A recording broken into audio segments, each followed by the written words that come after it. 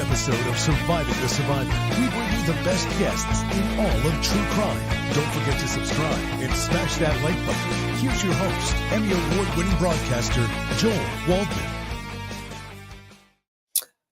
What's up, STS Nation, and good Monday morning to you. Welcome to live coverage and analysis, day 26 of the Karen Read trial. And everyone by this point is a fan of the fan. This is now the infamous fan inside the Norfolk County DA's office as we await for Judge Beverly Cannoni to get proceedings underway. And we are joined today by now a very well-known face in this trial, criminal defense attorney Mark Bederow, who practices in New York City as a former prosecutor, but he's drinking out of his Boston Celtics coffee mug. So you know he hails from the Boston area. Good morning, Mark. Day 26 here, and it is quite possible we could finally get this medical examiner. What are you expecting today?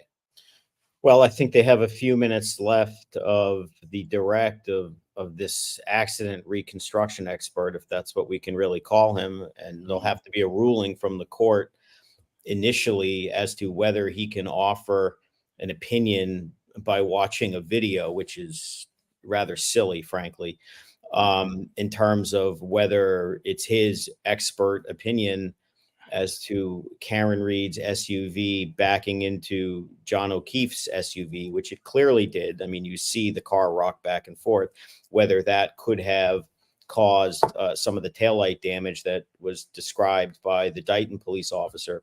Certainly wouldn't have caused the damage that certain troopers from the Massachusetts State Police are claiming it caused.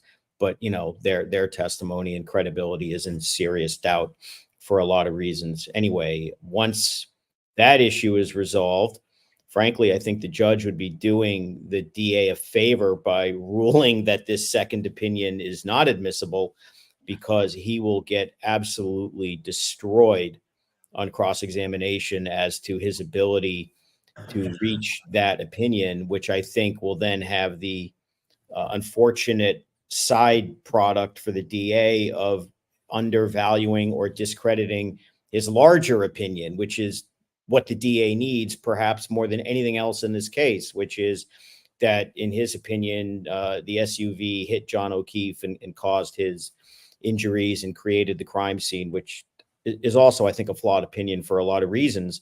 But they need that. They can't succeed if they don't have that overwhelmingly credible opinion. So it's going to be very interesting to see how this guy holds up, because he, as far as experts go, he seems really, really weak. He seemed a little unsure of himself. Why do you think that is? I mean, he's an accident reconstructionist for the state police. Is that right? Or is this a different witness? No, he is. But the problem is he, I think his credentials or his bona fides are, he took 3 courses. Yeah. Okay. Maybe seated quotas in a second. So counsel, I'll see you at sidebar, please. Here's a judge. So we're 22117. The call. She's already calling for a side. What's going on here, Mark? That she's already calling for a sidebar. The second. Well, I think she's giving them notice of what her ruling will be with respect to this expert's opinion, whether he's going to be allowed to opine on, again, the damage to the taillight vis-a-vis hitting John O'Keefe's SUV. Was there anything last week on the forensic side? Some of these very fragmented, tiny pieces of the taillight found on John O'Keefe's sweatshirt. Anything there that you think played toward the advantage of the Commonwealth? Well, I mean, they established that his DNA was on some of the taillight fragment, which Jury's there this morning. You want me to hold that? Yeah. Yeah, let's listen to the judge, see where we're at, and then we'll pick it up.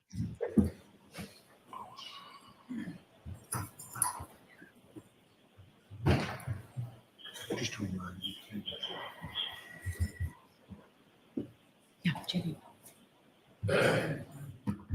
if she grants this for the prosecution, this is going to be a Pyrrhic victory for them because it's going to, I think, make it worse for them. Interesting. Here comes the jury. You are unmuted.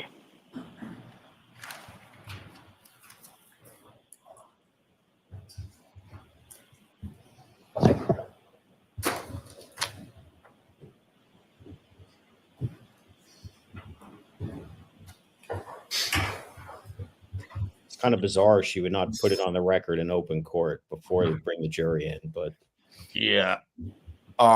So just again, I mean, I'm probably gonna get cut off right away, but I was asking you about. Hear you. There All we go. parties having anything to do before the Honorable First Justice Beverly Pannoni, now sitting in the Norfolk Superior Court within the County of Norfolk, draw near and give your attendance, shall be heard.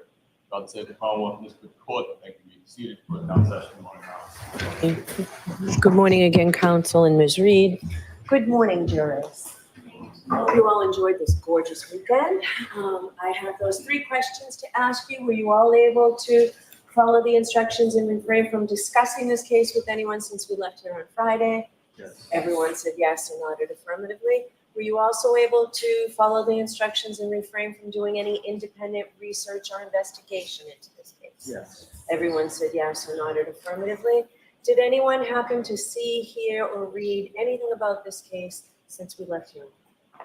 Everyone said no or shook their heads. Thank you very much. Could we please have Trooper Paul? All right, so the trooper is being called here. As he's getting called, Mark, so this is looks like they're going ahead, correct? I don't know. I mean, we'll see when Lally either asks questions about that second opinion or not, but I don't know why this judge doesn't just issue a ruling in open court, let people know. I don't understand a lot of the things he does, but just tell people, tell the parties, and then you'll know. But you'll find out in a few minutes whether he asks them about it or not. Okay. Let's watch together. And All right, Mr. Lally, whenever you're ready. Good morning, sir. Good morning. If you could just again, please state your name and spell your last name for the jury. Yes, it's Trooper Joe Paul. That's Paul.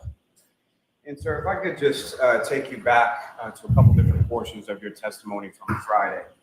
With respect to the acceleration and braking tests that you conducted in the driveway area or outside of the Canton Police Department, was that before or after Ms. Hartnett from Crime Scene Services section had processed the vehicle? After.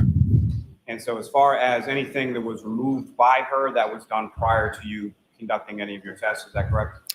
Correct. Now, you've investigated approximately 191 crashes over your time with the cars unit with the state police, correct? Correct. Now, I'm going to ask you just some general questions with regard to a number of those crashes have involved motor vehicles, collisions with other motor vehicles, correct? He's going to Yes. let it in. Now, in general terms, with respect to motor vehicle collision, So that's an affirmative. She did allow it in. Sounds like it. He's building up to it. you talked a little Okay. bit last week about sort of area of impact and point of impact, correct? Correct. Now, that's with regard to the roadway, is that correct? Yes, it is. So with regard to the vehicles coming in contact with each other, what, if anything, regarding damage would you expect or anticipate based on your I find this experience, fascinating because it's just general going to play into terms, Jackson's when hands vehicles on cross. come in This is a contact with total each other in a collision sequence? mistake by the DA to do this. No, I'm going to allow it. In general terms, what do you look for? So we look, well, there's 2 times of damage onto a vehicle. One's contact damage and one's an induced damage. So when we look at vehicles, we are looking for what's called as contact damage. And the induced damage is basically, start from the beginning. So contact damage is the damage that is actually made direct contact with another vehicle. And induced damage is the damage that did not make direct contact. So for example, if you push in one piece of metal that make contact, the rest of the metal will make a rippling effect that would be more cause induced damage. He seems Just terrified. and in general terms, as far as vehicles coming in contact with each other in a collision sequence, What, if anything, would you expect or anticipate based on your experience to sort of transfer from one vehicle to the other event? It's possible when you transfer, you can have paint transfers that come from one vehicle to another. You got a tire rub off that go from one vehicle to another. Scratches that would come from one vehicle to another. And Possible is a key enter word just in there. general terms Maybe. when it comes to vehicles interacting with each other in a collision sequence. What, if any, role does the respective heights of those vehicles play in respect to contact damage or inducement? Yeah, it depends on their heights and how they relate to each other. So that kind of shows if one vehicle is taller, one smaller, it's going to show where the contact damage would be from one vehicle to another based on their height. So based on respective heights, contact or induced damage could be in a different location from a bigger vehicle to a smaller vehicle, correct? Correct. Now, if I could turn you back to the text stream analysis that you conducted with respect to the defendant's vehicle. Now, there were two events that occurred.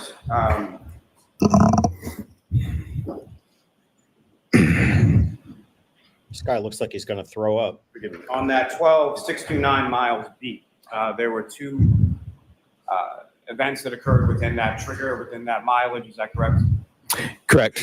And based on your analysis with respect to the odometer readings and the mileage, where is it what is your belief as to where the vehicle was when those two events, being the 3-point turn and the backup straight for approximately 60 some odd feet, where did those occur within the travel path of the defendant's vehicle? So the first one with the 3-point turn, in this case, it appeared to be possibly on to, it was a Cedar Crest, which, because we know based on testimonies that she missed the exit to Fairview and had to make a U-turn onto Cedar Crest. And that would make sense to why they would occur with close proximity to each other. They're within the same odometer mileage and on the same key cycle. Based on testimony, that's part of his 24.2 expert miles opinion. per hour He's versus relying on others' where would testimony, that have occurred not scientific. geographically from your review of the odometer reading? It should occur probably on Fairview.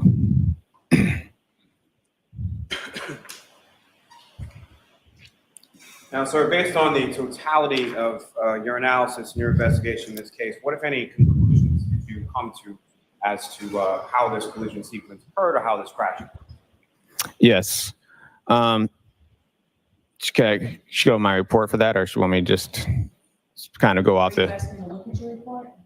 Is that what- Yes. Sure, go ahead. Okay. Thank you.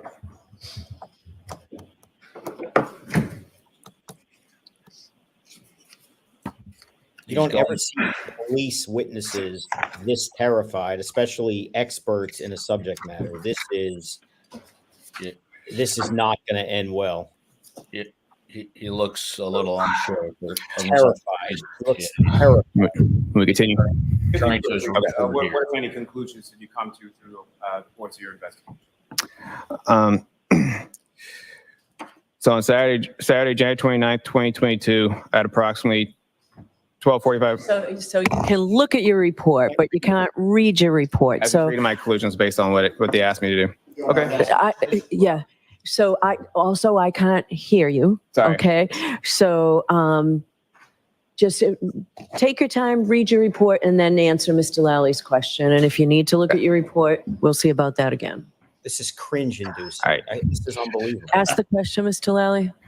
Based on the totality of your investigation, what, if any, conclusions did you come to with regard to how this collision occurred?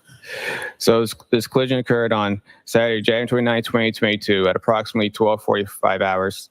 A 2021 Lexus LX 570 was traveling southbound on Fairview Road, in Area 34 Fairview Road. He's Yeah. just regurgitating facts. It's So, not- I'm trying to oppose it. you know what? Mr. Lally, break this down. Ask Yes, please. simple questions. And that was so a the witness Jackson. can answer Yes, your ma'am. question. This is memory You don't of his need a report. narrative. It's not an expert analysis. He's trying to regurgitate what he wrote in the your report. investigation.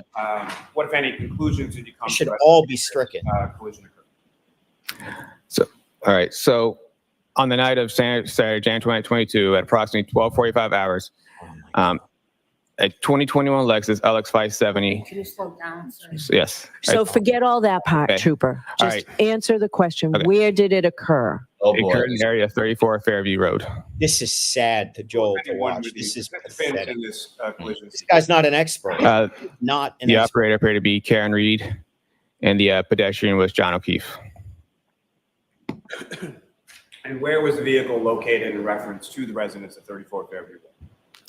It was located along the southbound travel lane and to the left side of the house as you look at it from the front. He's giving information that Or other as, troopers the told him. vehicle, It has nothing to do with what he What if knows. any directionality did it head in, and what if any interaction did it have with Mr. O'Keefe? So the vehicle was traveling in reverse along the southbound travel lane, traveling north. And how fast was the vehicle traveling and over what distance? The vehicle traveled up to 24 miles per hour and approximately 62 feet.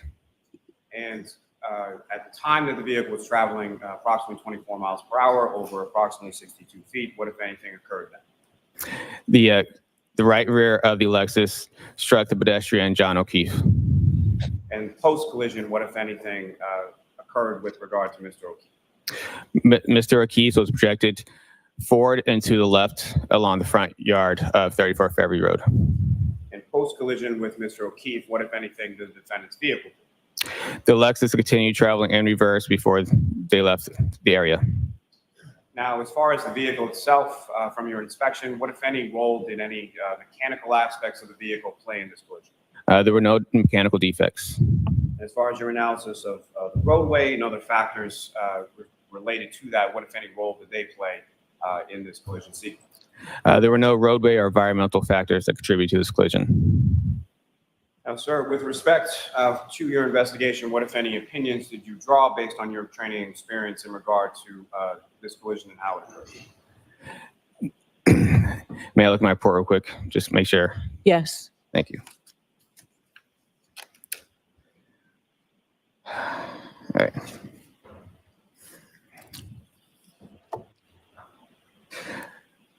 So throughout my investigation, this appeared to be a single car collision involving a pedestrian. The vehicle was traveling at a higher acceleration when. Oh my God. This is not good. Sorry. He can't remember. This is not an opinion. He studied The for vehicle accelerated at a high rate of speed before she struck the pedestrian John O'Keefe on the roadway and subsequently left him at the scene. And with respect to the backup safety system that you observed in this vehicle and made use of in the course of your visibility analysis, what, if any, role is it your opinion that played in how this crash occurred? Based on the visibility analysis. So even if the camera systems were covered in snow, even the systems were defective anyway, and even the mirrors were blocked, an attentive and a reasonable operator would not travel in reverse, especially at a high rate of speed. They would have cleaned the mirrors off. They would have made the cameras and systems, if they worked, if they didn't work, they would have done all this prior to accelerating in reverse. The objection sustained. Move to strike. I'm going to strike that. Now, with respect to your observations during the course of the visibility analysis, the exemplar pedestrian that you placed in the right rear of the vehicle, was that exemplar pedestrian visible to you at the time that you conducted that visibility analysis? Yes, it was.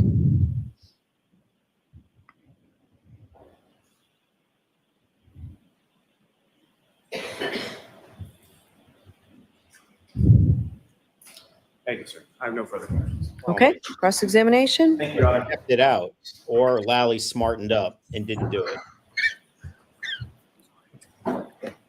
Did he just finish his line of questioning right there? Yep. And that's his expert who established the car Do accident. you hold any degrees Disaster. in the scientific discipline of mathematics? I do not. Do you hold any degrees in the scientific discipline of physics? I do not. Hold any degrees in the scientific discipline of biomechanics? No. How about in engineering? No. How about in kinematics? No. What's the highest degree that you do hold, sir? I have an associate's degree. In what? administration of justice. You mentioned kinematics on Friday. Do you hold any certificates in the specific area of kinematics? Yes, it's covered in the basic crash investigation classes. Okay, so you took a class, in other words, correct? At multiple classes. You introduced the idea of what kinematics is, right? Correct. Testified about that on Friday. Yes. Define kinematics, that's yours. It deals with the aspect of motion. It's a subfield of what broader field? Kinematics. Kinematics is a subfield of what broader discipline of science? I'm not sure. Physics, correct? Yes. And it describes how points and objects and systems of objects, how they move and how the rate they move and the rate of their velocity, correct? It deals with emotions. What's that called? The rate of velocity. What's another word for that? The rate of velocity? Correct. I mean, it deals with motion. It deals with forward and also deals with speed. It deals with travel and speed. If something's moving, it also has a speed to it. Right. The word you're looking for is acceleration, correct? Sure. What role does acceleration play in the field of kinematics? What role does acceleration play in kinematics? Correct. It talks about, like you just said, it talks about the speed and it talks about motion. Is kinematics also known as the geometry of motion? Is that correct? I have not heard that. Never heard that. What's the difference between constrained and unconstrained motion? Constrained and unconstrained motion? That's what I asked. Constrained motion. I can't recollect at the moment. Constrained motion is motion on a predetermined path, isn't it? Yes. Unconstrained motion is what? When it doesn't have a predetermined path? Free movement, correct? Correct. You can remember that from your class? For the most part, we don't go that in depth, constrained and unconstrained. Constrained and unconstrained, not restrained. That's what I said. Sorry, unconstrained. Yes. Kinematics uses algebraic formula to model these motions, right? The motions of these points and systems of points, correct? Yes. And it includes concepts like displacement and speed, velocity, distance, acceleration, which we've talked about, correct? Correct. And it looks at how these things, these values vary over a point in time or duration in time. Is that right? Yes. Do you actually understand the physics behind the study of kinematics? Yes. The word you learned in class. Yes, we had to go over the physics part of it. On Friday, you said that this incident is a pedestrian strike from a vehicle. You reiterated that again this morning. Is that right? Correct. I want to be clear. That is your opinion based on your training and experience, correct? Yes. And on Friday, you said you based that opinion on the fact that you noted a half-mile-an-hour decrease in speed and a steering input of less than 10 degrees at some point in that reverse motion, correct? I said that was consistent.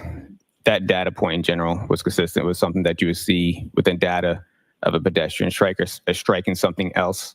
I do go on my report saying I can't say that's definitively where a pedestrian was struck, but I'm sorry, I could barely. It wasn't definitively. Sorry, in my report, I do say I can't say that is definitively where the pedestrian struck. You cannot say Definitively, yes. Okay, so you're going to have to slow down and speak up, okay? All right. You just said, I just want to make sure I'm hearing you correctly, and I apologize. Okay. You said you cannot say definitively that that resulted in a pedestrian strike. That data point within the text stream data is what I'm talking about. Okay. That specific point, that time frame. Because there's a multitude of reasons why when someone is driving in reverse, they might slow down by a half a mile an hour, right? It's when I say when it's consistent, it's because there's the other aspects of it is the fact that the accelerator is consistently strong. Let him answer. Finish your answer. So the accelerator is at a constant rate, and then it just drops by half a mile, and the steering wheel all of a sudden abruptly goes to the right. That's what I'm talking about when I say it is consistent with a pedestrian strike. That's something that you would see. It's not going to be a huge change of speed during this collision. You also note that at the time, it had begun to snow, correct? Yes, There would be snow on the lawn, right? correct. There would be snow on the cars, Yes, snow on the trees, yes, snow on the roadway. yes, Snow on the roadway could impact how tires move over the roadway, correct? in a way. And obviously, there are a multitude of reasons why somebody might input a 10-degree input on a steering wheel, correct? Correct. That's why I said I couldn't definitively say it. Right. So every time somebody slows down, going in reverse or forward, and introduces a 10-degree input on the steering wheel, doesn't mean they're looking to hit a pedestrian, correct? Correct. You testified that you determined the area of impact by basically following, if I heard your testimony correctly, basically following the debris field from the body from where you believed John O'Keefe's body's final resting place was, almost linearly to the furthermost piece of debris that was found. Did I get that right? Yes. In other words, you established what in your mind, or what you were told was his final resting place, and what you were told was the debris field. And you indicated that the furthermost piece of debris would basically be the area of impact, right? It's within that line. I didn't say that is the area impact where the furthermost piece of evidence is. All right. It's just the linear, like you said earlier, it's that linear. We're going that path. That's the path that he traveled post impact with the vehicle. And that is on which that fact that you stated is on which it's a terrible question. That's the basis for your opinion of where the area of impact was, correct? Yes. Let's take a look at exhibit, with the court's permission, 587. It's your diagram 3. If I may approach, Your Honor, just for... Okay.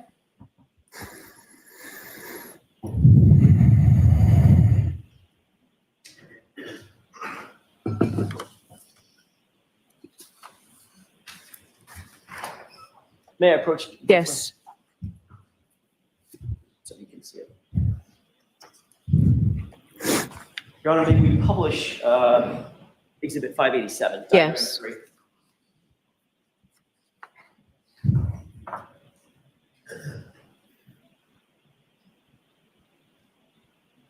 Okay. Sir, you see diagram 3 on the board. You also have it in front of you, correct? Yes. It's easier for you to refer to what's in front of you because that's a little bit further away. Just let me know. Okay. The red arrows adjacent to the blue writing, where I'm highlighting right now, indicate basically the debris field that you explained to the jurors on Friday, correct? Yes. And then there's a point of an arrow that comes back to a wording that says pedestrian's final rest, basically right there, correct? Yes. And the debris field ends right in the middle of that spotlight, correct? Yes. All right. So that's the area of impact that you indicated to Mr. Lally you believe occurred because of the debris field and the linear portion of that debris field going from the pedestrian's final rest all the way out to that final little red arrow that says red plastic B in parentheses, correct? Yes. Your Honor, can we have exhibit 492 published to the jury, please? Okay. Approach. Yes.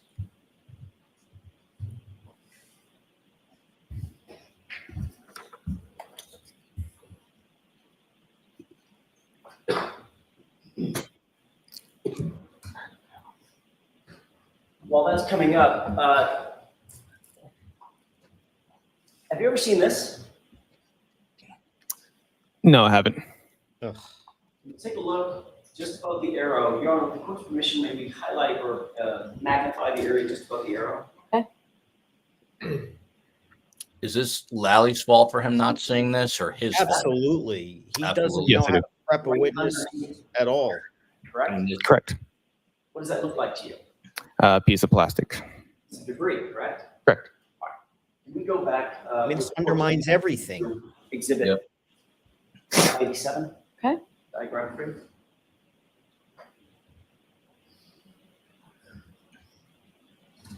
You see the fire hydrant? They didn't Yes. tell him about that. Yeah, I mean, if I'm not an attorney, which I am not, and I hear an expert witness say he never saw this, and we're at trial, I wonder for sure. Probably. The problem is he relied on everything that Proctor and Buchanan told him, and they're the allegedly corrupt witnesses, and they didn't tell him Yeah, about that. that's about right. That is the furthermost in this diagram, the furthermost piece of debris on the diagram, correct? Correct. So now your testimony changed that this, in fact, is the area of impact. No, Why not? because it's just a piece of debris. I'm talking about the path. You follow the path of debris field. Debris can move and change. The debris doesn't fly backward, does it? I'm saying you pointed to like just the fire hydrant as the area impact where the debris, where that one piece of plastic was, saying that's the area impact is right next to the fire hydrant. Are you asking me a question? Yeah, that's what you said, right? I'm asking you, I'm making sure I'm understanding what you're saying so I can answer the right. Ask the question again, Mr. Jackson. in fact, you indicated on Friday that your analysis of the area of impact was predicated on, based on, the furthermost piece of debris from the pedestrian's body that you were aware of, which is right there. Red plastic B, correct? I said you said earlier with the linear equation. I mean, it might have moved it over more, but it's the debris, the start of that debris, and where that is, I can't say that's definitely the point of area impact or the point of impact. You can't. I cannot say that is the point of impact right there. You just kind of follow the linear path because they have to follow in a direct path that way. Okay, so now your testimony is that's not the area of impact. I never said that was the area impact. I said it's after that. Trooper, we were all here on Friday. Okay. That's exactly what you said under questioning by Mr. Lally, wasn't it? Objection. Sustained. Didn't you say on Friday that you determined the area of impact for Mr. O'Keefe, the point of impact was red plastic B because that was the furthermost piece of debris you were aware of from the final point of rest from Mr. O'Keefe's body. Isn't that what you said? I don't believe that's my exact words. Okay, I'm not asking if it was your exact words. I don't have a transcript of it. I'm asking you, is that what you tried to impart to the jurors? What I said to the jury, I said after that. That's the start of, that's the last point of evidence that I had. I said the area impact is probably along the roadway after that point. I mean, like before it, if you have to walk towards him. I'm sorry, I keep doing that because I think you're done. Are you done? I am done now, sir. Now you're aware that there's a piece of debris, looks like taillight material, right under the fire hydrant, correct? Correct. If the area impact, which you indicated on Friday was where this red plastic B is, you would be wrong, right? Your analysis would be flawed. No, because that's not what I said. I said it's along the roadway and it's going to be after that point. Okay, so is the area of impact now where the fire hydrant is? Objection. Ask it differently. Are you now indicating, because now you realize that there's a piece of debris directly under the fire hydrant, are you now indicating that that's the area of impact where John O'Keefe's body was struck? Objection. Sustained. Don't know why she would do that. That's Let's a take a fair look at the exhibit. With the court's permission, 279. Okay.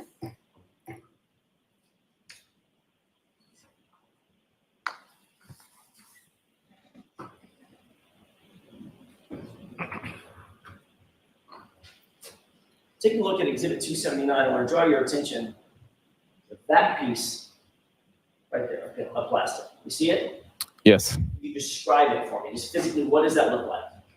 It looks like clear plastic with a little bit of red and black on the top part. Okay. Maybe in a triangular shape. Is that fair? Correct. Okay. Now, if we could go back to, with the court's permission, Exhibit 492. Okay. And highlight just above the ruler. How would you describe that piece of material? It looks like the same piece. Does that, based on that, does that appear to be part of the taillight material that was found at the scene? Correct. Okay. Now, based on that, are you now suggesting, if we could go with the court's permission, if we could go back to 587, I'll stop jumping around just a second. I think we Okay. just get back to 587. Oh, sorry, the diagram for you. Thanks. Okay. Now, seeing what you just now seen in terms of that piece of plastic that appears to be from the taillight, does that appear to be under the fire hydrant, which is highlighted? Same piece. Yes. Okay. Based on that, does that change your opinion? Is that now, the fire hydrant now, the point of impact? No. Where is the point of impact now? It's along the roadway. I don't know the exact point of impact. So you don't know the area of impact? I said the area of impact is along the roadway after the debris. Okay. I mean, only thing it would change, only thing it would change is maybe it was a little further away. But besides that, it's a linear field. I'm not talking about like one point. You kind of follow the middle of the debris field, and that should be the path. Well, if the point of impact is along the roadway, where along the roadway, you can show the jurors where along the roadway, in your expert opinion, was the point of impact? It should be within, if you follow from pedestrian's final rest here, just kind of follow back. That's what I'm talking about, linear field.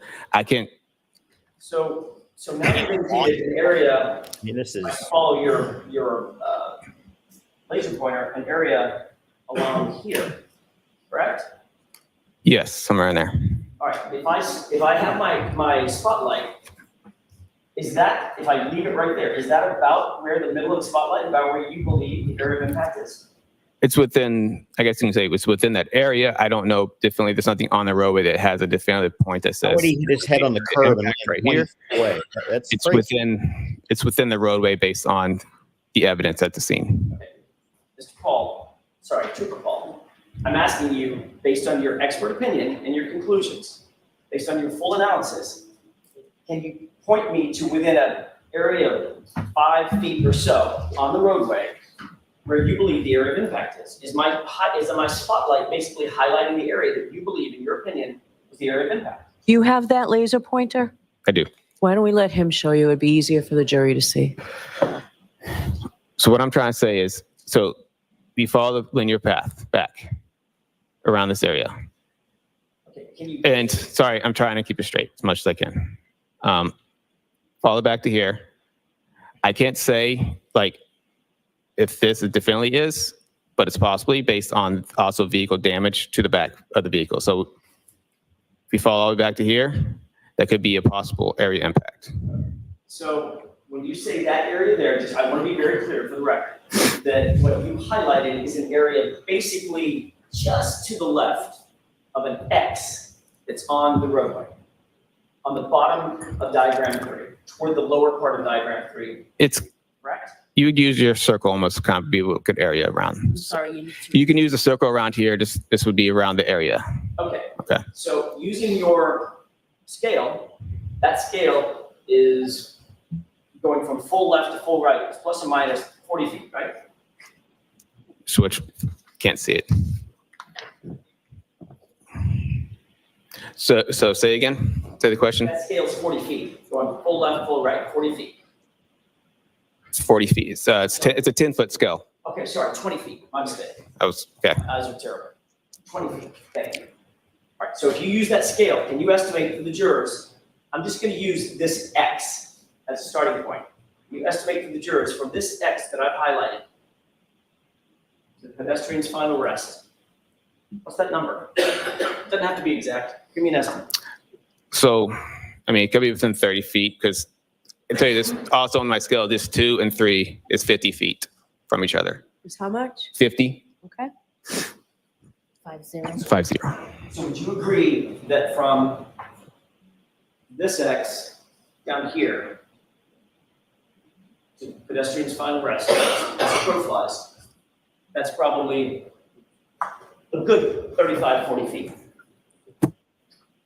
I mean, I could try to use the scale, but it is me as a scale. If you wouldn't mind. Devastating. Yes, please. Court's permission? Okay. It's not possible. Thank you. Yes, thank you. You need a pen? I got one. Thank you.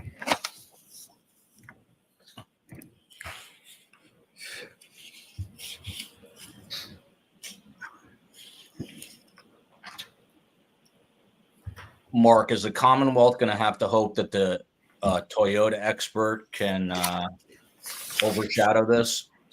You can't clean this up. I mean, this is the guy who's going to tell the jury why the car accident had to be the cause of what actually happened to John O'Keefe. And it's embarrassing. I mean, the defense has It's approximately 30 real feet. experts with PhDs hired by the feds. Can you place, with the court's permission, can you estimate 30 feet in here? Can I Can you point to a place in the courtroom that looks like it's 30 feet from you? Objection. No. Next question. Does the court have a diagram of a diagram of distances? In this courtroom? No. You indicated just now, and I'm finished with this. Thank you. Thanks. You indicated just now in answer to Mr. Lally,'s last couple of questions that in your expert opinion, when the SUV struck pedestrian John O'Keefe, he was, quote, projected forward and to the left to the front yard to his final place of rest. Yes. So your expert testimony is that John O'Keefe was hit with the SUV and flew 30 feet. Projected mean like I don't say he flew all the way there. He was projected in that way. He got pushed forward in that direction. Which he was rendered incapacitated, landed there, you have to sort of fly there, right? Didn't walk there. I mean, would you definitely flying like literally off the ground the whole entire time? Or, Well, you tell me, you're the expert. I mean, when we say projected, we mean he gets projected and they usually have a landing phase and they land and then they either roll or tumble to final rest. Okay, how far do you think he landed? How far was it until he landed of that 30 feet? I don't know. There's no indication of where his exact landing spot was. Was there any evidence whatsoever that he landed and rolled? And there was no evidence that he landed or rolled. Or no, rolled. According to you, the evidence that you have in front of you is that he get hit, fly 30 feet, land where he ended up in his final rest, right? Objection. Sustained. Ask it differently. Based on your expert opinion, you believe that he was projected through the air to his final rest place. That's not what I was saying. But you said there's no evidence that he rolled. And there's no evidence that he flew through the air either. Well, how'd he get there? Right? Yes. Objection. Sustained.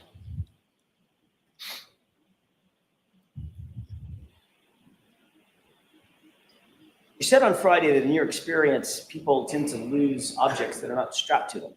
Is that right? Yes. In other words, get hit by something, car, truck, bus, whatever, train, and if you have something in your hand, boom, you lose it, you drop it. If it's not strapped to you, correct? Correct. How do you suppose that Mr. O'Keefe, in your opinion, held on to that glass cup that was found right next to him over the course of 30 feet being projected? Objection. I'll allow it. Do you You have a object to theory on that? that? That's I don't know. I mean, it just could have been with him the whole way. Ugh. I don't know. I wasn't there, so I don't know how the glass stayed with his body and went with him to the final arrest. I don't know what happened because I wasn't there from an expert. It was in his hand. He held on to it the entire time he was being projected, correct? It's possible it could have been in his hand. It could have been tucked next to his clothing. Could, you know, Did you say tucked in? I mean, like, could have been next to his body. So when he projected, maybe the glass was with his body as it was also flying. So there's a number of reasons why the glass, because it also got projected with the body while he was holding it. I thought you said on Friday, and you just agreed with me, that people drop things and they're hit. Yes, body think not everything it tends to fly off. I mean, some stuff flies off, some stuff will stay on. I see. It's just it's not uncommon to find piece of clothing and stuff, you know, that you find at the scene. Piece of clothing? Like clothing, like shoes. I mean, it's like shoes and stuff like that to come off the body during a pedestrian crash. Well, that's not what I asked. I know. I'm just saying. You asked me. You said what I'm just responding to what you said. Joel, this guy's an That makes you understand what I'm saying. asked to reconstruct and just said, I don't know because I wasn't there. Yeah. Definition, right? Yeah. Yes, but it's very common for shoes to come off. How about a cell phone? This is all the DA's fault. Cell phone. Making this their expert. Yeah, it depends. Depends on where it is. Well, it was under his body. Yeah, I agree with that. I mean, they're putting him on the stand. He's ill prepared, and it's painful to watch. But he's not even qualified. You can't prepare this guy. He doesn't have the expertise or the information necessary to render the opinion they need to win. This is all the DA's fault. This is just horrible trial practice. Horrible. How that cell phone ended up flying 30 feet with it. I don't know. It just did. Just did. And somehow, as he landed, tucked that cell phone underneath his body, so he landed on top of it. It just did. That's the evidence at the scene. I didn't put the evidence there. So Well, you didn't. You check. All right, so jurors, I've told you before, lawyers cannot make comments, so disregard it. Mr. Jackson, don't do it I again. understand. So You understand, but don't do it. Your answer is always, I understand. Don't do it. I just missed that. What was his comment?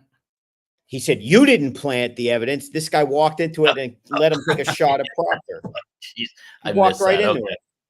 Jesus. You were informed of this Humiliating. incident on January 29th, 2022 at about 2:30 in the afternoon. Is that right?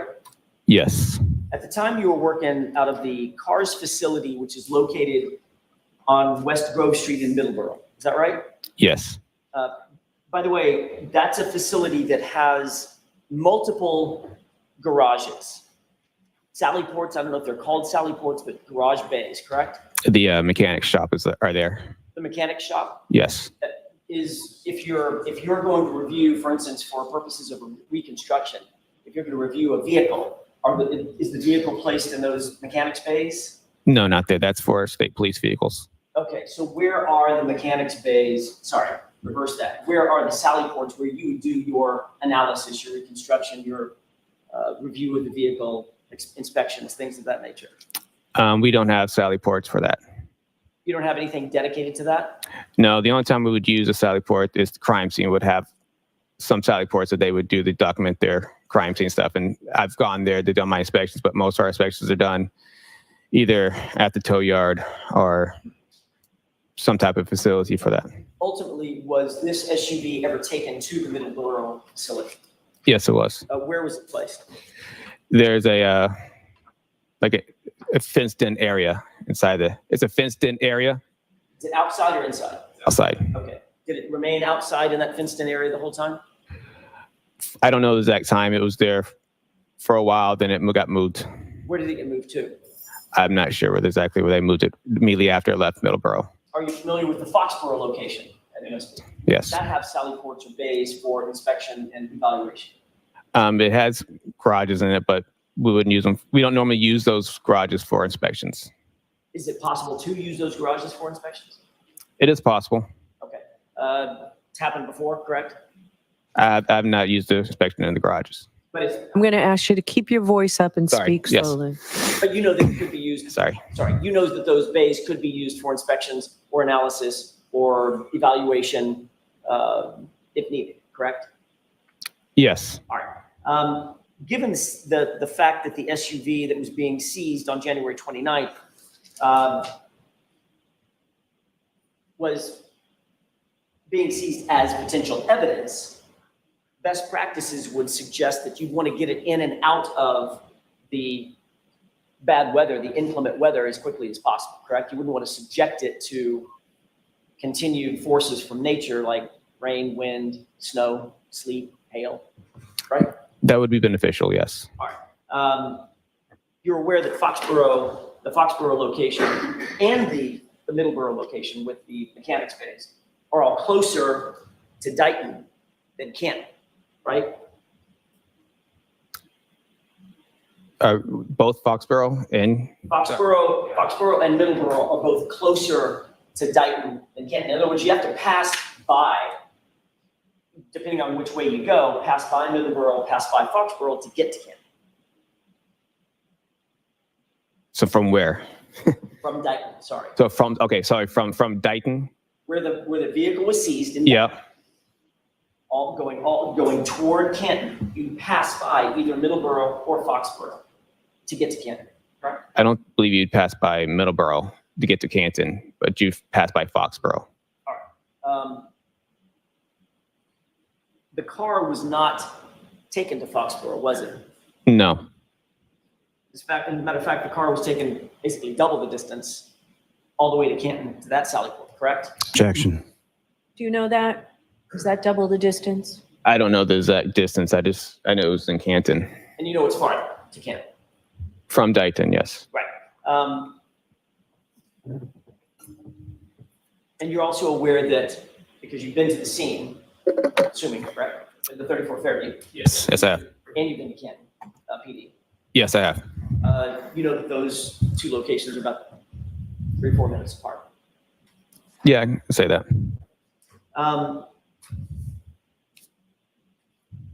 When you started let me ask this a little bit different way. Before you began any review on this case, any physical review on this case or analysis on the case, you were told that there had been a crash, correct? Yes. You testified to that at the state court grand jury in this matter. Is that right? That you've been told in advance this was a vehicle pedestrian crash and you were asked to analyze it, right? Yes. You wrote in your report that it was a single vehicle collision involving a pedestrian and you were, quote, assigned to reconstruct that collision, correct? Yes. So when you began your analysis In advance. you were told conclusively by the lead investigator, Michael Proctor, that the deceased was hit by a car and your job was to reconstruct it. Is that right? Objection. Okay, so there are lots of parts to that. Break it down. Sure. Were you told by Michael Proctor This is critical. to reconstruct this incident? Objection. So were you told that by Trooper Proctor? I was not. Okay, next question. Sure.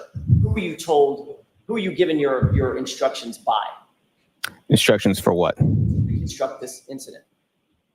I wasn't given instructions to reconstruct it. It's just I was assigned to it. Right. That was requested. My assistance was requested to reconstruct it. That's my question. Who assigned you to it? I talked to my sergeant at the time who gave me the phone call. And you were told some basics about that reconstruction, the event that you were asked to reconstruct, correct? Yes. The information that you were told came from the case officer. Is that right?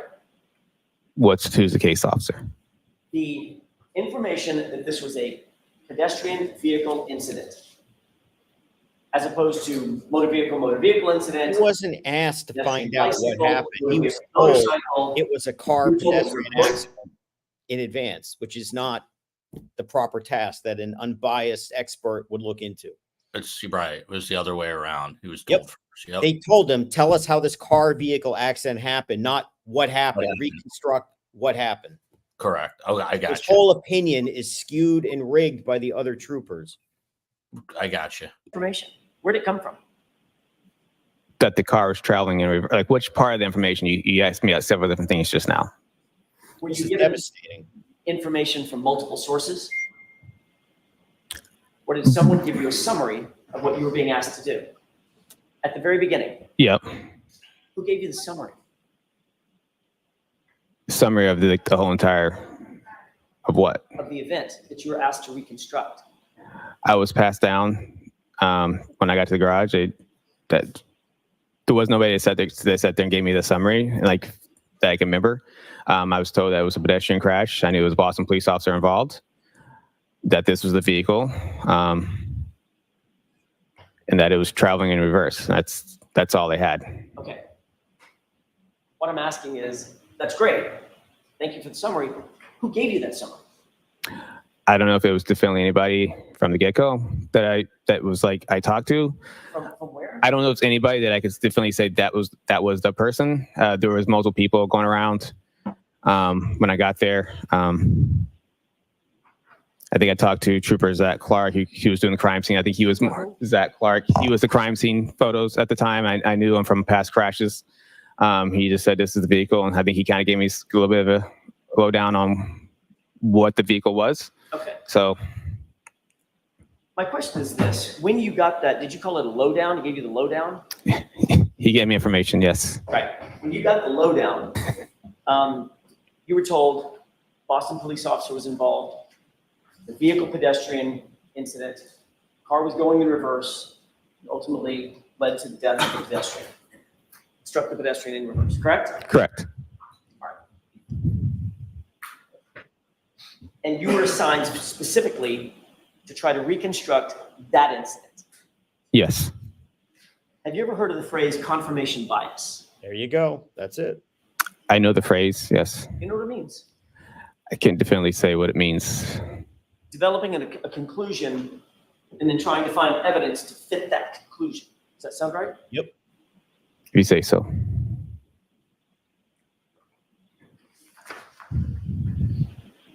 You noted in your direct examination that there were scratches on the passenger side rear bumper of the Lexus, correct? Yes.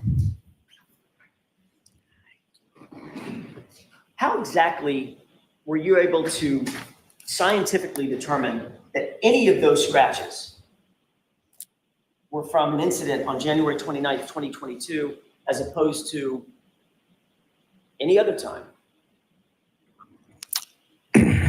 I didn't have anything else on the time. Is that those scratches happened prior to this collision? I'm sorry. I didn't have any information that those scratches were caused from a prior collision. And so when I looked at the evidence, I knew it was in that same area, the right rear tail light. So when I looked at it, it didn't quite fit the pedestrian thing. So when you showed me the video, or I saw the video like a year ago on Court TV, I said that could be. You asked the question, so next, I keep did. going. It's not responsive. He's answering. Next trying to- question. Then You guys go have ahead. scientifically Hold on. thought the scratches were. Hold on. Ask Sorry. a question, Mr. Jackson. You know what normal wear and tear on a vehicle is, right? Yes. Bumpers get scratched myriad ways, correct? Correct. Get scratched in a grocery store parking lot, right? Yes. Shopping cart can bounce off the back of the car and scratch the bumper, scratch the side of the car, quarter panel or something, right? Sure. I mean, I don't want to go through it, but there's thousands and thousands and thousands of ways that a car can get a scratch, correct? Correct. My question is, as you sit here, do you have any scientific evidence that those scratches occurred on January 29th at approximately 12:45 a.m.? What do you mean by scientific evidence? Well, do you have any evidence whatsoever that you can point to that those scratches occurred on that date and at that time, rather than any other time in the history of that vehicle? Like I said earlier, the video seems to appear that's what it looks like that could have been from. Well, you said on Friday, let's talk about those scratches for a second. Because Okay. when you testified Friday, you were pretty clear. Right. He was You at said that, if I can find it exactly.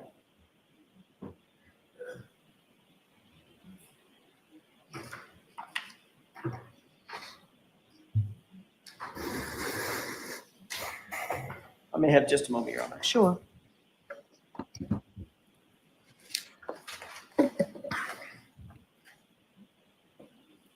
Obviously, a tough Said, time. Quote, the dent and scratches for his hand could be, those are consistent with striking the Lexus. Remember saying that? Yes, on the tailgate. Okay, so the dent and scratches you talked about on Friday, you said were from his hand. Yes, hand in the glass cup. Okay. Then are those the same scratches you're talking about in terms of the bumper? No. So, What are you talking about? The scratch inside the bumper that we've been talking about? correct. Okay. That's what I'm No. talking about. Okay. Is there any way to scientifically date a scratch? No. If you go out in the parking lot right now, even as an accident reconstructionist, you walk out in the parking lot right now and look at a Toyota Camry sitting there. It's got a scratch on it. There's no analysis that you could engage in to date that scratch, could you? Objection. So you can ask it differently, Mr. Jackson. Is there any way that you could, in general, look at a scratch and say, that scratch is from such and such date? Objection. I'll allow it. Nothing more. I'll allow it. You cannot say. You can look at evidence and shows that it may have been older than what the newer evidence would be, but there's no way to say that specific date and time and that a scratch would came from. Right. And it's possible that any or all of those scratches on the Lexus could have predated January 29th, correct? No. That's not possible. The ones that are on from the taillight and the other parts of it. Scratches anywhere on the car. God. Depends on what you got to pick the other scratches. You got to show me other scratches on the car. I'm saying it's possible, since you can't date the scratch, it's possible that any or all of those scratches could predate January 29th. It's a simple question, right? It's possible. You're being pretty broad on your scratches here. I'm not being broad. Let me ask it a different way. Let me ask it again. This is Is it insane. possible that any or all of the scratches noted on that car predate January 29th? Any and all of the scratches? See, that's what I'm saying. You're being pretty broad. Any and all scratches on the car Answer that question. If that it it's predate. Objection. I don't know every single scratch on that car. I could mean Overruled. So can you answer that question? no. Testify that you noted glass on the rear bumper of the SUV. This is rough. Yes. And you said Pathetic. something about that glass coming from the cup. Correct. They chose this guy to be their I expert did to not see win the anything on that SUV. handpicked. Yes. When you did your reconstruction and your analysis, were you informed that none of the glass pieces, not one of them, could be matched to a cup?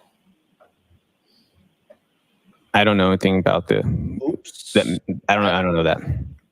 So if you knew that the glass pieces on the bumper do not match the cup, that change your opinion Objection.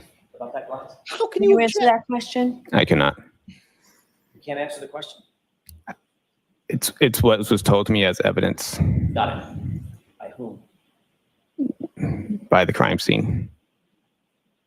Who told you? As crime scene that was there, it says it's glass from the cup. When I did my initial inspection, that's what it was on from. That's not what you just said. You said that's what was told to me. Yeah, by crime. No, yeah, I can see by crime scene. While I was at my inspection, Wait, what?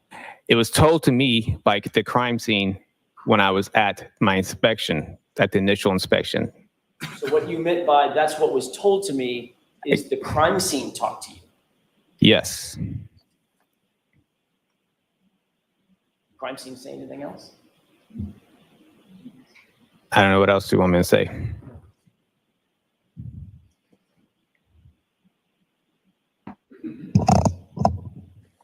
Did Trooper Proctor tell you that those pieces of glass on the bumper are somehow associated with the cup? No. Just the crime scene told you. Correct. But if you knew that the crime scene was incorrect, and in fact those glass pieces don't match the cup, would that change your opinion? Objection. Sustain. No reason to Would sustain it change that. your opinion in any way if you knew that the glass pieces do not match the cup? Objection. I'll allow that. Can you answer that question? No. I'm sorry. No, you I don't. It's a glass from a cup. It's a glass. It's not. It doesn't belong to the vehicle. Right. It's glass. But if I told you it didn't match that cup, What? would that change your opinion? Objection. Does that change your opinion? Are we talking which cup? We never established which cup we're talking about. How many cups have we been talking about, Trooper? You said that cup. One from the scene. Okay. That cup? I'm talking. I just want to make sure that we're on the clear path here. Yeah. On the clear what we're talking about. Absolutely. Okay. Really sure. All I said, It was found next to John O'Keefe's body in the snow at 34 Fairview on January 29, 2022. You got the cup in mind? Yes. Okay. That's the cup. When I say cup, that's the cup. Okay. God. Would it change your opinion if I told you that the glass pieces on the bumper don't match that cup? Please don't say no. What's my opinion on it? All I said was glass from a cup. That's the only opinion I have. It's glass from a cup that was on a bumper. Are you saying a cup? A cup. A cup. It's not glass from the car. That was my opinion on it. Could have I been never there said it matched to the scene. You did. I never said that in my thing. I said it's glass from a cup. Okay. It's safe to say you didn't do any testing to determine the forces necessary to shatter a taillight on a 2021 Lexus 570, correct? I did not do testing. This could be the polycarbonate, finally. Your report indicates, we've talked about this a little bit. I'm going to go back to something we talked about earlier this morning. Your report indicates that John O'Keefe came into his final resting place about 7 feet from the roadway, and that's what you based your diagram on, correct? Yes. Who told you that number? I measured it from my diagram. You should say that again. I measured it from the diagram. Okay, what I'm asking is how did it get on the diagram? In other words, who told you that his body was 7 feet from the roadway? Well, wait, I was told by Lieutenant, was it Gallagher, Paul Gallagher, Canton PT. He told me this is where the body was found. Okay. So I used my devices to mark that location. Okay, but before you used your devices, he just pointed someplace on the ground and said he was about here, correct? Yeah, that's correct. Did Lieutenant Gallagher tell you that Lieutenant Gallagher never saw John O'Keefe in place at the scene? God. Did you say that? No. Did Lieutenant Gallagher tell you that the first officer on the scene estimated his body at being approximately 15 to 20 feet from the roadway? No. Does that change your If he opinion? had told you that, then it changed your diagram? Objection. How can you object to that? He told me this is where he was found. I marked that location. That's all that was. And you marked basically every other piece of item. Sorry, that was a terrible question. Every other item you marked based on a distance from where you were told John O'Keefe's body came to rest, correct? Yes. Again, that was by Lieutenant Gallagher just pointing at the ground and saying it was about here. Correct.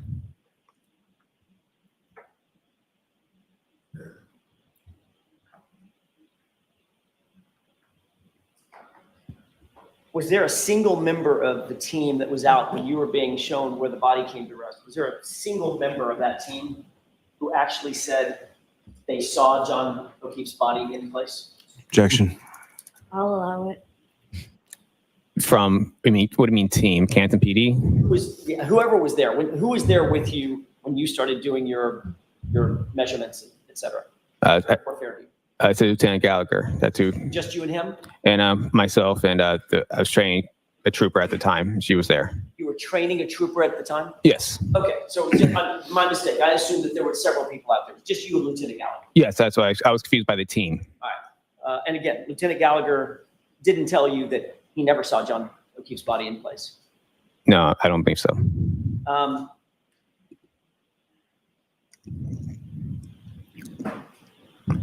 You did document in your report that the items that you noted on your diagram that we just looked at a few minutes ago, those were found by the CERT team, correct? Yes. And you indicated in your report that the members of the CERT team located a single Nike sneaker that's noted on your report. Is that right? On your Correct. diagram, right? Yes. You also indicated that, quote, in the same area, 2 red plastic pieces and 1 clear piece of plastic of a taillight was discovered. Yes.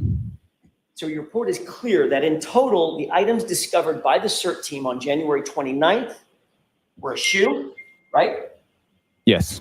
A partial glass cup broken, correct?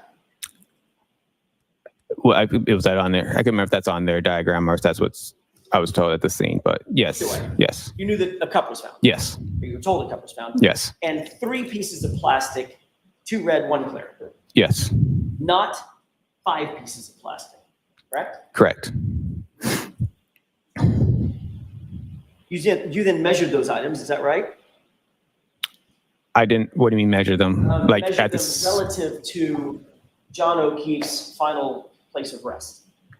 10 feet from it, 12 feet from it. We're going to go over those numbers. Yes, I used their report to place those items onto my diagram. So, I'm going to get to that question in just a second. I want to make sure that we walk through it sort of methodically. You then use some calculation, some tool or something to measure distances. Like there's where I assume John O'Keefe's body was. Here's a final rest place. I'm going to use that as point A, and then I'm going to measure from there and go 7 feet to where the shoe was found, or the first red plastic piece was found, or whatever, right? Yes. Who told you where the pieces were found? They were in Lieutenant Tolley's report. He put measurements in his report. Okay. And Which he discredited last week, if you recall. This is just expert linking prior testimony to this moment. you noted that the shoe was 9 feet. Yes. You put that in your diagram. Correct. You noted that the glass cup was 1 foot from John O'Keefe's body, correct? Correct. 1 foot is about that long, right? Yes. It was. They basically said it was found next to him. Right. Yes. A piece of red plastic 7 feet from John O'Keefe's body, correct? Correct. A clear plastic piece 10 feet from John O'Keefe's body, right? Yes. And a red plastic piece 12 feet from John O'Keefe's body, correct? Correct.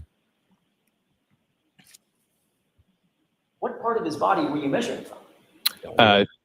Like center of mass. So he's 6'2". Yes. Did Lieutenant Gallagher tell you where his center mass was? No, I measured from. He just said he was here, so I try to put like where his head, where his feet, and try to measure the middle between those two. So ultimately, because Lieutenant Gallagher was not at the scene when he was found, Lieutenant Gallagher had to sort of guess where the body was found, correct? Objection. Sustained. You had no photographs of John O'Keefe in place, correct? Correct. There were no establishing shots and there were no perspective shots, correct? Correct. There were no relative shots, meaning this is relative to that. I can measure that and figure out distances, correct? What, like from a picture? Yeah, so you know how that's done in science, right? You want to find out a relative position of something, so you take 2 or 3 or 4 shots. You know that something is never going to move, like, I don't know, a flagpole. You can measure from there. Sure. You get cross coordinates, right? Sure. Left and right, and where the 2 coordinates match, that's where the item is, right? Correct. None of that was done, right? From the pictures? None of that was done to do your measurements. I use, like I said, I used the measurements from. I measured on my diagram in itself, and I measured from those points off my diagram. Right, but the starting point was a guess, wasn't it? Objection. Sustained. Did you have to sort of guess at where you thought John O'Keefe's body was? I didn't guess where his body was. Did you guess at his center of mass? Objection. Did you guess? I did not guess. Next question.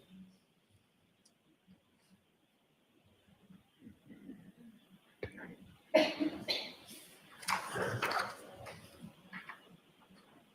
stated in your report that you Google mapped Miss Reed's path of travel. Well, let me ask you a different question. If I could withdraw that question with the court's permission. Yes. Your diagram has all those arrows pointing at specific locations. very, very specific, very thin arrows pointing, correct? Yes. If you start off with an incorrect assumption about where John O'Keefe's body was, right? Hypothetically, if you were to start off with an incorrect assumption where John O'Keefe's body was, every single item that you note on that diagram would then be off as well, wouldn't it? Objection. Is that true? I mean, I guess hypothetically, depends on how off you want to be. And the answer is yes, correct? Hypothetically. You stated in your report that you Google mapped Miss Reed's path of travel on January 29th based on what you determined to be, quote, it's likely the two, and you said that it's, quote, it's likely that the two events, meaning the triggering events, occurred at the same time the Lexus was at 34 Fairview at the time of the collision, correct? Yes. The first triggering event was what? Was it a 3-point turn or a U-turn? I thought I heard you say both. I guess it would be more, 3-point turns, essentially, I guess it's a 3-point turn. Okay. Yes. Well, did you say U-turn on Friday? I could have sworn I heard that.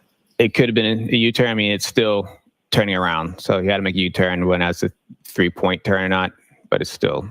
Okay, but not to be picky, but sort of my job. Okay. A U-turn, traveling in one direction, turning, right? Turning the wheel, never changing gear, since it's reverse or anything, just turning, right? A 3-point turn requires moving forward, stopping, changing gears, moving backward, stopping, changing gears, using steering input, and then moving off, correct? Correct. Well, those are two very different maneuvers, right? You'd agree? It's, in a sense, I was trying to say she made a U-turn. Like you can say, they made a U-turn. It's a 3-point turn. They're still making a U-turn. And I didn't mean it as like she literally had to make a direct U-turn. She was turning around. And obviously the diagram or the trigger shows a 3-point turn. Well, I mean, I guess you could have said reversing direction, right? That could have been a better way to say it, yes. You didn't say that. You said U-turn. So are you changing your testimony from Friday that it was a 3-point turn, or could it possibly have been a U-turn? Which is it? It's a 3-point turn. Okay, because you have evidence of the starting, stopping, changing gears, reversing, stopping, changing gears, turning. That's correct. Okay, so when you said U-turn, that was inaccurate. Objection, Your Honor. The objection sustained. Let's get back to the path of travel when you began your analysis. How did you know what the Lexus's path of travel was that day? I got the directions from Trooper Proctor. And what did Trooper Proctor tell you in terms of the path of travel specifically? A starting point and an ending point? Tell you the exact path Lexus traveled? No, all I got was mostly just the addresses. Okay, so if you've got 2 points on a map, and Trooper Proctor told you Lexus traveled from point A to point B, there are multiple ways to get from point A to point B. You'd agree with that, right? Yes. You picked one of those, right? The path of travel includes freeways, et cetera, right? Yes. But as you sit here, you don't know what her actual path of travel was, because it could have been something different, right? It could have been something. That's why I gave a range on my diagram. Do you have any scientific evidence to establish what her actual path of travel is, or did you just guess at the path of travel?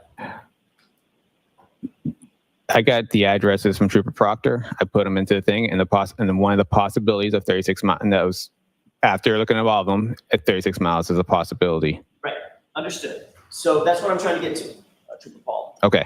That's one possibility. There's 36 miles, Mm-hmm. one route of travel, right? Correct. There were other possibilities, right? Yes. So between and among the possibility that you picked and the other possibilities, you just sort of had to guess. And there's no science to it. You just said, I'm going to pick that one and put it in my report, right? No, That's not how that worked. Okay, why don't you tell me how that works? Her odometer mileage on the car from the download and time we had the vehicle shows 36 miles.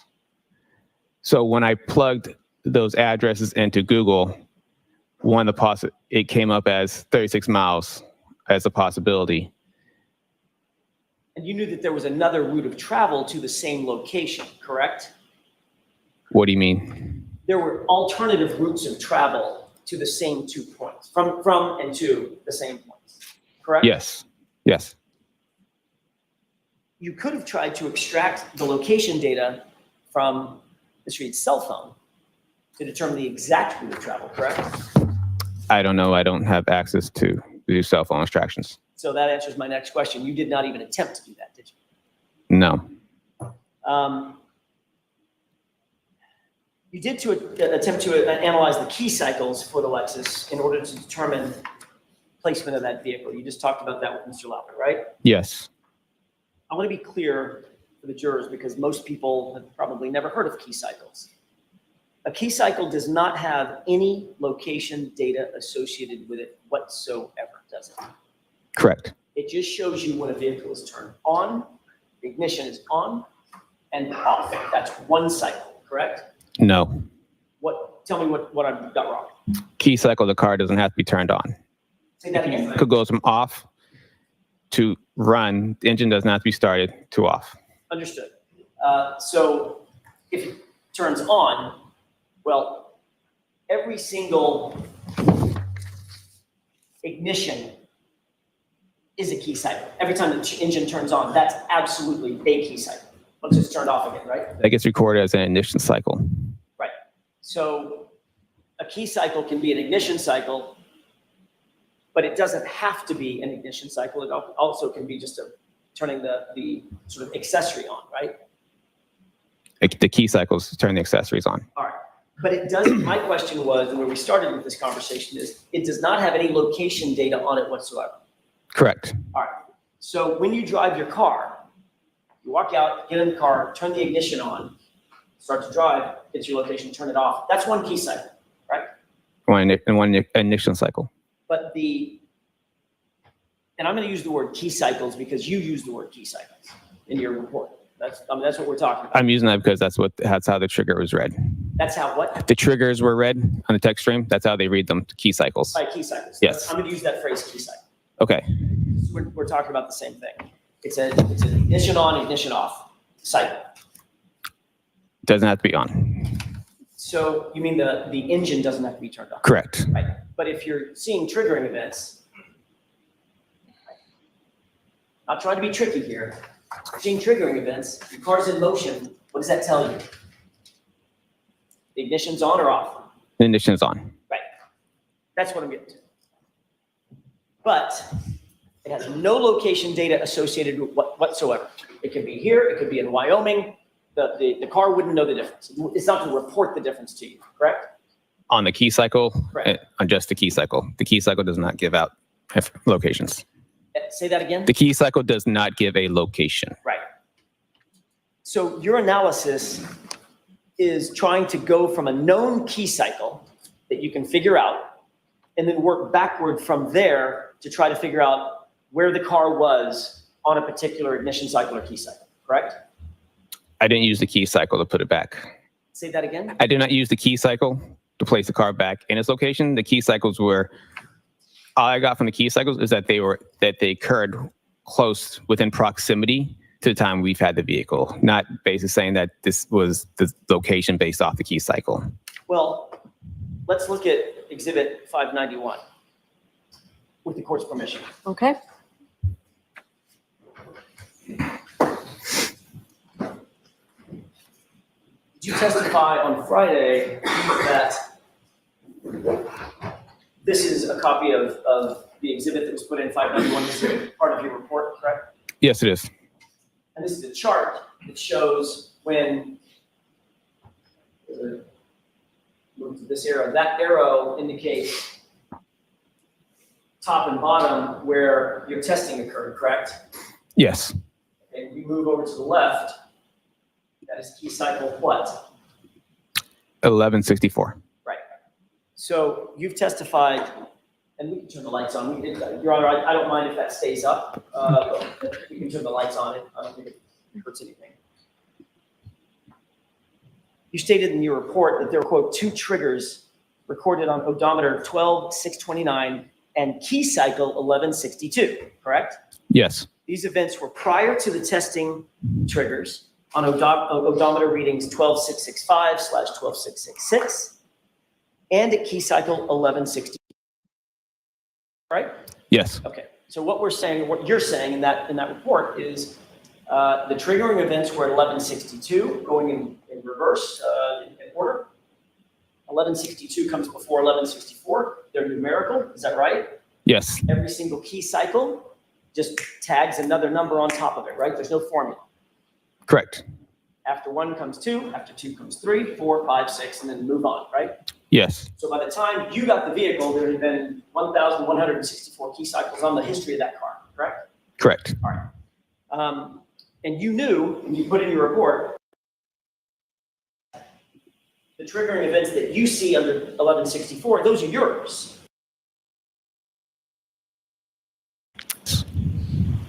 And clear that you recorded, that you talked to Mr. Lally about, were 2, Yes. meaning ignition cycles at least, right? Yes. Stated in your report, well, let me finish. And the triggers that occurred while testing was 36 miles. You just said that, right? Yes. And the key cycle difference was exactly 2 key cycles, right? Yes. 1164, 1163, 1162. That's the triggering events, correct? That's correct. You also reiterated in your report in paragraph 23, 24, 26, and 29, and also in this exhibit in your CARS report, that the triggers occurred at key cycle 1162, right? Yes.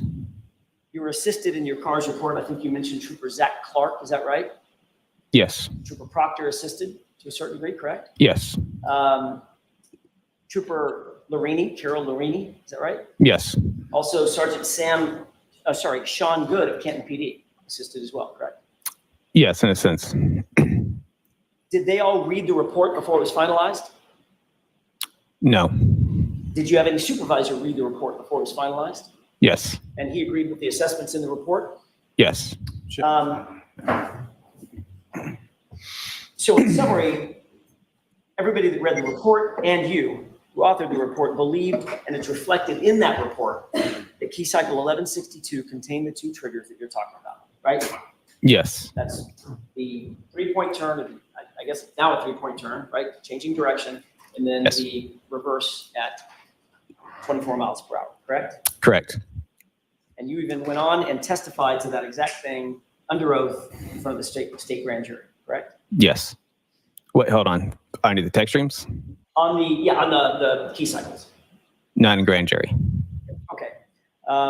Testified to it on direct examination on Friday and again this morning. Yes, correct.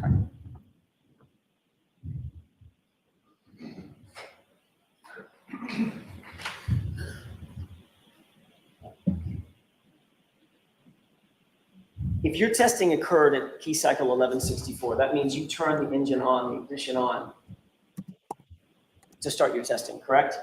Correct. And that triggering event that we see up there at 1164 initiated your testing, all right? Yes. All right. So that 1164 is where that's where there's no more unknowns, in other words. Right? You know exactly where the car is, who's in the car, who turned the car on, and what the triggering events were and what they reflected, because you did it, correct? Correct. It's you. Yes. So that would be the cornerstone, basically, of your entire analysis of key cycles. Say again? The cornerstone, in Like- other words, the one known that is immovable, it's immutable, is 1164 began your testing. Is that right? Objection. Is that right? I'm going to allow the question. Yeah, that's when the car was in state custody. All right.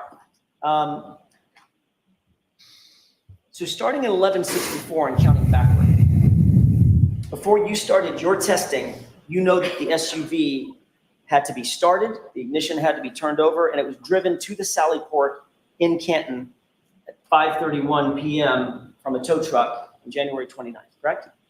I didn't know that. You did or did not? Did not know that. Okay. Assuming that the car had to be started and put on a tow truck, that would be key cycle what? I don't know how. I can't speak to the fact that recorded a key cycle at that time. I can't hear you. I can't speak to the fact that we record a key cycle at that time. Okay.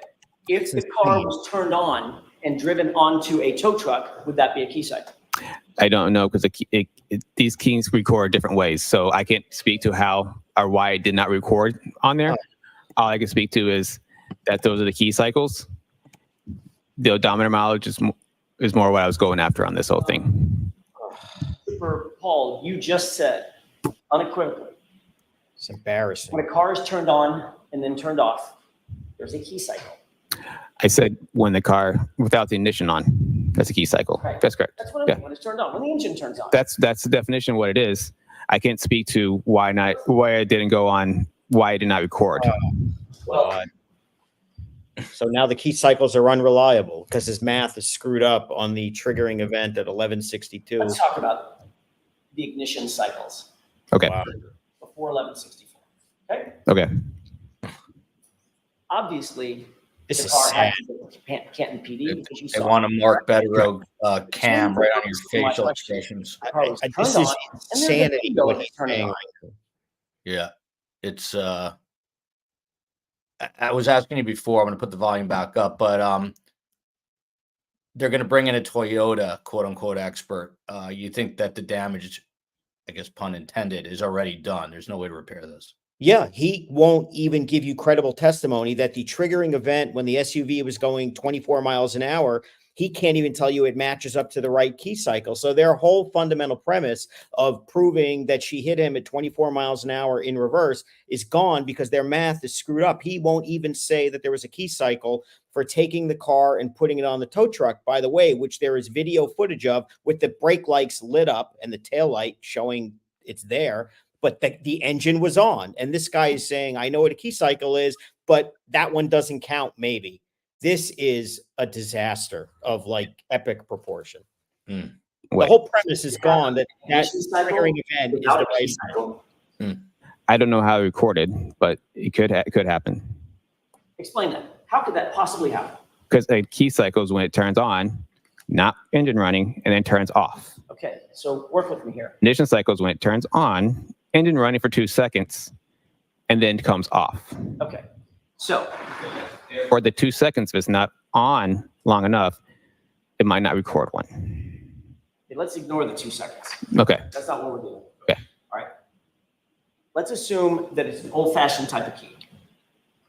Okay.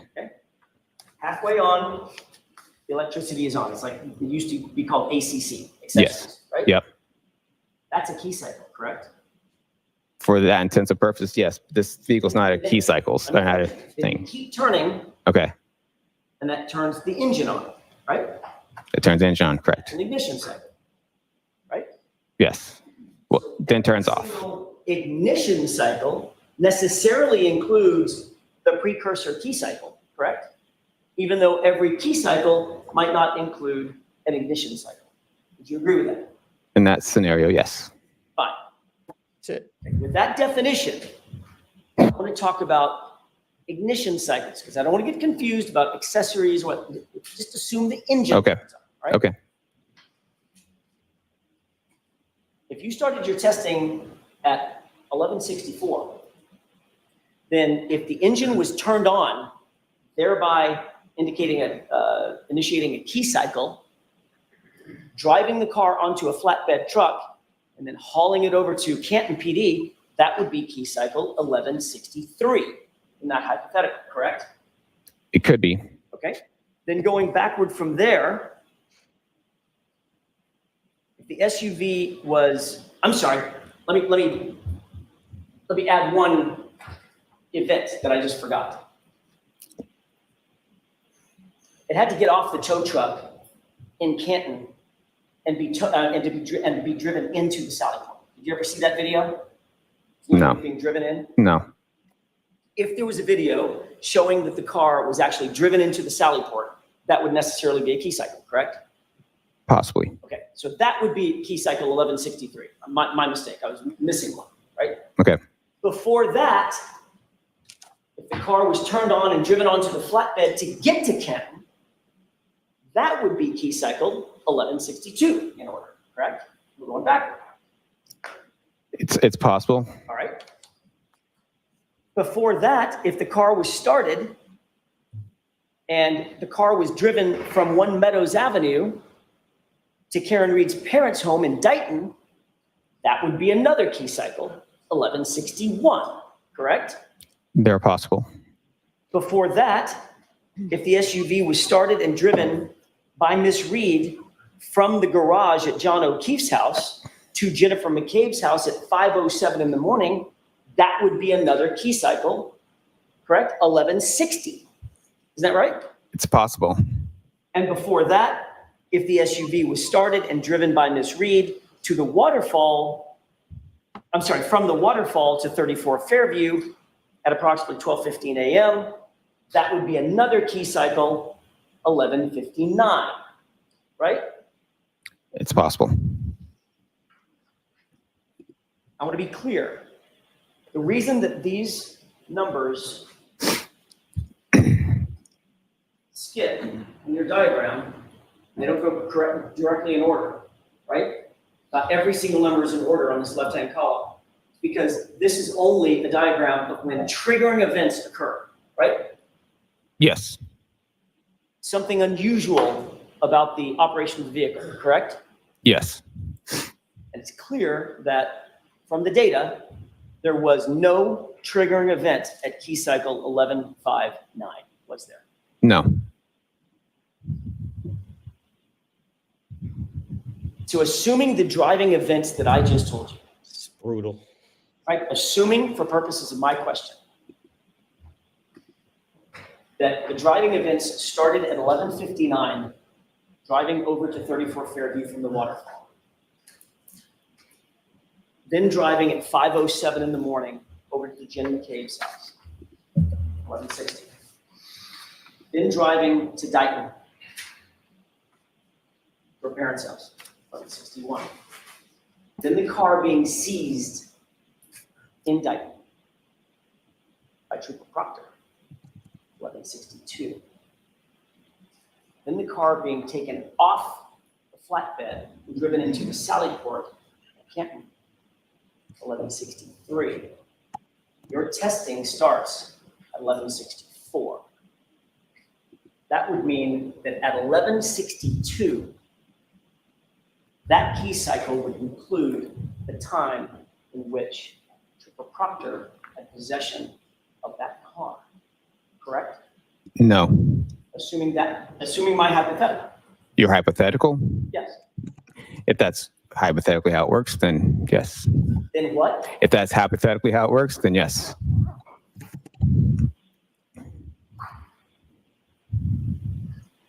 On June 9th, 2022, you were asked by a grand jury whether you knew or had done any scientific testing to determine the distance a body would actually travel struck by a vehicle. Remember that? Not that specifically. Not in that way. Do you remember answering that you had not, I'm just paraphrasing, that you had not done you hadn't finished your report yet? Why don't you show him? He said he didn't remember it that way.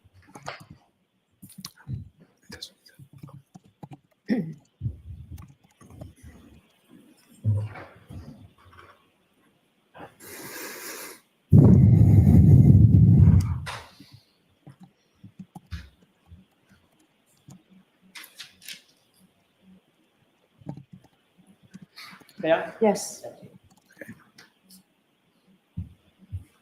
Take a look at middle of the page. Your answer starts at about line 12, but the question above it is probably informative.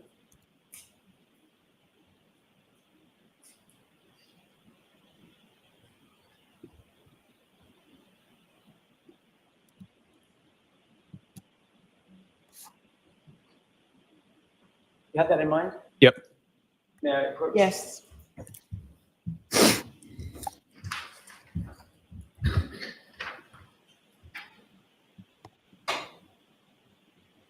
You were asked, does that remind you that you were asked by a grand juror if you could calculate how far a body would move having been struck by a vehicle? Yes. And you indicated, quote, yeah, there's certain calculations we can do with that. Would figure out if you say if the car backed up, hit somebody, and then they go a certain amount of distance, and it's based on miles per hour, the speed of the vehicle, the striking vehicle, and stuff. Remember saying that? Yes. What did you mean by stuff? I don't know. You said that the calculations would be based on miles per hour and stuff.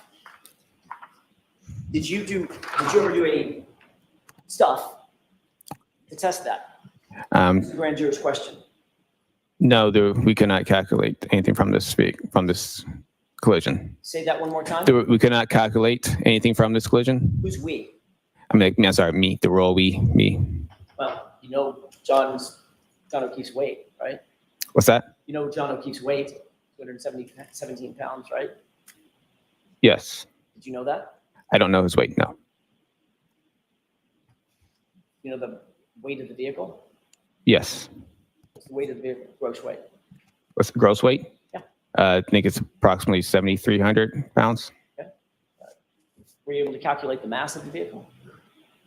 I did not calculate the mass of the vehicle. Well, you told the grand juror that you were planning on doing that kind of stuff to calculate how far a person would travel being struck at that speed with a car of that weight. You didn't do those calculations? No, because the calculations would vastly underestimate the speed of the vehicle. You testified, again, my report isn't done yet. I'm going to look into it. I'm looking into all that stuff, end quote, correct? Yes. There's that word again. It's been more than 2 years since that statement at the grand jury. Is your report finished? Yes, it is. Did you engage in any of those calculations? I looked into it. This type of collision I would not be able to use the formulas for this type of collision. Well, let's talk about those formulas. How would you calculate how far a body at rest would travel after being struck by an object in motion? How would you calculate that? In pedestrian collisions, I use a Searle throw formula. Oh, what formula? Searle. What does that mean? It's a type of formula that we use for a calculation of post-impact So or speeds for pedestrians. that includes certain principles of physics to calculate that, right? What do you mean? I'm sorry? What do you mean by certain forms of physics? There would be physics calculations that would be required to figure out how far a body at rest would move having been struck by an object in motion. Right. That's a basic principle of Yeah, I guess you could say though. All right. Can you describe for the jurors exactly what calculations you would need to employ to determine how far a body at rest would travel, having been struck by an object in motion? So, in this scenario, in this collision, it's more of a side swipe. So he did not he did not get enough speed of the vehicle post impact with the vehicle to be able calculations. His center of mass was offset from the vehicle. So we would vastly underestimate his speed. So that's why I did not do a formula. If he was more in line with behind the vehicle, he would have been projected forward, and using that projection forward, he would have been able to get more closer to the actual speed of the vehicle during that post-impact travels. Well, that presumes a couple of things, Trooper Paul. That presumes that he was quote unquote sideswiped, right? Presumed? Presumed by you. You didn't see how he was hit, did you? Based on the evidence, it appeared to be a side swipe. That's your opinion. That's just reading the evidence. You're saying that the principles of physics as we know them today in modern mathematics is thwarted by a sideswipe? Objection. Is that what you're saying? The calculations that are out there, you can get a speed, it will just underestimate the speed. You would have to know what the initial momentum of the object is that's in motion, correct? Of what object? The truck, Paul. I would have to know that speed. Yeah, you'd have to know what the initial momentum is, not speed, momentum. There's a difference, Okay. right? Would you agree with that? No. You wouldn't have to calculate what the initial momentum is of the object in motion to determine the distance of the body at rest would move? Well, in that sense, are we talking about, I'm trying to find the speed of the vehicle? That's usually what we're trying to do. Right, okay, well, let's put the speed of the vehicle aside. Let's talk about initial momentum. What's the formula for calculating initial momentum? Oh my God. There's different types of momentum formulas. Well, there's actually one type of momentum formula. It's to calculate momentum. Objection. This Sustained. actually sounds like me. Calculate momentum. There's a So sustained. Ask it differently. Isn't it true, Trooper Paul, that there is a singular calculation for determining initial momentum? That is P equals M times V, where P is the momentum. You're solving for that. M is mass. You multiply that by velocity. Is that right? Pretty simple. You wouldn't use that in a pedestrian collision. Oh, because the pedestrian's somehow magically out of the realm of physics? Objection. Sustained. Is a pedestrian out of the realm of physics and calculations? No, it's the weight differential between the pedestrian and the vehicle. So if the vehicle is too heavy and the body is too light, you can't calculate the initial momentum of the vehicle? Yes. Got it. Where'd you learn that? It's in my math class. We only use momentum for a vehicle to vehicle. Math class? The math, Yes. the crash reconstruction classes I have taken. Got it. Would you need to apply the theory of conservation of momentum in calculating these data? Do I need to calculate the conservation of momentum? Heard of calculation, of conservation of momentum? Yes. You even know what that is? There's an equation for that as well, right? Yes. You know what that is? Not off the top of my head, but yes. It's in my notes. Based on the basic principles of physics, is the total momentum of the collision greater or less than the total momentum after the collision? Total momentum before the collision, is it greater or less than the total momentum after the collision? Basic question. What type of collision? Trooper Paul, they're exactly equal in all respects under the principles of physics, right? That's the theory of the conservation of momentum. Momentum doesn't change. It's just Yes. transferred from one body to another, Yes. correct? Correct. Why didn't you say that to the jurors? Objection, Your Honor. Sustained.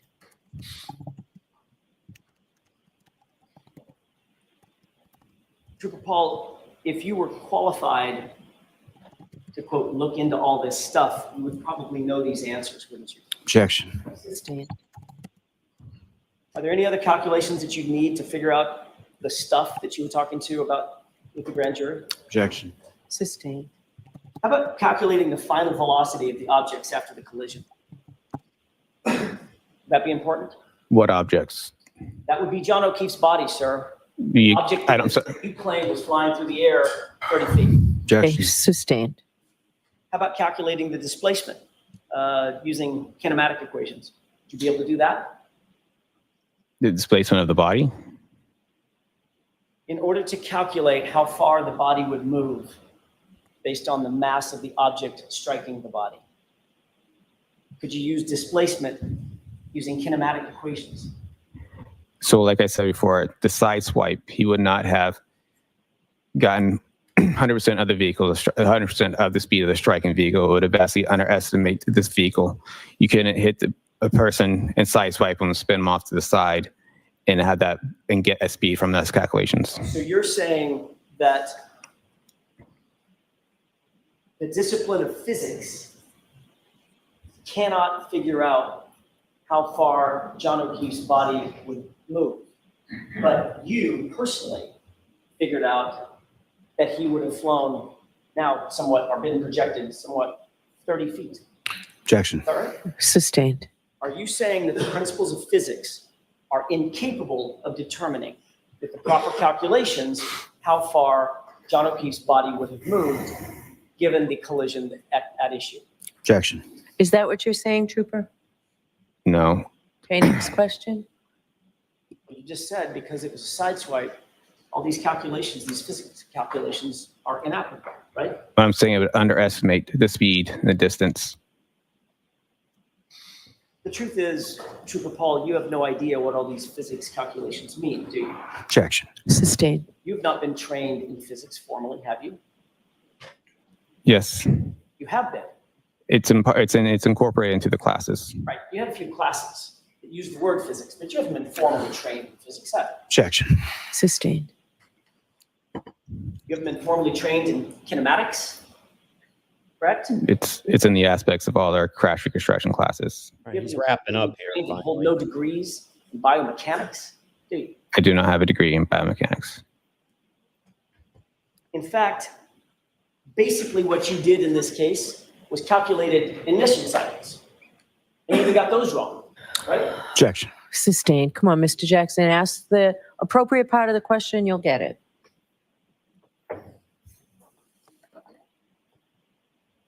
Let me ask you this. Based on your reconstruction, nearly 2-year investigation, exactly how was that taillight shattered? Explain it to us. How does the taillight, what do you mean? It gets, so the taillight in this case was shattered when it was struck John O'Keefe's arm. Exactly what part of his arm? Based on what I saw for his injuries was from the upper part of his arm down. Was his arm out and it just struck the arm like a hinge? Was it in front of him? You did the reconstruction? It looked, Sure is exactly how his body was positioned when he was struck by that. so it looks like his arm was more kind of like this, if I can try to get that. You're indicating out by his side, correct? Yes. All right. And the taillight would have struck his arm, right? Yes. Not his torso. Yes. Okay. So the full mass, the full weight of that truck hit him basically at the elbow. Is that right? Missing his no. torso. But I said it, yeah, from the upper part of the arm Right. down. The Yeah. elbow and the biceps. I didn't see anything that shows an indication that this lower torso was struck, but Okay. So his torso. it's not saying it could not have been a possibility, but I just didn't see anything. So his torso was spared from being hit, but the arm took the brunt, the full force of the vehicle, correct? Like arm and shoulder, yes. Okay. And you said he then did a spin, like a sort of a pirouette. He got spun around possibly the way he struck, it looked like it could have turned around counterclockwise. Okay. So if he turns around counterclockwise, is he turning around in the air counterclockwise? Yes, Okay. initially. So he gets hit on the upper biceps, shoulder area, and down to the forearm, right? Yes, By an unbroken taillight, right? yes, In other words, it's nice and smooth. Nothing, no shards of plastic or anything broken at the time that it made contact with his arm, right? correct. Okay. So how did his arm get all cut up? Because when his arm struck the taillight then cracked. And as the car is driving past him, the taillight could scratch it. Oh my So God. he gets hit by the car, not his torso, just the arm. The taillight cracks. And as it passes by, his arm stays with it long enough to get striations, those scratches that we see, those lacerations, those abrasions that we see, right? In a sense, yes. And at the same time, he does a pirouette and flies 30 feet to his final point of rest. I don't know if he did a pirouette. Well, I'm using the word pirouette. He spun around. He started rotating counterclockwise. I don't know how far he ran counterclockwise, but he started rotating. According to that, would push him to rotate counterclockwise. Whether or not he went counterclockwise all the way to his back toward the ground, it seems like a most likely possibility. Did you account for the fact that his arm is on a hinge? Is what? Say again? Did you account for the fact in this scenario that you just told the jurors that his arm is on a hinge? On a Called hinge. Shoulder. Okay. Okay. So the arm got hit. Didn't his arm just swing? I said arm and shoulder area, so his arm could have been considered part of it. Even if his shoulder got The upper, Okay. you're pointing to his upper biceps. Mhm. Right? There's no injuries on his shoulder, not a single one, not even a bruise, right? Like I said, it looked like to me it was from up here. I don't know how far I can up back here, but it was up here. Well, So you're the one that talked about his injuries on his arm. yes. That's limited to about mid biceps, to about mid forearm, correct?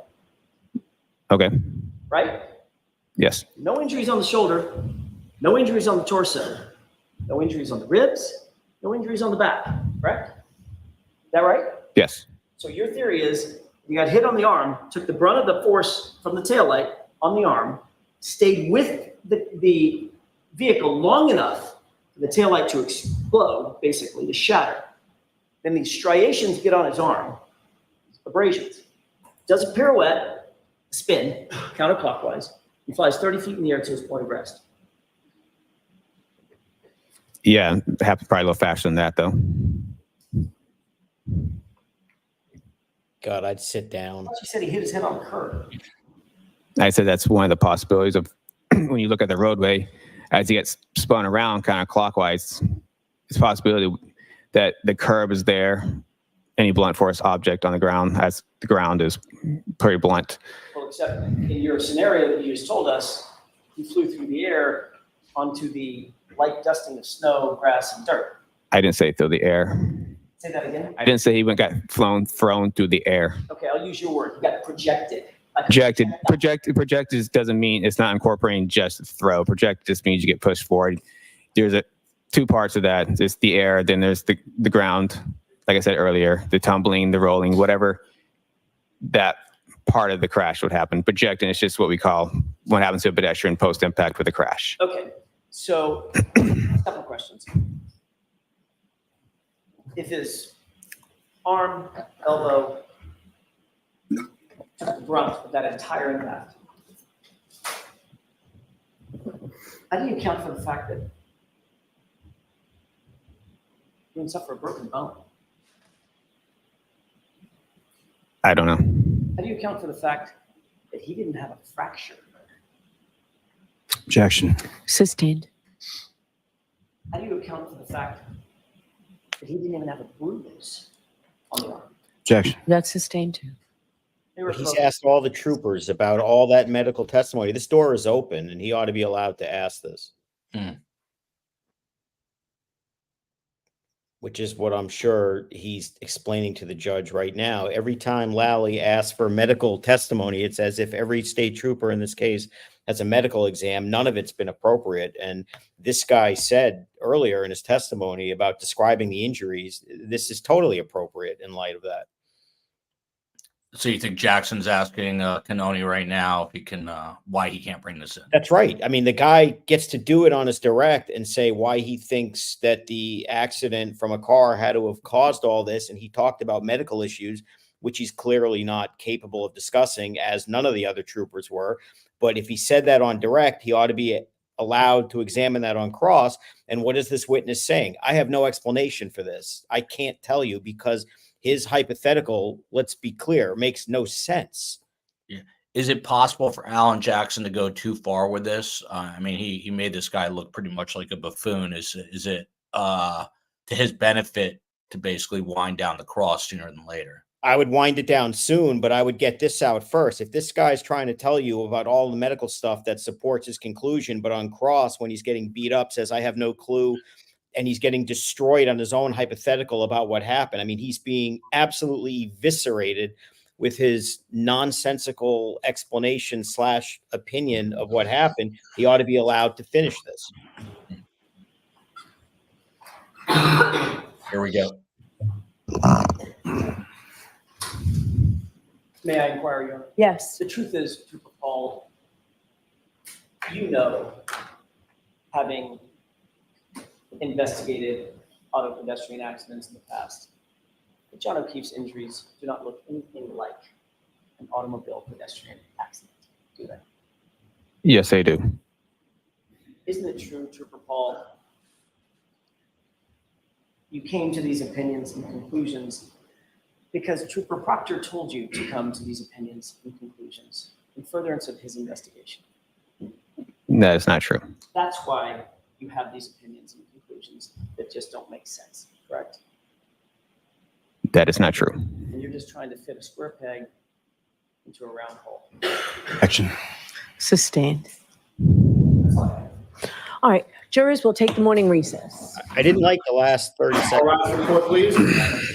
And I'll see counsel at Sidebar about scheduling. I thought he went 30 seconds too far after she prevented the testimony. I would not have finished the way he did. Thought that was unnecessary. I didn't catch the last thing he said. He put out there their theory, which is apparent that, you said what Proctor wanted you to say. You went with the team, the DA state police team, and that's why you did this. And obviously the guy's going to say no. And I understand he wants the jury to hear that, about our theory. But this guy is so damaged. His opinion is worth so much garbage. I don't know why I would even give him the chance to say, no, I'm just doing what I was trying to do.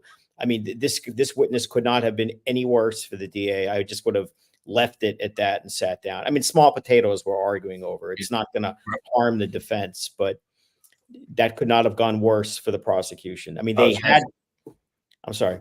No, I was going to say, I think we can just agree that this was a disastrous witness. Right. But the problem is, in the grand scheme of their case, they needed a home run with this guy to support their theory. And he struck out on 3 pitches. They got the exact opposite. So where do they go from here? I mean, they have no evidence, no credible evidence whatsoever that the car accident caused this, on top of the fact that you've got other troopers claiming that there were 45 pieces of taillight that revealed themselves days later. And the one credible cop from Dighton said it was a small crack. This is hideous for them. They just wrapped up a sidebar, which I think was just discussing some some scheduling issues moving forward. So we're going to take, this is going to be about a 15-minute break. I might actually try to grab a quick bite and be right back. And Mark, you do your thing and we'll continue on the flip side. Great. See you soon. All right. Thanks.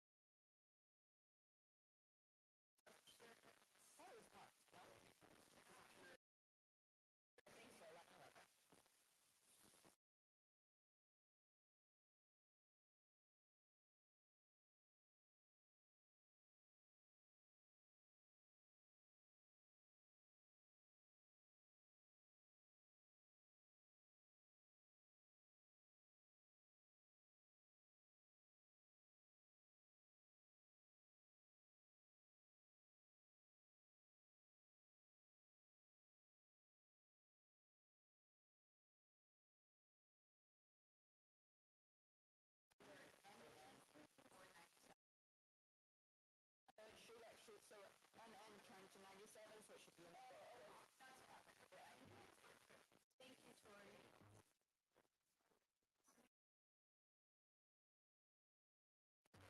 Manila envelope to put juror information.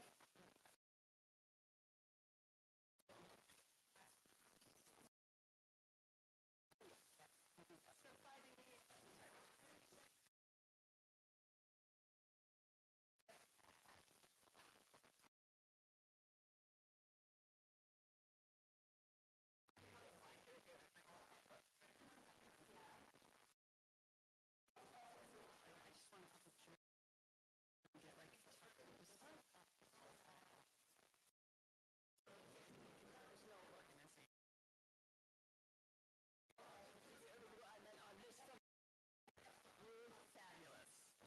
Yeah, that's not so much. We should. Gold star.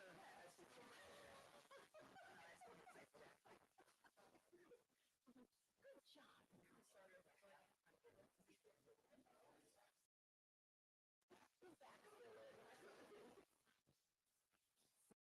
So are we ready? We have the witness nearby. Okay. I'll just put him on the stand.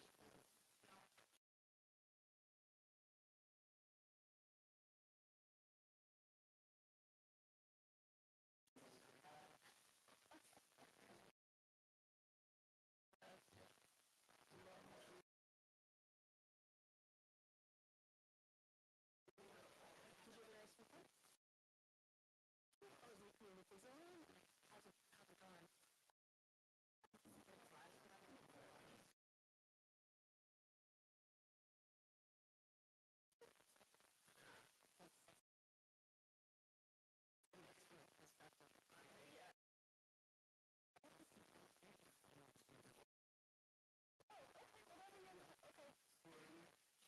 I just need to save 30 seconds, but I'm not rocking the boat.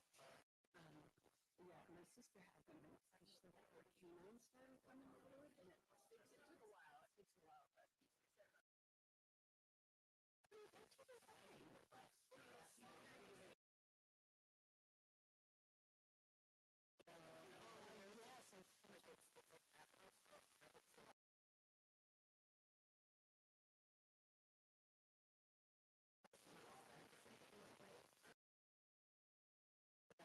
my two are coming forward, and like, you should look at this on.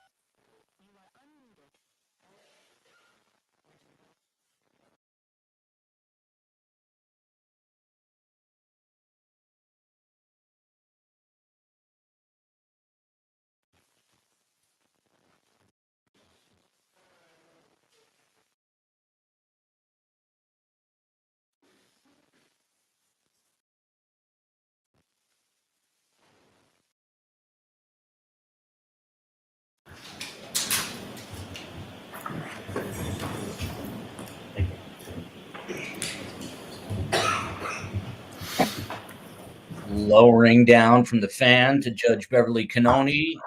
Morning recess is over, and we are ready to get cracking for lunch.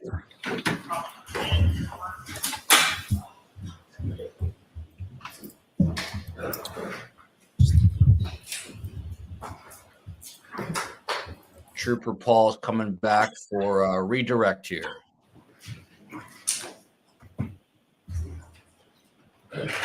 All right, Mr. Lally, whenever you're ready. Thank you.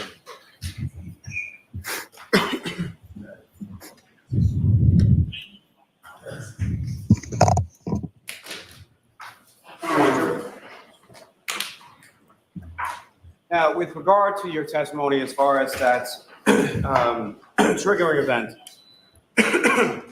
well, the two events on 12,629B, you testified that that was consistent with a pedestrian collision, is that correct? That's correct. Again, if you could tell the jury, why is that consistent with pedestrian collision? The one specifically with the speeds and everything that we're referring to. 22 miles per hour in reverse for about Right. 62 feet. Okay, yeah, so why I think that's consistent with a pedestrian strike is because of the sudden change in the speed. It drops down by half mile per hour. The accelerator pedal is staying constant at the same percentage, and the steering wheel angle also turns to the right. Now, your overall opinion is based on what you did as far as your reconstruction, correct?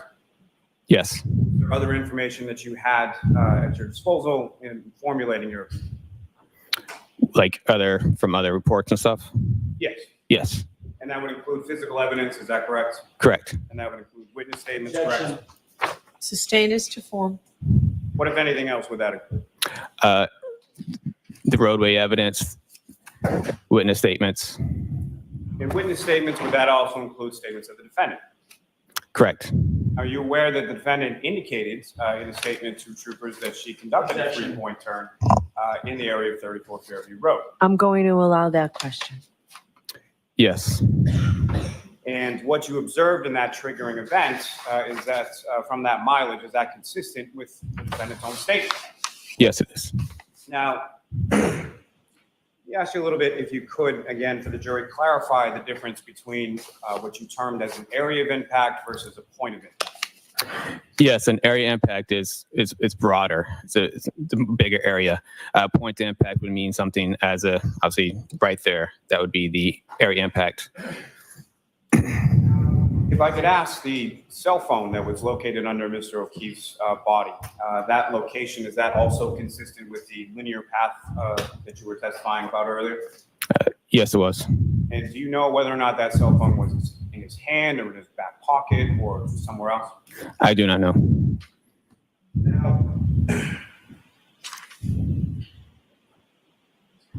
as far as let me ask you this. You were shown some photographs of some taillight pieces near a fire, correct? Yes. As far as the area of impact, that was, from what you determined, that was Mr. O'Keefe's sneaker, is that correct? Yeah, it was within that. What I've had for no initial evidence, I said the area impact was a star in that area prior to the sneaker. Sorry, so what I was saying was the area impact was prior to the area the sneaker was. It was in that path, just prior to that area. And why did you determine that it was in that area? Because that was the first point of evidence. And this first point of evidence in relation to what and sort of how the evidence was configured as it was evident to you. How was this pointed to me? It was the first point of evidence away from, for the furthest point of evidence at that time that knew away from the pedestrian. May I approach the witness, Your Honor? Yes. Sir, I'm showing you what's been marked as Exhibit 58. Do you recognize what's depicted in that photograph? Yes. And Your Honor, with the court's permission, if I publish that to the jury. Okay, what exhibit number is it? 58. Thank you. And Trooper Paul, do you recognize what's up on the screen? Yes, I do. What do you recognize that? There's 34 Fairview to the left side, and there's the fire hydrant. And as far as these photographs and the photographs shown to you by Mr. Jackson on cross-examination, do you know when those photographs were taken? I do not know specifically at what time those were taken. You don't know if those photographs were taken on February 3rd of 2022? Objection. Is the objection sustained?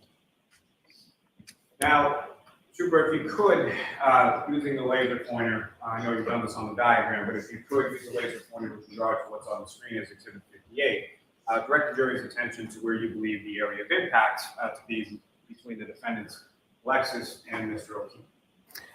It's probably somewhere out here. And as far as that linear path that you were talking about from the area of impact, where did that go from and where did that go to? So from, I think it's from like this way. Hey, Ms. Gilman, you can take that down. May I approach this retreat here? Yeah.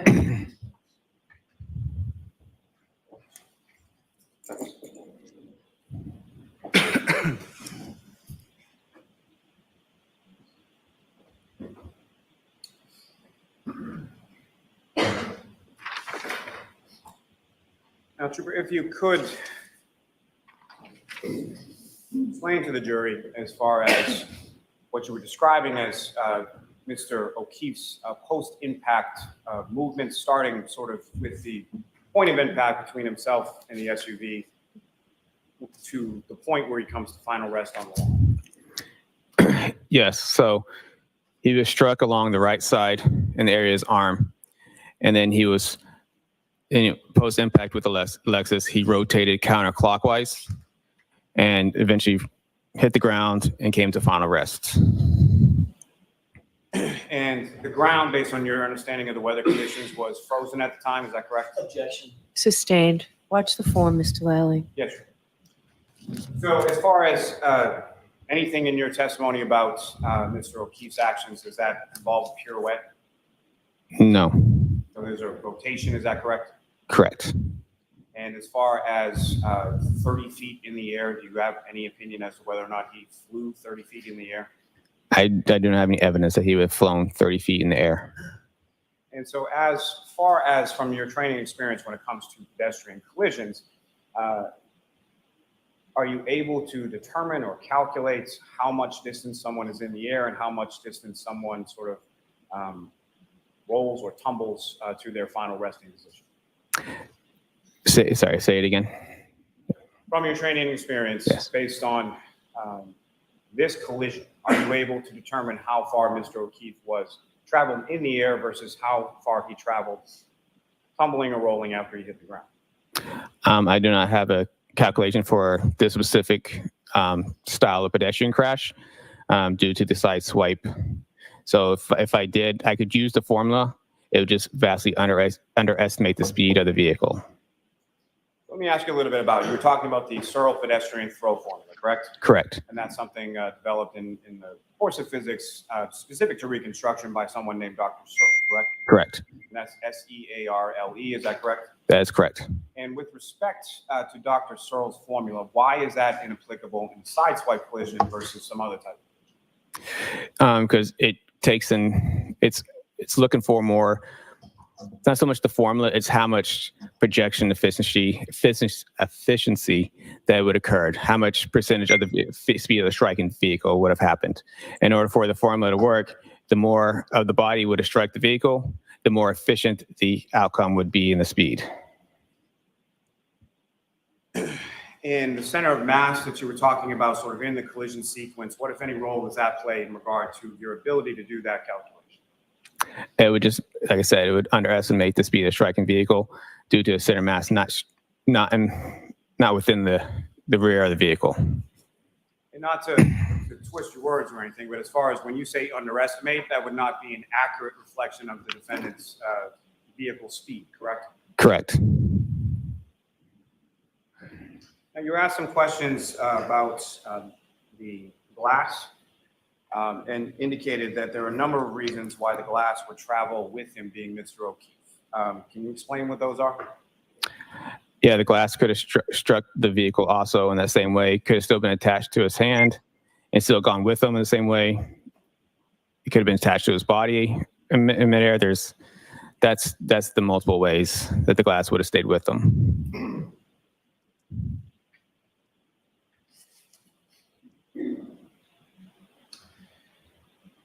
Now, and speaking of collision sequences, particularly collisions involving multiple vehicles, vehicles are affixed with bumpers, correct?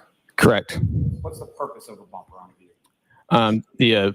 To help absorb the Scope? Yes. Yeah. Sustained. Your Honor, if I may, I don't believe it is. So why don't we come to sidebar? Every time this guy redirects, he makes it worse. He did it with Proctor. He made it worse. And all we're doing now is emphasizing how ridiculous this all is. It's speechless. Yeah, I mean, I just feel like it would benefit everyone. Even Paul O'Keefe is rubbing his head there, and he's beginning to look more frustrated. No doubt. Well, whether they think that she's guilty or not, which is, people can feel either way. In a courtroom with the burden of proof. I mean, we've talked about this during the podcast. I mean, after today, if you don't believe this case is over, what happened today is as bad as it gets. And I can't recall a witness in 20 something years of seeing witnesses who has been an expert witness who was as awful as he was on the direct, even before the cross started, and then the cross just made it that much worse. Yeah, and by the way, Mark's not the only one, because I'm monitoring Twitter. Bob Mata of Defense Diaries, who is a friend, he just said he's never seen a witness this bad on the stand in his entire criminal defense career. So it's not just Mark saying this. Again, we're still waiting on this medical examiner, which quite possibly this. Apparently a Toyota expert and the medical examiner who could be the last witness, the medical examiner. Could that sway back the other way, Mark, or it's just too late, you think? Well, just remember the medical examiner is compromised by Proctor's ridiculous text messages about bullying her. I could ask you, what is the purpose of a bumper on a vehicle? It's there to help absorb energy from a collision. We'll pick it back up in a bit. Reference to the scratches that you were asked about on the vehicle on the right rear quarter panel. What, if any, relationship does bumpers or their interaction have to your opinion as it relates to that? Sorry, say it again. Back to what you just testified about bumpers, you were also asked some questions about scratches on the right rear quarter panel of the vehicle, correct? Correct. And what, if any, relationship does the bumpers on the vehicle and sort of their intended purpose have with relation to the scratches that you observed? So the bumpers on the side was more of this wasn't more of a direct on hit with the bumper. It was more of the side scraping of the paint of the bumper. Now, the presence of Mr. O'Keefe's DNA on the taillight, is that consistent with a pedestrian collision? Yes. Now, as far as the glass not matching, are you aware that the lab's actual findings were that the glass on the bumper and the glass on the roadway was not found to be consistent with each other? Is that your understanding? If you know. I don't know. And were you also aware that the lab's finding was that the glass on the bumper was consistent with the glass on the road? I'm not sure what the lab said. Now, in order to construct your diagrams, your testimony, I believe, was that you had used cert diagrams in the process of that. Is that correct? Yes.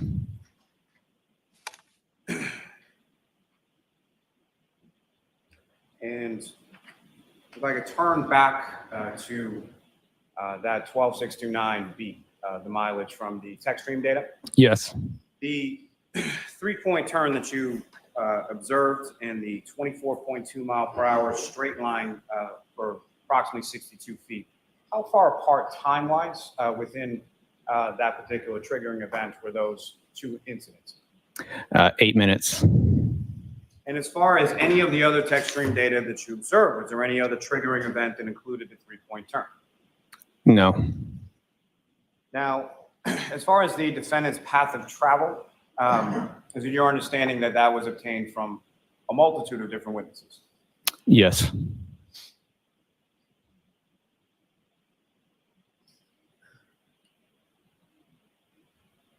Now, with reference to, you were asked some questions about the defendant's cell phone, as far as GPS locations. Were you aware that the defendant's cell phone wasn't able to be accessed until, by law enforcement until Objection. 2023?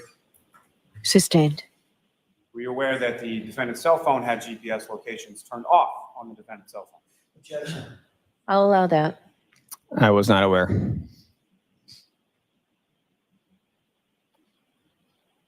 Now, as far as placing the vehicle during that triggering event, 12629B, did you use key cycles to put it back at that location at that time? No, I didn't. What did you use? I looked at the odometer mileage And why would you look at the odometer mileage over the key cycles? because I can physically see the odometer mileage at the vehicle at the time of my inspection.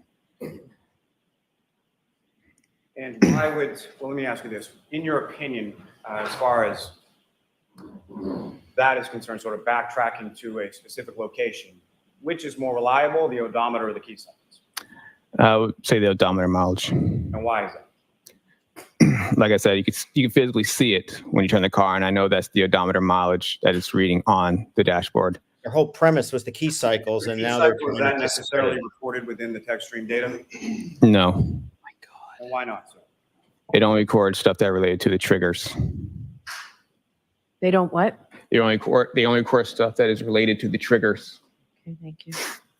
As far as counsel's hypothetical with regard to the key cycles, is it your opinion that that hypothetical is accurate or inaccurate? Inaccurate, And why so? because it also you also add the odometer mileage onto the key cycle. So those key cycles and odometer mileage are on the same trigger. And plus the data seems consistent with everything else that's going on with this collision. Now, fair to say that you were not outside of 34 Fairview Road on January 29th, sometime around 12:20 to 12:30 a.m., is that correct? That's correct. And so fair to say that you don't know exactly how Mr. O'Keefe and or Glass or anything that he's holding interacted with the defendant's vehicle at that time? Objection. I'll allow it. Is that true? I do not. And so based on your training and experience and the number of pedestrian crashes that you've investigated, again, if you could, one last time, just describe to the jury how you believe the vehicle interacted with Mr. O'Keefe and why. Objection. Sustained. It's asked and answered. With reference to what you've described as far as the interaction between Mr. O'Keefe and the vehicle, why is that your opinion? Objection. I'll allow that. Based on the evidence from the vehicle, based on the injuries to John O'Keefe, the tail light appears to be broken and it's sharp plastic pieces that could have ripped his arm. And also the dent with the scratches above it is consistent with a hand holding a glass and the glass on top, smashing on the vehicle and the hand smashing the vehicle. You can see there's a line between scratches and a dent there. Thank you. Nothing further.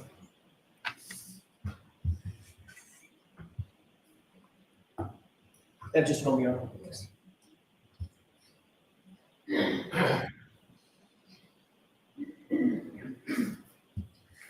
Very briefly, I just want to make sure I clear something up about the key cycles. There you go. You're not suggesting that every key cycle in the history of the car is on this page, correct?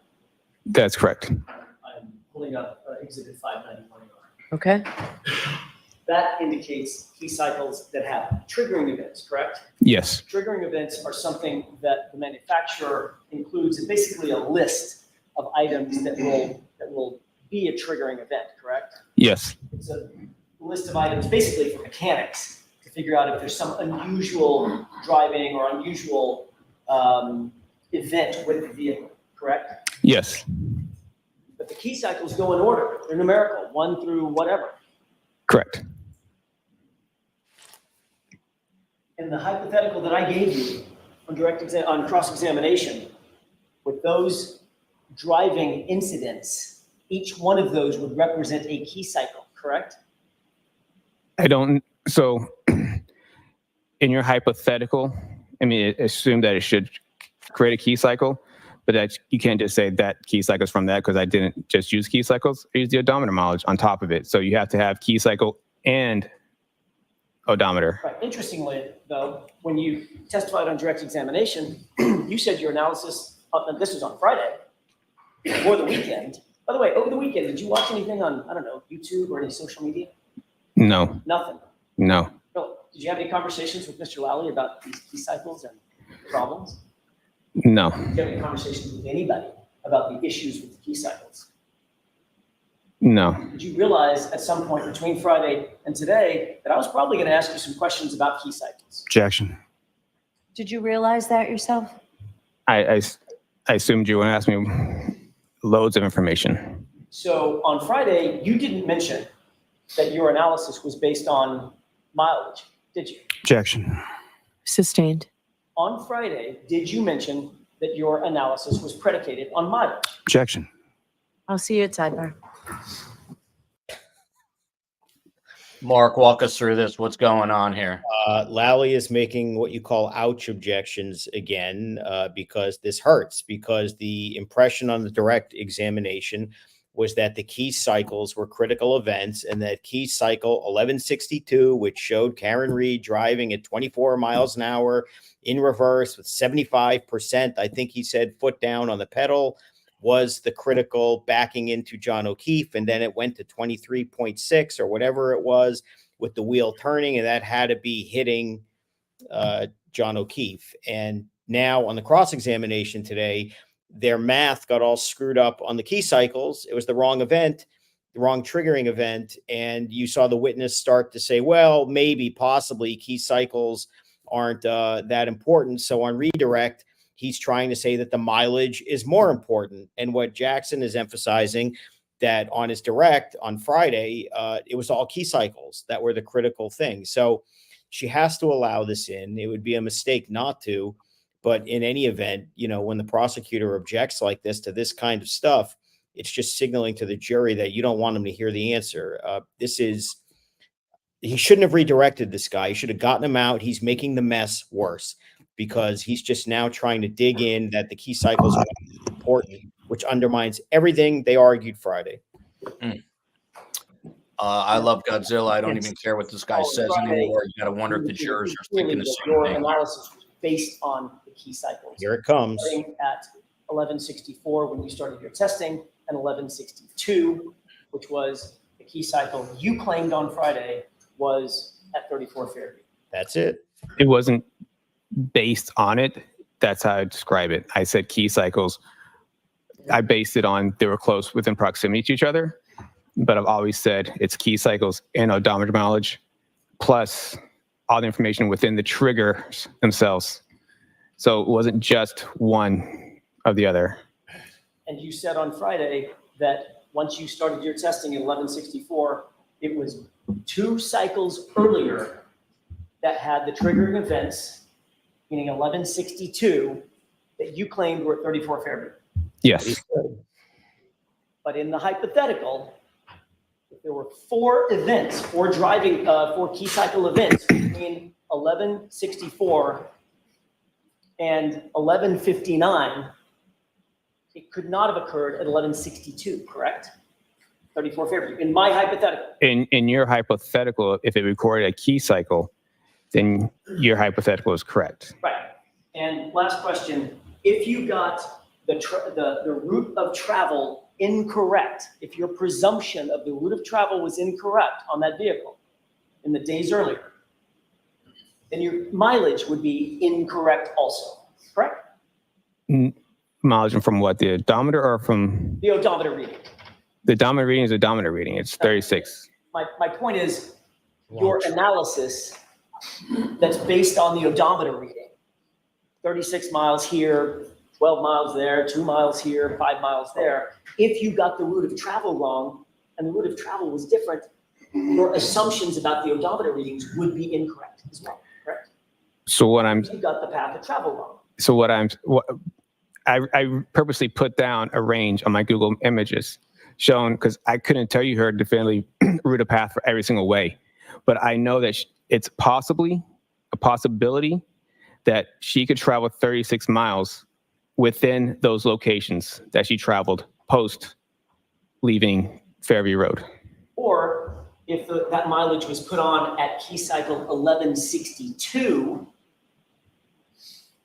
then that would mean the vehicle would already be in Massachusetts State Police custody, right? Which would proctor's custody. Objection. So that's beyond the scope.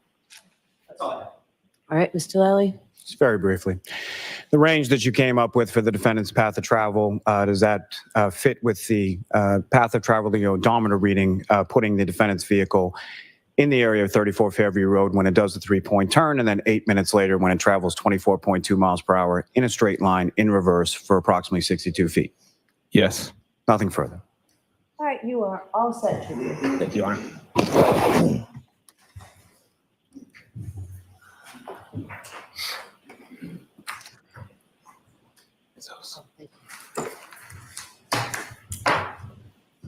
All right, so jurors, we're going to take another short break to set up some things in the court, okay? All rise for the court, please.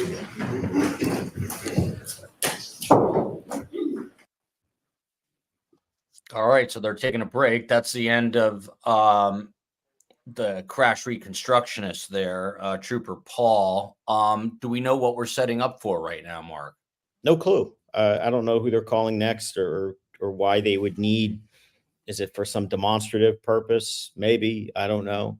I guess we'll find out in a few minutes, but Yeah, I mean, I would assume it would have to be the Toyota expert. That's what would make sense, right? I mean, coming after this witness, but what do I know? it would. I mean, look, if this is the part of the case they're doing, it would make sense. But I mean, as you know, in terms of order of witnesses and connecting logical parts of the case together in this particular trial, it's not like they've actually done that a lot. So, but there's only so many witnesses left. So it may very well be. I don't know. I mean, it's hard to predict what they're going to do next. We probably should have given up on that 5 weeks ago.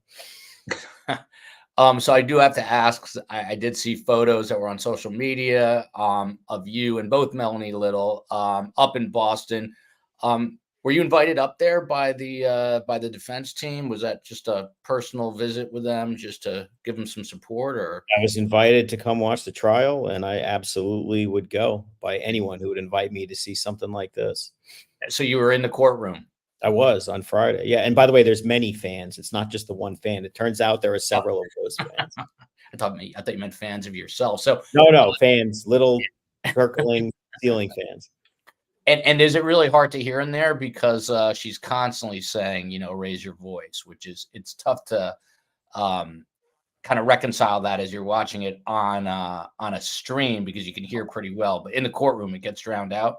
It can be difficult to hear. It's actually even worse to see. The television screen that you see on TV where they get to blow it up is too small. So believe it or not, from where you're sitting, from an observation area, you can't see any writing. I mean, you can see pictures, and you're actually sitting closer to the jury. So the jury probably has trouble seeing. And if you're sitting where you see the O'Keefe family sitting, they can't see at all unless they lean over and look up. So the setup of the courtroom for anyone in there is just absolutely atrocious. I mean, the courtroom is tiny.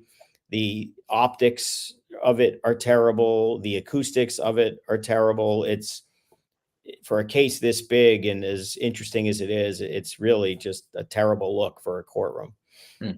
And so, obviously you had a chance, because I saw you out on the sidewalk in the photo speaking with I think it was David Yannetti and Alan Jackson. Did they tell you how they think the trial is going so far, how their case is? No, I mean, we didn't talk specifics about anything. We had a nice chat for a couple of minutes before it started, but certainly in terms of specifics of what's happening, that's not the kind of thing that they would be talking about with me as they're about to go back on trial. And by the way, Mark needs his own show from Richard Gormley. Is it something you're thinking about now with the interest you've gotten in this case? Not particularly. I mean, I don't want to quit my day job. I've got plenty to do, plenty of work, plenty of clients, and I enjoy it. I mean, I like commenting, analyzing. I'm not sure I want your role, though, to be the one to actually think about how to put it together and deal with the logistics. I find it easier to come on and off, and then it's not my problem after that. We're doing some interesting, bigger things at STS down the road. So you and I will have a conversation, sure. But did you have a chance at all to speak to with Karen Reed? Very briefly, yes. Not about the case itself. And as I said somewhere else, whether you like her or not, I was impressed with her resolve. She certainly seems very tough and very hands-on in confronting this, as anyone can imagine. Anytime you're dealing with someone charged with a serious crime, let alone murder, and you're talking about potential life sentences and whatnot, people react different ways. Many people are just curled up in a ball and don't want to deal with it. Many just are despondent, and I didn't see any of that in her or anyone else around her. So she seems in good spirits. Yeah, under the circumstances. I mean, I don't, I mean, there's going to be stress, but just in terms of assessing somebody charged with murder, which I've seen many people, she appeared to be made of pretty strong stuff in terms of makeup and confronting it and staying calm and staying focused. I mean, I've seen it before, but very often people just can't even deal with it, and they just tune out, don't participate in their defense. She's very active at the defense table, which you may or may not see on the camera sometimes, just very involved. And, that's not that common a thing. Yeah. How about the O'Keefe family? I know the parents haven't been there every day. Paul has been there every day from what I can tell. What was it like for you to see him, knowing that he's kind of stuck, sadly, in the middle of all this, Paul O'Keefe? Yeah, well, I certainly saw him Friday. I did not see John O'Keefe's parents. They were not there for whatever reason. I mean, look, I know people on social media have had a lot of strong feelings about Paul O'Keefe, but on the other hand, his brother was killed. He wants answers. He's entitled to answers. And, I'm sure it's frustrating watching this case play out, that if they do believe that Karen Reed did this, that I'm sure they recognize the likelihood of her being convicted is extraordinarily low. It's much lower today than it was even yesterday after this disaster this morning, and they're entitled to answers. And you start to wonder, will they ever get answers? And that's for family, that's tough. So, I mean, I have sympathy for him. I have sympathy for anyone who just wants answers. And oftentimes family members, they're told by the police and the DA something, and they believe it. They want to believe it. And they've believed for 2 years that Karen Reed must have done this. They may still believe it after she's acquitted, but what they're watching in real time is the case just get completely destroyed, witness after witness. That's just the reality of it. And if that's what they believe is justice, they're not going to get it. But, many other people would say that there's never going to be justice for John O'Keefe unless whoever's responsible is held accountable. And whether that's Karen Reed or someone else, it's hard to imagine how that's going to happen at this point. Yeah, it's tough from our vantage point. I mean, obviously you were just there, so for you get it. But from my vantage point, the people watching, Paul O'Keefe seems to literally be almost facing Karen Reed, and it's my sense that he feels she's responsible for this, just by the looks, the stares, the things that I have seen. I'm sure he does. I mean, it's what he's been told for years. I mean, I understand that completely, why he would think that. Yeah. Did it look uncomfortable because they're in such close proximity for either of them? Well, it is shockingly close. I mean, physically, you're talking, maybe 3 to 5 feet, if I'm recalling correctly. It didn't look that awkward in person on Friday. I don't think he was, and we've seen this previously, where times where it appeared that he was staring right at her. I didn't see any of that Friday.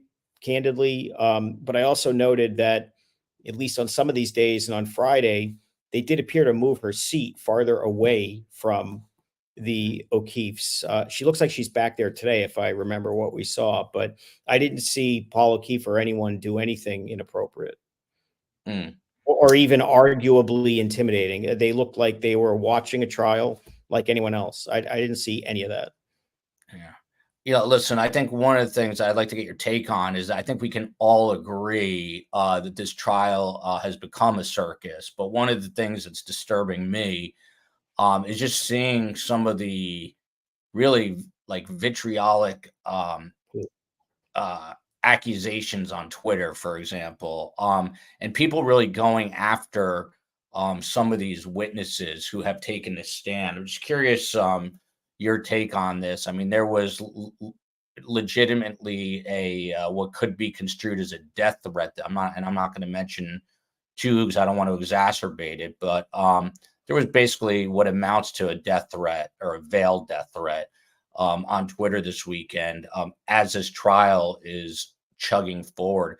Just curious what you think about this, because no matter which side of this case you're on, whether you think Karen Read is innocent, whether you think she's guilty, whether you think a witness is terrible, I personally don't think there's any place for harassing the witnesses, threatening them, and at times threatening them with death. I mean, it's really scary stuff.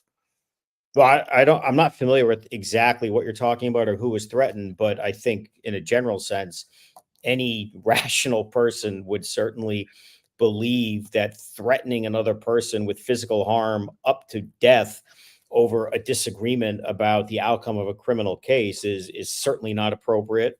It may very well be criminal conduct, depending on how this was done. I won't ask you obviously to reveal. I'll tell you offline. I just don't want to make it worse. No, I appreciate that. And, obviously I look around Twitter and whatnot, and I'm surprised. I don't know exactly what we're talking about, but just in terms of the vitriol generally, I've never seen anything like this. The things that have been said about me for having a legal opinion. And as you know, because we've talked many times, weeks ago, I've been very upfront that from an analytical sense, I don't think this case ever should have been indicted, let alone tried, because of all the problems with it. And I feel like that's being borne out the farther we go on.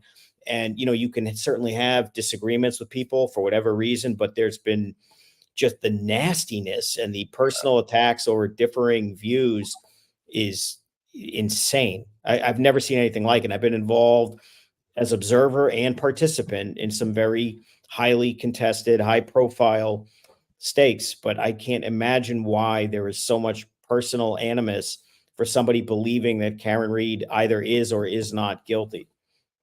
Yeah. You're saying obviously Aniello believes that our coverage is one-sided. I don't agree with that. I don't have skin in this game. I'm fascinated by this trial. I'm fascinated by the division here. I think it's obviously fair to say as a criminal defense attorney, Mark is leaning, toward the defense having more success in this particular trial. We are working, I know Steve Cohen's working to get someone who, kind of leans more toward the Commonwealth this week as well. So we balance it out. But again, I don't think that's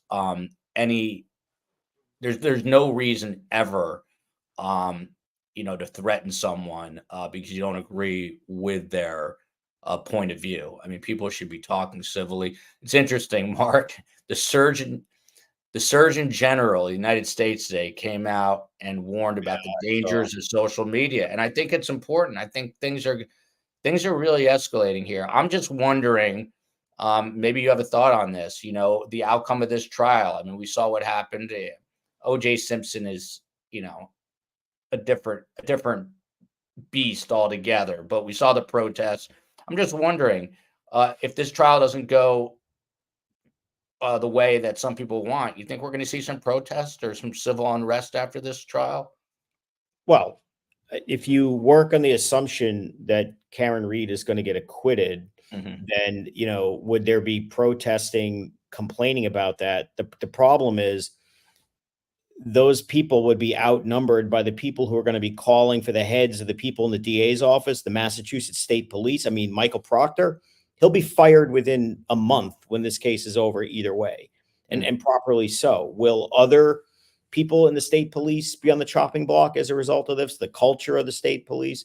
Who knows? Michael Morrissey, I mean, he's authorizing this case. This case gets worse and worse with each witness. And this is, this was their expert, for example, today. The DA chose to use that expert who's going to be contradicted by multiple experts who are hired by the FBI and are going to basically blow this guy's opinion out of the water. How did they decide this was a smart move to go forward with this? I mean, it calls into question the entire reasoning of why they're bringing the case, whether they think she's guilty or not. I mean, calling Proctor as a witness, knowing what's going to come out. I mean, that's a choice they made. And whether they think she's guilty or not, who knows? They're doing this knowing that the FBI is lurking over many, many people in this witness. And for all you know, potentially, sorry about that, potentially the DA's office even. So I don't know what would the protesting be if Karen Reed is acquitted. They're still going to protest the state police. They're still going to go after the DA. The FBI is still going to look into it. Who are the people who think she's guilty yelling at? Who are they arguing with? The people who screwed this up, if they think that she's wrongfully acquitted, are the people in the DA's office who brought an ill-conceived and flawed case. So I don't know. I mean, I don't know who they're yelling at. Yeah. Cassandra saying what I wish more people would do is go with the evidence and not the feelings, but the feelings are getting the better part. I think of everyone. Just back to Michael Proctor. So obviously the Governor Healy was asked about this late last week and said it was just atrocious, reprehensible. So you do think that he will be fired with cause, no matter which way this turns out. You said within a month of this trial. Yeah, I mean, what do I know about a month? But I mean, the reason he hasn't been fired now because he's entitled to due process like anyone else who's accused of wrongdoing, and he has his internal affairs going on. But in some sense, he's had his due process. I mean, he testified under oath and admitted, as he had to. I don't know why he testified, frankly, but that's a story for another day. He admitted sending all those text messages. Now, I think he clearly perjured himself about trying to rationalize and justify them. But also bear in mind, it's not just the crudeness of his messages. I mean, him and Buchanan and others were talking about essentially trying to lean on the medical examiner to give them the opinion that they wanted and needed to justify going back to a grand jury to turn it into a murder indictment. And she wouldn't do it. And then she became a whack job, just like Karen Reed. Every woman they don't like what they get is a whack job, according to these guys. And as he said, well, we're going to do it anyway. There's so many reasons to be concerned about Proctor and Buchanan finding 45 pieces of taillight that they said just revealed itself. And everybody's ignoring the obvious. This is a polycarbonate taillight. It doesn't shatter. Right. It doesn't shatter. This is something that I'm sure the accident reconstruction experts are going to get into. That's contradictory to the one, I think, indisputably credible police officer in the case from Dighton, who said there was a crack at, which could be consistent with the bang up of the two SUVs that we know was on video. And, we have something going on with this Sallyport video, which makes no sense. And Proctor standing by the taillight, who inverted that and why? And they inverted it in a way which moved Proctor away or visibly out of view by the taillight and hid the right taillight from view. And they never even told the jury that it was inverted, even though Buchanan admitted, I knew that. I mean, there's real sketchy stuff going on here that whether you think she's guilty or not, that they have not explained and appear incapable of doing. And then when they try to finish with this expert who's going to tell you it really is a car accident and we can establish why, they put on this guy who you can talk to any lawyer, whether you want to hear it from me or anyone else. They're going to tell you that is the worst expert you will ever see. And it was obvious when he was still on direct. It just got uncomfortably awkward on cross because he just got just eviscerated, but he had no confidence in anything he was saying on direct. Look, people don't like it when you call balls and strikes on what's happening. That was a disaster. There is no way to spin that. That was an absolute disaster. I would agree with you. I mean, it was uncomfortable to watch. That's how you know. Just for those who might be tired or on overload with Karen Reed, the COE on our other channel, Best Trials in 20 Minutes, has Gigi McKelvey from Pretty Lies and Alibis on, as well as Lauren Mathias from Hidden True Crime. They're going to be discussing Chad Daybell, of course. He was just convicted and given death. So those two are insiders on that case, and they're going to be discussing it with the COE on the other channel. If you're interested, Caro here, just by the way, we're waiting. We think that there's going to be some sort of demonstrative exhibit coming up. I saw something in the chat about potential Karen Reed's voicemails being played. I don't know how. I don't think anyone really knows what we are expecting next, but we will find out once they pan down from the one of the many fans. One of the ceiling fans. Yeah. One of the ceiling fans, as Mark Bederow has told us. Mark, what do we know about this federal investigation? I mean, the feds always stay super tight-lipped. Carol wants to know if you know anything, if we know anything, and then, of course, ends it with guess we won't know. No, I mean, I have no clue. Obviously, the FBI doesn't tell me what they're doing. They don't really tell many people what they're doing, but based upon the testimony and some of the correspondence that was released previously, going back and forth between Morrissey's office and the feds, obviously something's happening. Obviously, they took grand jury testimony.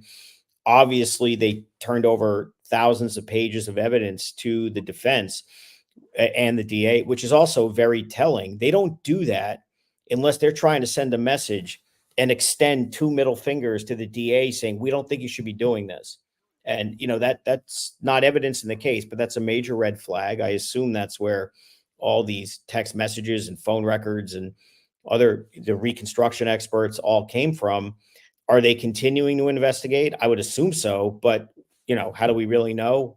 We don't, but certainly things look more suspicious rather than less suspicious after this trial. So I would imagine that they're going to take a strong, healthy look and continue. Here we go. We are panning down from the famous fan, and we will see what is next. Let's stand by and watch together here. Thanks. You can see it goes back. Got a good tight shot of Alan Jackson there. All right, your next witness, please, Mr. Lally. Yes, Your Honor. The Commonwealth to call Mr. Ian Whiffin to the stand. That's the Celebrate guy. We celebrate phone data coming up. And Mr. Lally, you just need to tell me when I need to give that instruction. Yes, sir.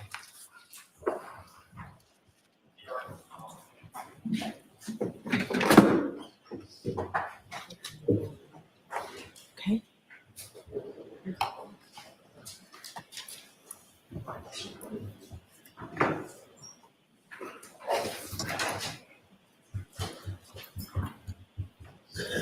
You step right up and step for me. You may stand and face the clerk. You just raise your right hand, please. Do you solemnly swear that the testimony you shall give to the court and the jury in the matter now pending shall be the truth, the whole truth, and nothing but the truth, so help you God? Okay. Do you solemnly affirm that the testimony you shall give to the court in the matter now in hearing shall be the truth, the whole truth, and nothing but the truth? I do. Thank you. Good morning. Good morning. Whenever you're ready, Mr. Lally. Good afternoon, sir. Good afternoon. And if it's at all helpful, that microphone before you is adjustable. You can put it in any direction you wish. Just try to keep your voice up. Okay, sir? Thank you. Now, sir, could you please state your name and spell your last name for the jury? Yes, it's Ian Whiffin. So IANWHIFFIN. And what is it that you do for work, sir? I'm currently the decoding product manager at Cellbrite. And what is Cellbrite? Cellbrite is one of the world leaders in mobile forensics software. And when you say forensic software, can you explain to the jury a little bit about sort of what is forensic software and how is it used, specifically your Cellbrite? Yeah, so forensic software is used to gain access to people's devices, cell phones primarily, to extract that data and to allow examiners to parse and decode that data to make sense of it in a more user-friendly way so that a report can be created for investigators. Now, sir, if I could ask you just a few questions going back to some of your educational and prior work experience starting sort of with your undergraduate work, what, if any, where did you go to school and what, if any, degree did you receive then? Okay, I didn't get a degree. I'm originally from the UK, where I did qualifications in computing, a higher national certificate in computing, and then joined the police in 2004. And what department was that, sir? That was response work. So South Yorkshire Police as a response officer. And where did you go from there? In 2009, I immigrated to Canada, where I was able to continue policing with the Calgary Police Service, where I spent approximately 4 or 5 years, again, working patrol before moving to the digital forensics team of Calgary Police. And with respect to moving to that digital forensics team, what, if any, specialized training did you receive in regard to that area? So once I had made it into the digital forensics, I was sent to Ottawa for 3 weeks to do a foundational computer forensics course, covering all manner of digital forensics to begin with.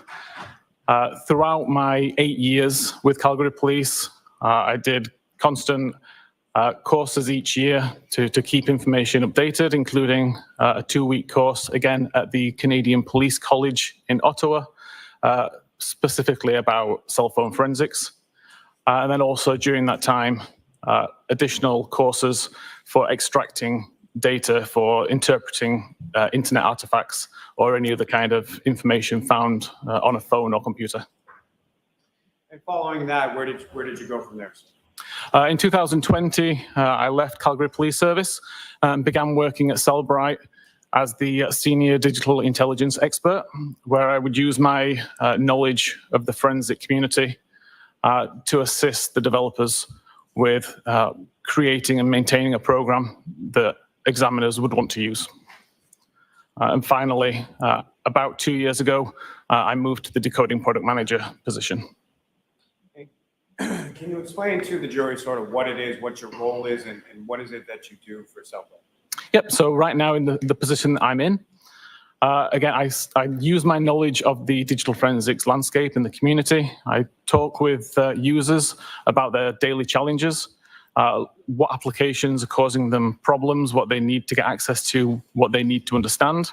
And I take that information, create a priority list, and then determine with our developers what we will tackle, how we will tackle it, and how it will appear to the end user. Now, with regard to your education in this area, what, if any, certifications do you have? No specific certifications. I've done the Cellbrite coursework since joining Cellbrite, but other than the 3-week course in Ottawa, and then again the 2-week course in Ottawa, I don't have the SANS training or any of that kind of training certifications. And in addition to your work with Cellbrite, what, if any, other areas of the field have you worked in?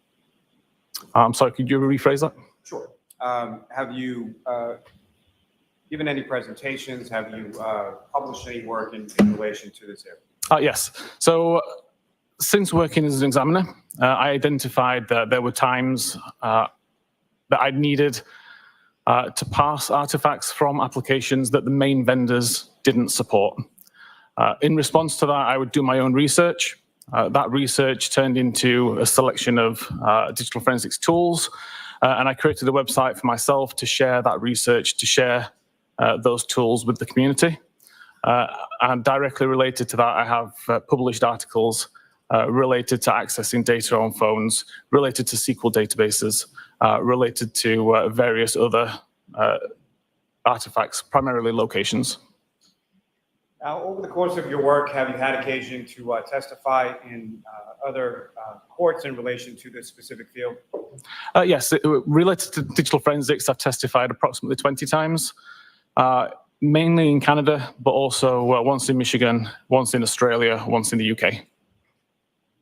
Now, as far as questions that come into your company with relation to interpretation of data, other sort of general forensic questions, what parts of the world do these questions come in from, and how widely used is your product?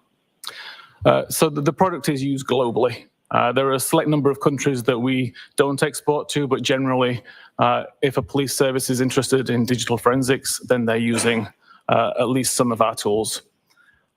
We operate an email address which is open to any user called Stumpers. And the idea is that users, if they come across an artifact that they can't explain, they can email to myself and some of my colleagues, and we can research that artifact, and we can try and give them an answer as to say why the artifact's there and how it should be interpreted. You used the term in there as far as an artifact. If you could please explain to the jury sort of what your understanding of that term is and how it's used within your specific industry. Yeah, so I would refer to an artifact as essentially any piece of data which I've recovered from the phone, which is of interest. It could be a web history visit. It could be a text message. It could be a photograph, any piece of information. Now, sir, turning your attention to September of 2023, at some point in that month, were you contacted by the Norfolk District Attorney's Office and the State Police in regards to this case? Eventually, yes. Initially, I was contacted by a member of Cellbrite. And if you know why was that initial, as far as the initial contact or initial request from Cellbrite, can you speak about that? My understanding was there was an artifact found on a device, and people were looking for an explanation as to how this particular timestamp was relevant to the case. Now, if you could explain to the jury sort of what were you provided and what were you asked to look at? So the original question is just basically how can we explain this 227 timestamp? I spoke to my colleague and requested if he could contact the investigators and any information that they could share about where this particular timestamp was found so that I could investigate it. I was advised at that time that the case had already been uploaded to our own support network. So the full extraction of the device in question was already in Cellbrite's possession. And I was able to access it from there and start to examine what the issue was that was causing the confusion. Now, with reference to this issue, can you describe to the jury, just in general terms, sort of what this issue was? Yeah, so the issue, as I was led to believe, is there was a timestamp for a web history artifact of 2:27 and 40 seconds AM local time, which would be UTC-5, and it didn't make sense to the investigators. And the question was, is there any other interpretation for what this timestamp could mean? And so essentially you were asked to explain the timestamp and how it came to be, correct? Correct. And as far as this particular issue, has this arisen in other instances? Have you been asked the same question or similar questions in regard to this type of artifact? Yeah, several weeks later, so probably around December time last year, I was contacted by a police investigator in Austria with a very similar question, but related to obviously a different internet search. And about a week later, the defense expert in the same case also contacted me asking the same question. The defense expert in that case was able to provide the database, and I was able to provide the answer. Now, as far as the full extraction, is that the entirety of what you looked at in this instance, or what, if anything else, were you provided with in regard to your review and your analysis in this case? So I did work with the full extraction, but my interest was focused on just the web history artifacts.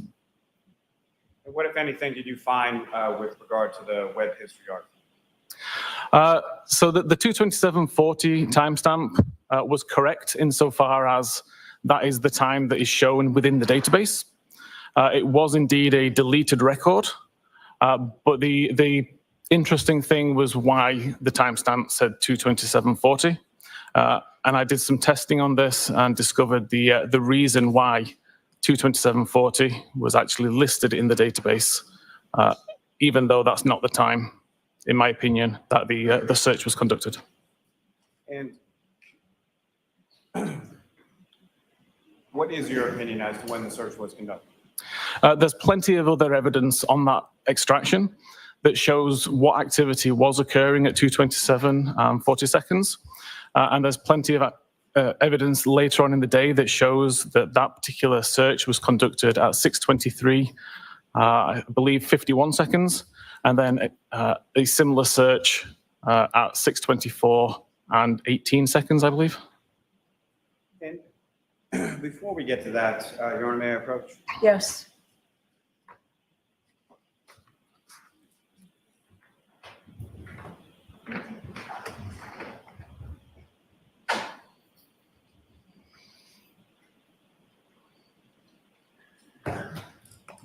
Whiffin, I'm showing you the document. Ask you to take a look at Thank that. you. Look up on your phone.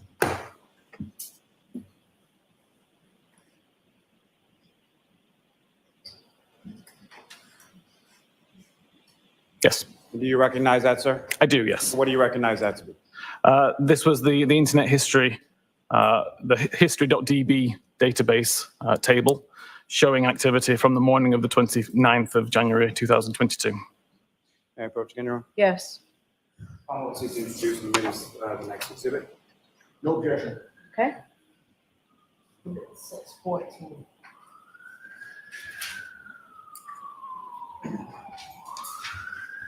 Your Honor, may I return to the witness? Yes. Your Honor, if I may, with the court's permission to republish it in the record. Yes.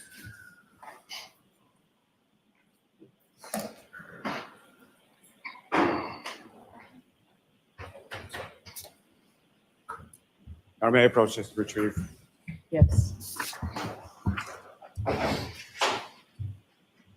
No, it's my fault.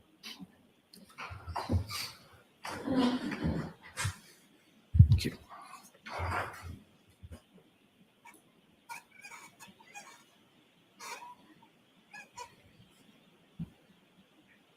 Now, Mr. Whiffin, do you recognize what's up on the screen now as the exhibit you have before you? I do, yes. And Ms. Whiffin, there should be a laser pointer on the desk next to you. What I'm going to ask you to do is, if you could, using that laser pointer, explain to the jury what we're looking at in this exhibit and what, if anything, of significance you observe within this exhibit. Okay, of course. So this was a table I created based on the data from the phone. The first column shows the local time of a record that was written to the history database. This is a database which is tracking all web pages which are loaded as you use them. The second column starts with the URL, so the Uniform Resource Locator, so what you would type in or how the browser knows which website you want to visit. The title is part of the website which is loaded. One of the top attributes of the website will load the title. Visit count relates to an internal counter within Safari, which just tracks how many times a particular website is visited in order to make suggestions to you down the road. And then finally, the last column shows the source of this information. So history.db is the name of the database. History_visits is the name of the table.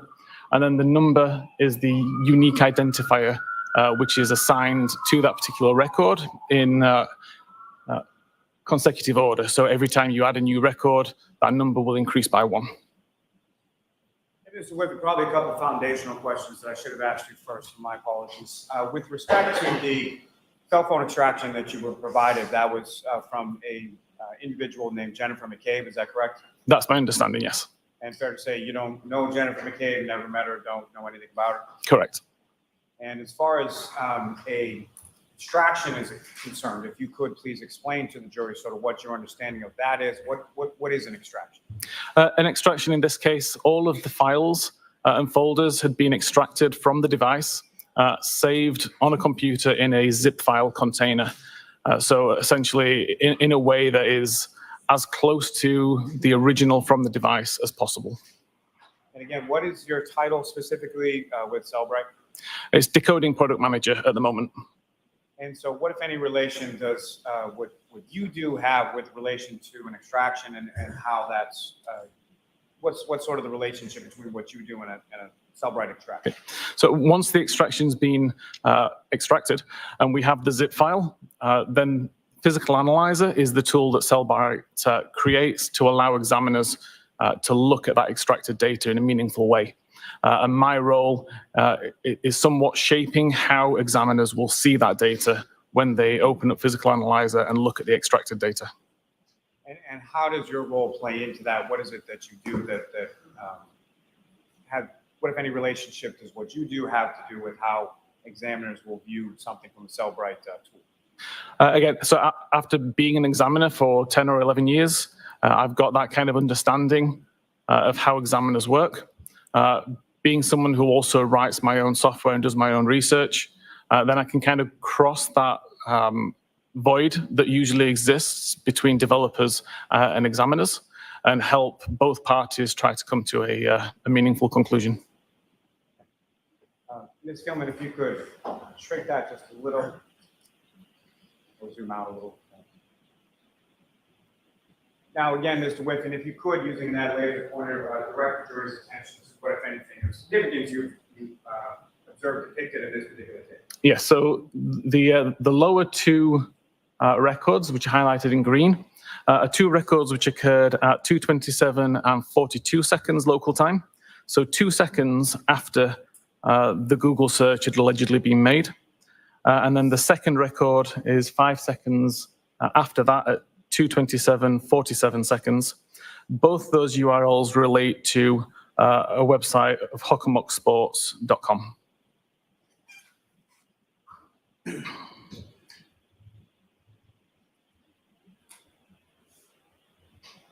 Now, if you could explain to the jury, what is a contiguous identifier? So again, every SQLite database will assign a unique contiguous identifier number. So again, the very first record created will be given a record ID of 1, the second record will be 2, and so on and so forth. Those numbers are never reused. So if I was to delete record 3, that record number will never be reused, and I can see that there's a gap and deleted data in that database. You used another term in there as far as a SQLite database. If you could explain to the jury what your understanding of that term is based on your training experience.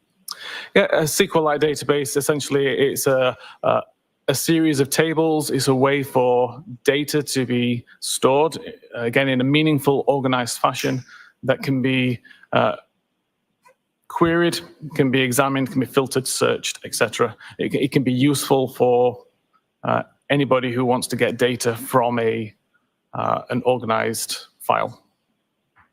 Now, with reference to the searches that you observed within this particular web history, what, if any, relationship did the contiguous identifiers, sort of the range, what, if anything, did that tell you? I'm sorry, can you rephrase that? What, if any, observations did you make as far as those contiguous identifiers in the range they had in relation to the web history that you observed? Okay, so within the history.db file, there were no missing numbers from the beginning of January, essentially, until early February. That told me as an examiner that no records had been deleted during that time. May I approach again, Your Honor? Yes.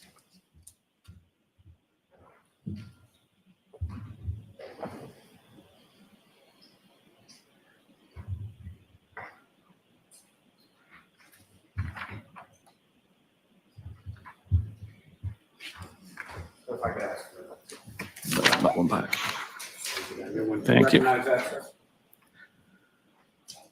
I do, yes. What do you recognize that to? This is the browser state record, which identified a search at 2:27:40 a.m.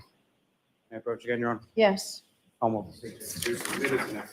We have no objection. Okay.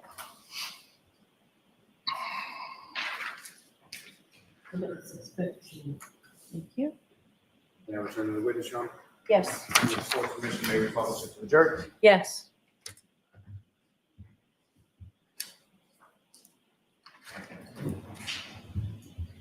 Counselor, directing your attention to the screen, is that what you have before you as the next exhibit? It is, yes. And if you could explain to the jury what we're looking at in this exhibit and what any information you're able to sort of glean as a forensic examiner with relation.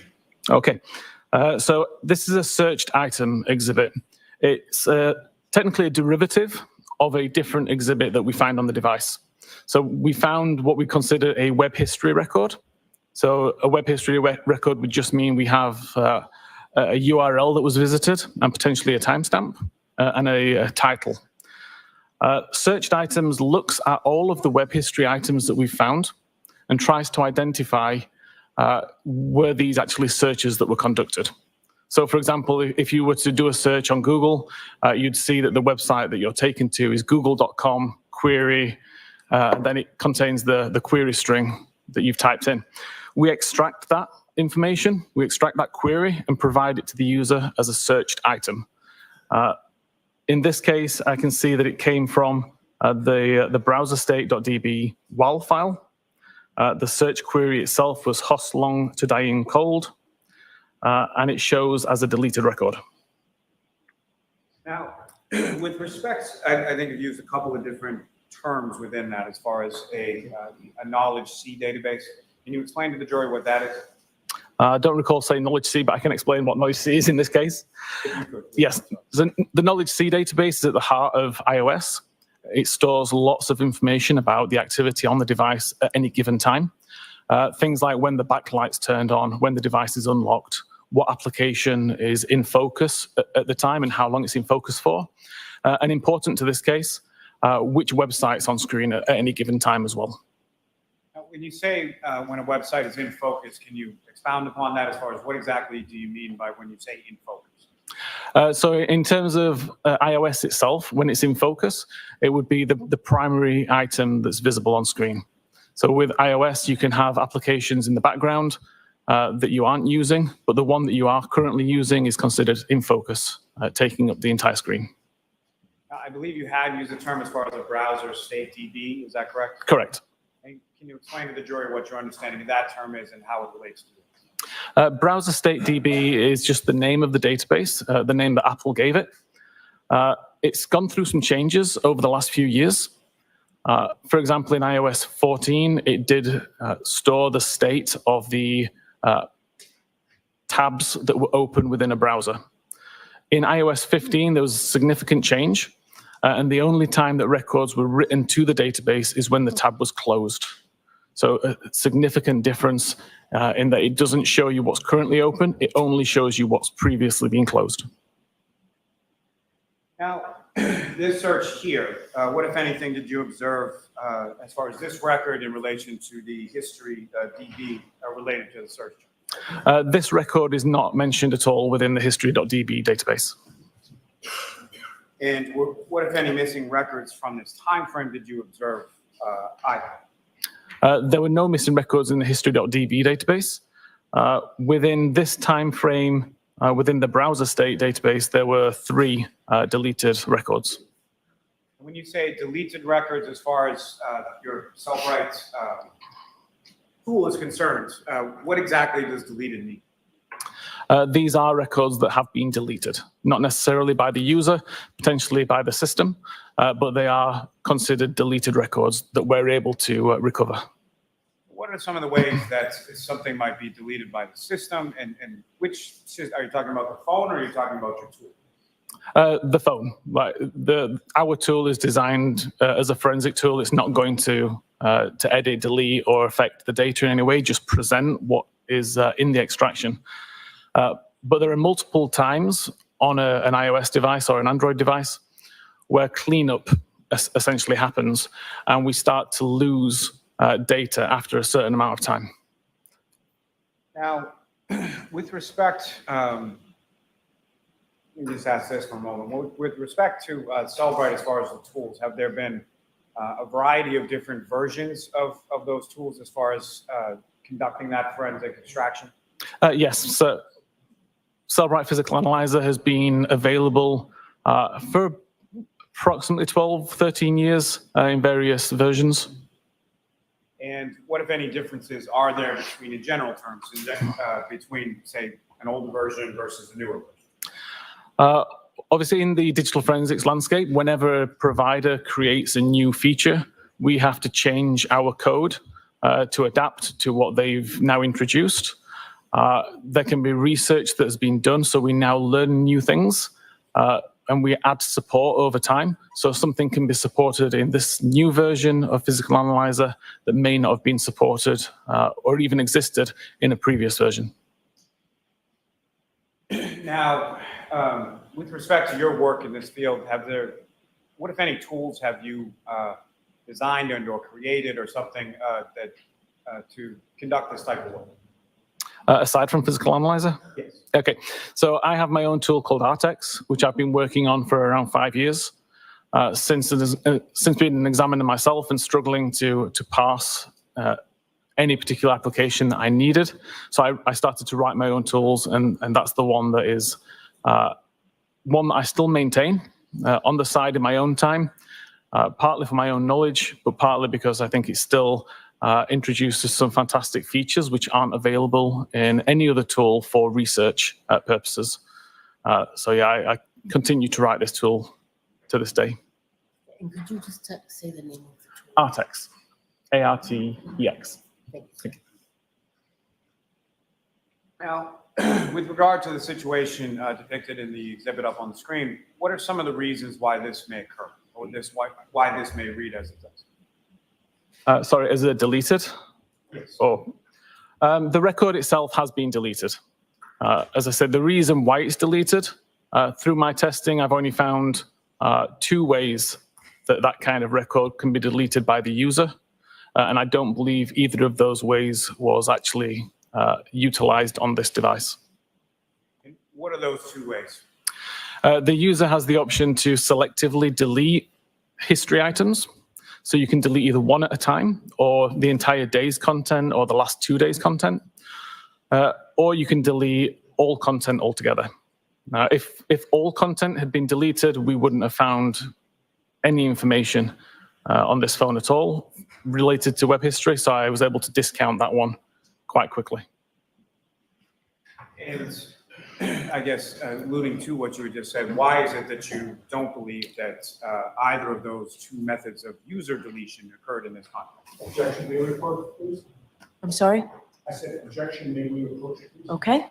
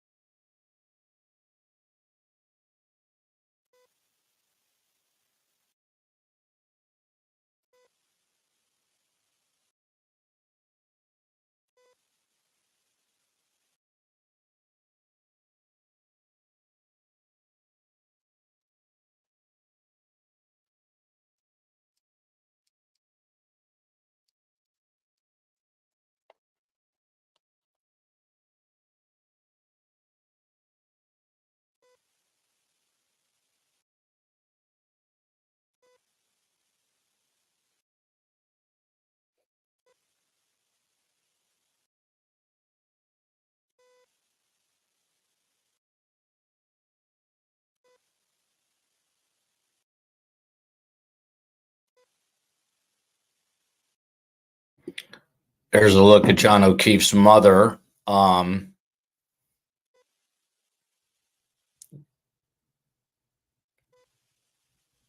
son Paul O'Keefe to her left, and you heard Mark talking about how close they really are sitting to each other. This is an old courthouse and some tight confines in there.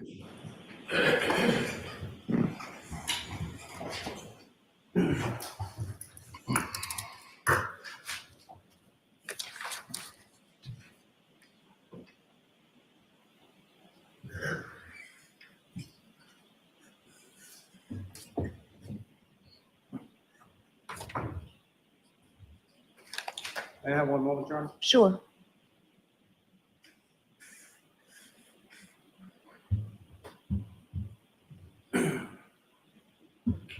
Mr. Whiffin, moving on from that for a moment, may I approach the witness, Your Honor? Yes.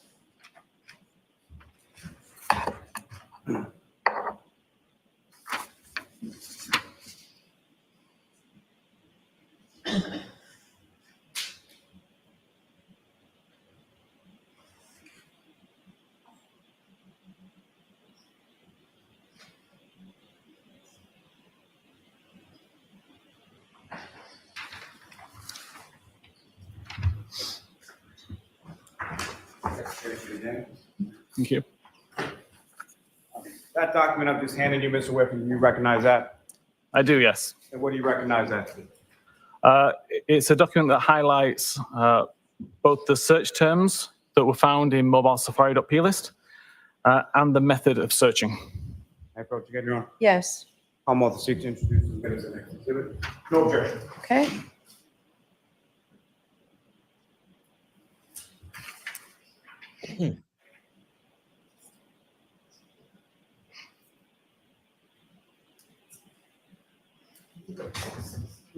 Thank you. May I return for the witness? Yes. Of course, Commissioner, may we publish it to the jury? Okay. And Mr. Whiffin, do you recognize what's up on the screen as the next exhibit? I do, yes. You did use a term in there, I believe, called a P list. Is that correct? Correct. Can you explain to the jury what you understand that term to mean and how it relates to what you're about to talk about up on the screen? Yes, so a P list or a property list is Apple's way of storing serialized data. That essentially means a list of data with names and values. And sir, if you could, again, using that laser point, direct the jury's attention to explain sort of what we're looking at and what, if anything, of significance to observe in this particular slide or tape. Yeah, so again, this is a table I created from the data within the mobilesafari.plist. The term shown down the left is what the user would have typed in to the search bar. Sorry, I keep blinding somebody. The search bar in the bottom of the Safari browser window. The UTC time is the time which is actually recorded within the plist. It's recorded as a string, so just text as it's presented on the screen there. And then I converted that and subtracted 5 hours to bring it into local time around Canton. Now, aside from this, just for a moment, with regard to, you're familiar with what's termed as a private browsing mode? Yes. And can you explain to the jury what that is and how it relates to this? Yeah, so private browsing mode is a setting that you can set on iOS devices or primarily most devices that prevents any of your browsing activity being recorded. So that it won't save the searches, it won't save the navigations, it protects everything so that it can't be found later on. And what, if any, relation did that have to what your analysis of the extraction in this case? If these searches had been conducted while in private browsing mode, these searches would not exist within this file. So is it your opinion that they were not conducted in any kind of private browsing mode? Correct. Now, you also familiar with the term as far as failure to load? Yes. Can you explain that to the jury and how that applies to this? Yes, so obviously whenever you try to visit a web page, there's a stream of information coming from the web to the device, which then renders onto the screen. At the completion of the load event, there's a function effectively which runs, and that records the visit to the history database. If for some reason the page doesn't load and it shows up with an unable to load message, so for example, you don't have an internet connection at all, that unable to load will be recorded. If, however, the device stalls and it just sits kind of waiting to load, nothing gets written to the history database. And if you were to close the browsing window prior to the page completing its load event, nothing will be written to history. Would that be written to somewhere else within the phone as far as any other storage areas? Technically, the only place I found would be the browser state. Now, With regard to the P list files, does the P list file save all sort of history items or no? Primarily, it's used to save preferences. So you'd have a lot of information in there if it's using light mode or dark mode, or when you want tabs to auto clear, that kind of information. But it also records several days history of searches. The actual number of days searches, I actually don't know. And what, if any, relationship does that have with regard to the search bar that's located on the bottom of this table? In order for the search item to be saved to the mobile Safari P list, you need to actually type it into this particular search bar. If you were to just visit google.com and start typing into the Google search bar, it will not be recorded within the mobile Safari.p list. And so what, if anything, were you able to determine about those two searches with regards to what you observed here? So these particular two searches were conducted at 6:23:51 and 6:24:18 respectively. They were searched using the search bar that's built into Safari. The fact that they didn't exist within HistoryDB and that there were no deleted records from history.db leads me to believe that they never successfully loaded. May I approach again, Your Honor? Yes.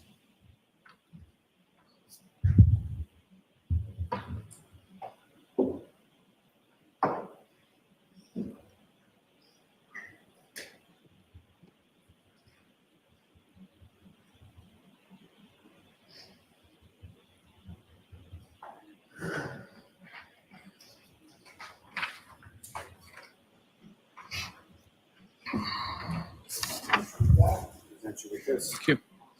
That new document that I just handed you, do you recognize that? I do, yes. What do you recognize that to be? This was the additional, the items from the history.db, I believe. May I approach, Your Honor? Yes. I'll proceed to introduce and admit as the next exhibit. Objection. Okay. Could you bring it?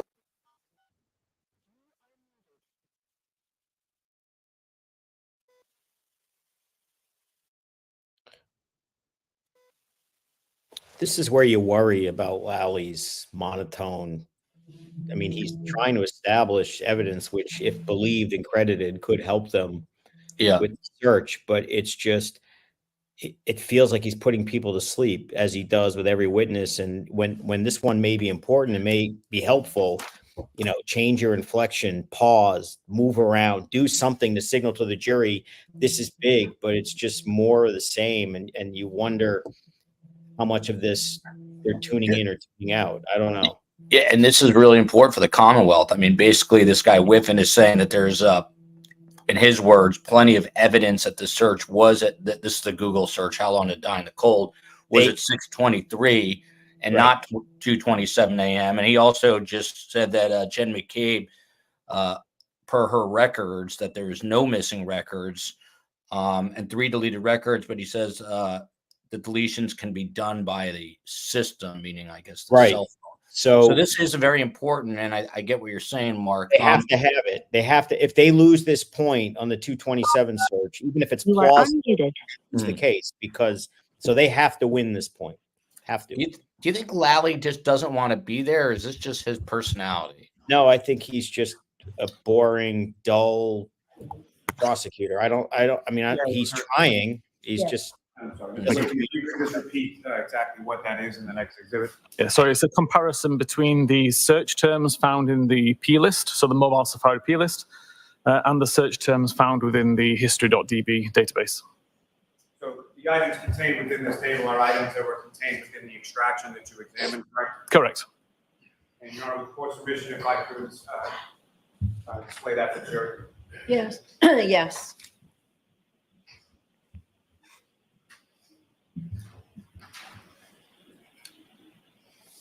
Mr. Whiffin, if you could, again, using the laser pointer, just to describe to the jury what we're looking at in this table and what, if anything, is significant between sort of the two sources of information depicted here.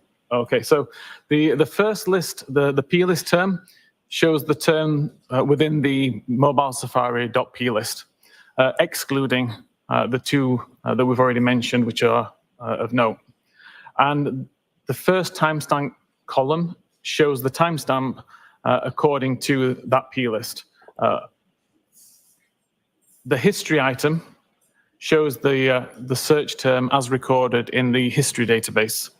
And then we have the timestamp as per the history database. So the purpose of this document was to show that we have a search for raining men and a history item related to the Google search for raining men, and they show within a second of each other. Again, the next one down, Antoinette Ock and basketball, and the associated Google search. And again, the timestamps are within a second.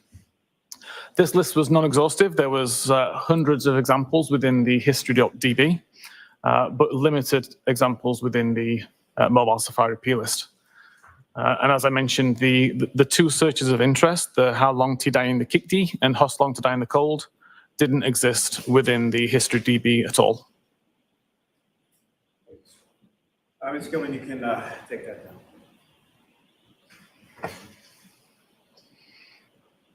Now, sir, if I could ask you just a little bit now about the browser state DB.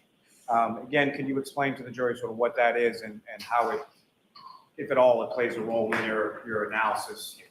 Yep. So initially, pre and including iOS 14, the browser state database would show all tabs that you currently had opened. So as soon as I go into my browser and open a new tab, a record is created. It includes information such as the time that I opened the tab or the time I last viewed the tab, the current URL which is being displayed within that tab. It shows information whether it's in private browsing mode or not. So in that kind of case, in iOS 14 and below, we're able to see current private browsing records and subsequently recover deleted ones. But in iOS 15, things changed.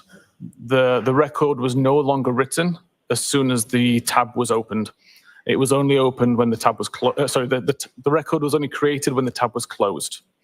That meant that our ability to recover that kind of history was significantly lower.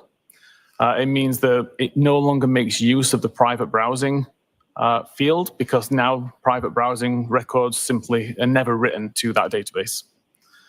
So now we can only really see a list of all of the tabs that have been closed, not which are currently open.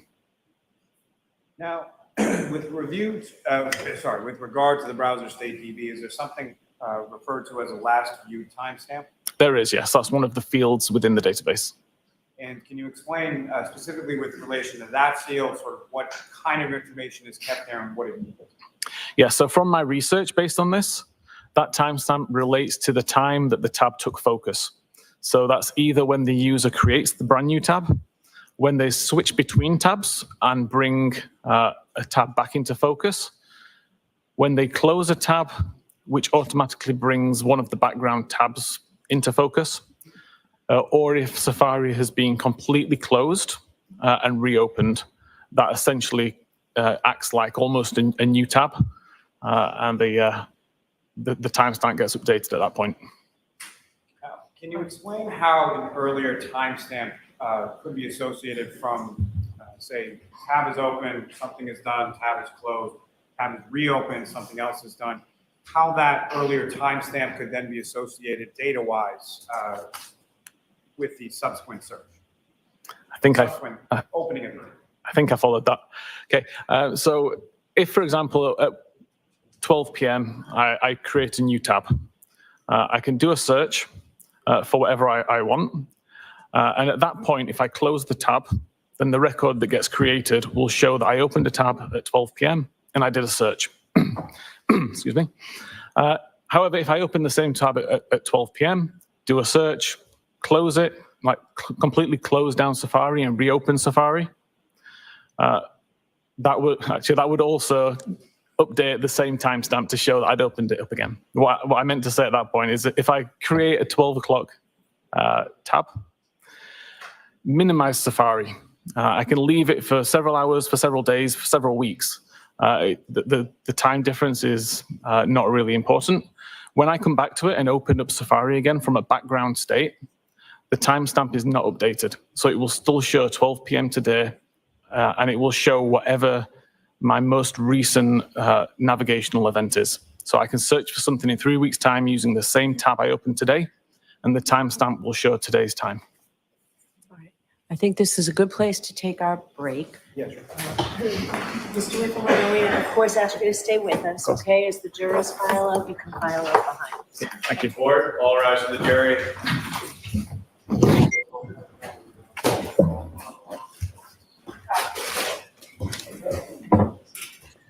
The judge likes her lunch on And time. could I see counsel Getting it. regarding timing, please? Mark's got to run. I'm going to grab a bite. We'll be here in about 45. I'll be back in 45 minutes. And when Mark's able to return, he'll give us his thoughts in the afternoon. We really appreciate Mark being here and giving us his insight. All right, I'll see you in a little bit. See you in a bit. Bye.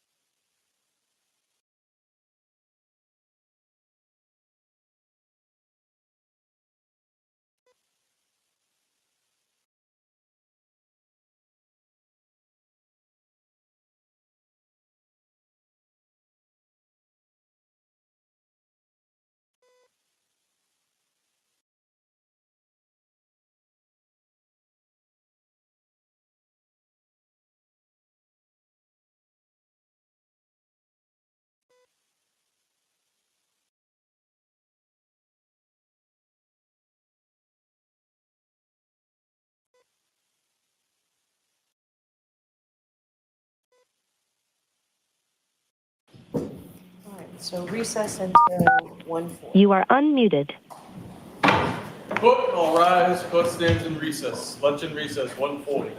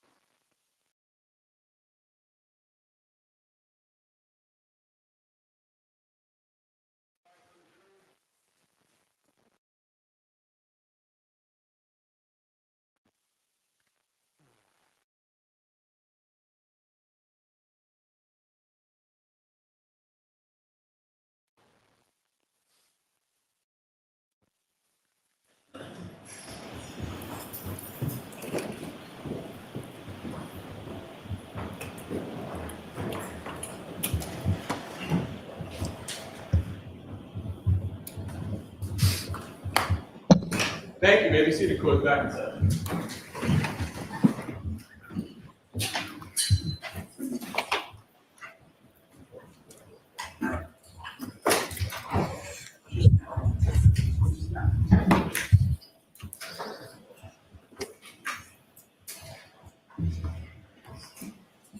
Okay, whenever you're ready, Mr. Lally. Your Honor, may I approach? Yes.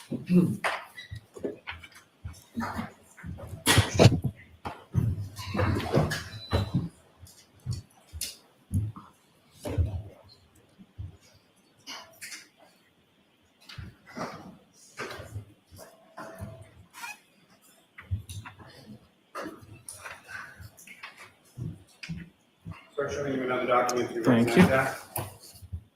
I do, yes. And what do you recognize that to be? This is the entire Google URL that was found on the browser state record. So broken down into each of its important sections. May I approach again, Your Honor? Yes. I'm going to take this here to admit as the next exhibit. Okay. Same objection as before, Sidebar. Okay, there are a couple of different objections. I need to see it, Sidebar. I don't know what you're talking about.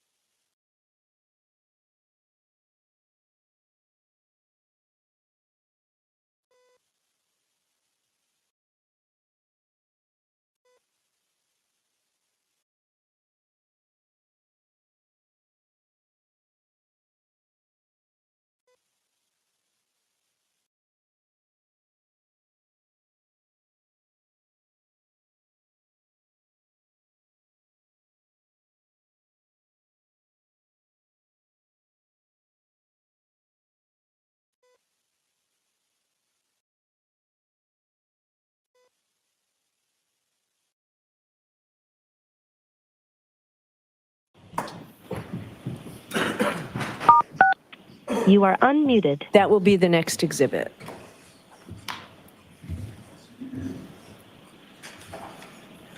Exhibit 682. Thank you.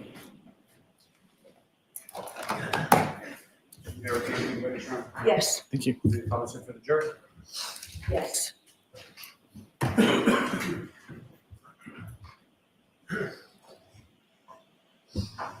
Now, Mr. Whiffin, what's up on the screen now, is that what you have before you as exhibit 618? It is, yes. And if you could, again, using a laser pointer, direct the jury's attention to what are we looking at in exhibit 618? Okay, so the left side of the table is the entire URL that was recovered from the browser state record. What I've done is broken it down into each of its individual components and explained what each of those components means. So the very first row is google.com/search. That just tells the browser that we're going to the Google website and that we want to run a search. The second part, the Q equals, is telling the browser what the query term is. So the query term here is host long to dying cold. The little plus symbols in between is in place of a space because spaces can't be part of a URL. Next, we have the input encoding and the output encoding. Just explains what kind of characters to use and what language to use when you're accepting the search query and giving it back to the user. And finally, the important part is the and client equals Safari. This is something that just tells Google that this query is being done using the Safari client. Again, if I was to use Safari and just visit the Google webpage and type that in, or type a search in, that part of the string wouldn't be there. That's only there because I used the Safari search bar as part of the Safari application to do that search. Thank you, sir. Ms. Gilman, you can take that one.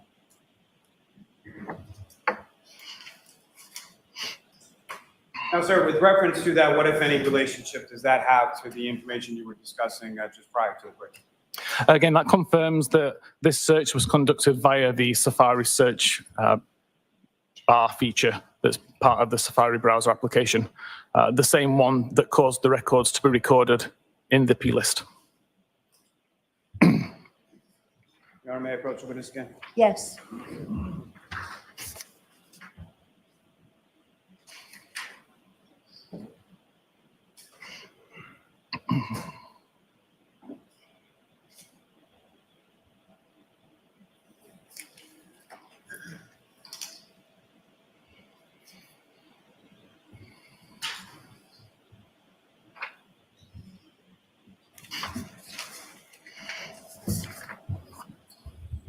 Do another document. Do you recognize that, sir?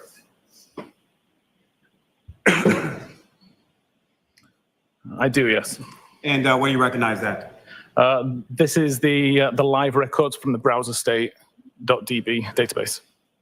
May I approach, Your Honor? Yes. I'm also seeking to introduce the witness. No objection. All right, thank you. So it's 6 minus 9. May I return to the witness? Thank you. May I publish after the jury as well, Your Honor? Yes. And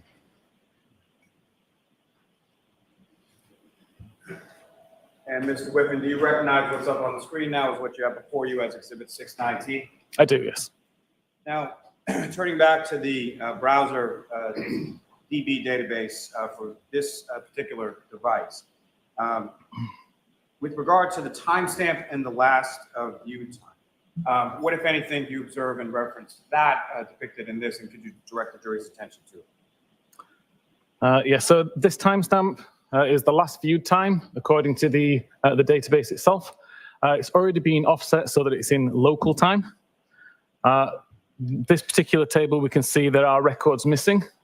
Between records 4025 and 4031, we have, 4025 and 4031, we have 4026, 27, 28, 29, and 30 missing. And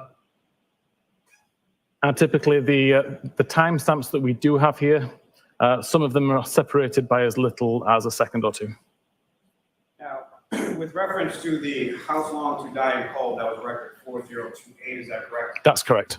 And so based on the records missing from this portion of the phone as far as that database, what, if anything, did you endeavor to do with respect to ascertaining one?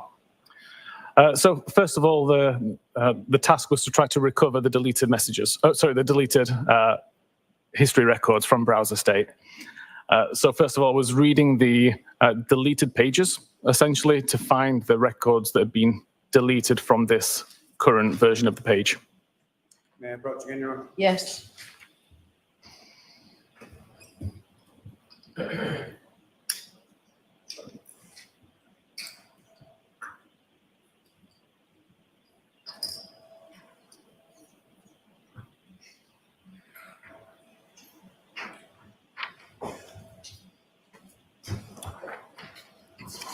Sir, I'm showing you another document. Ask you to do that up in the finish.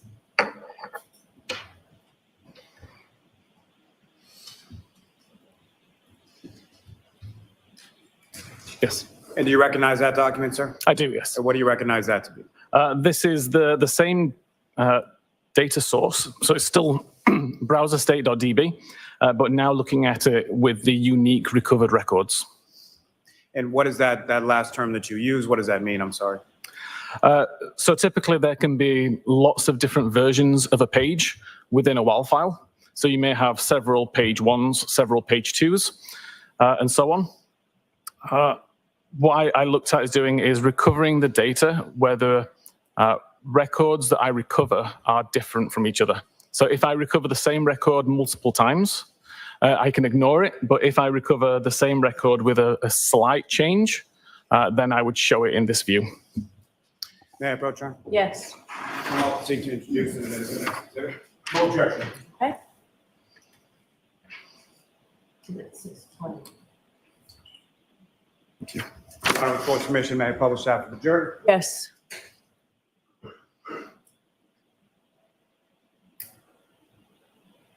Again, Mr. Whiffin, if you could, through the ways of ordering, to find it helpful, direct the jury's attention to what are we looking at here and what, if anything, did you uncover during this portion of your analysis? Yes. So again, the very first column on the left is the unique identifying number. You'll notice that there are some numbers here which are repeated. This is, as I said, because the records are recovered from multiple versions of the same page. There was actually 16 versions of this record across 23 different versions of this particular page. These three had some difference. Primarily, it was what's called the tab order field, but that's the only difference that showed up across these three Host Long to Die in the Cold records. All the rest show the same URL, the same ID number at the beginning, or tab ID number, and the same timestamp. Worth noting, there is no title shown in this particular record. Again, that speaks to the fact that this page didn't successfully complete loading. Otherwise, there would be a title of Google search, Host Long to Die in the Cold, as you saw on some of the other examples earlier. Now, sir, with respect to the table up here, is there any indication in regard to private browsing that you were talking about before? No, in iOS 15, as I mentioned, if you are using private browsing mode, there is no records recorded in this database at all. So the fact that that's not listed in this table, what, if anything, does that tell you? Everything that was recorded in this database was conducted not in private browsing mode. Now, with respect to your work within your field, are you familiar with a term called a session? Yes. And can you explain to the jury what you understand that term to mean and how it applies to this specific instance? Essentially, the life of the particular tab. So when I start a tab and I start to use navigation, I go to different websites. All of my navigation events would be considered part of the same browsing session, essentially. Now, sir, if I could turn your attention to the Knowledge C database for a moment. And again, if you could, maybe repeating just as far as, can you explain to the jury what you understand that term to mean as far as what is the Knowledge C database in respect to the other databases you've been talking about? Yeah, so far the bulk of what we've discussed, the history.db, the browser state DB, and mobile safari.plist are all particular to the Safari application on iOS. Knowledge C is much more global. It's much more ingrained within iOS. Everything is essentially recorded in there on iOS 15. So again, backlight activity, unlock activity, application state activity, and web usage activity is all recorded as part of Knowledge C. May I approach you, Your Honor? Yes.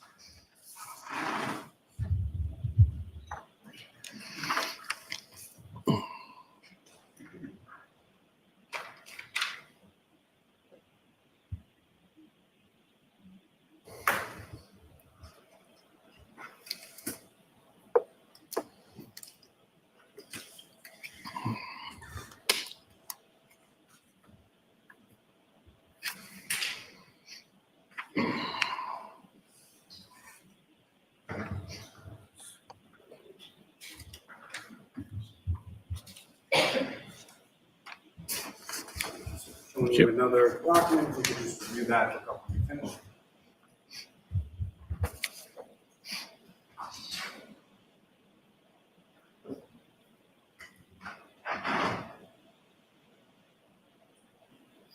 Yes.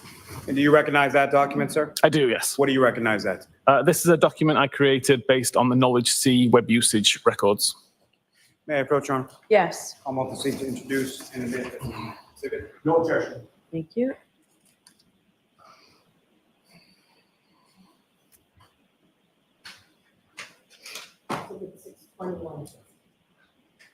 Thank you.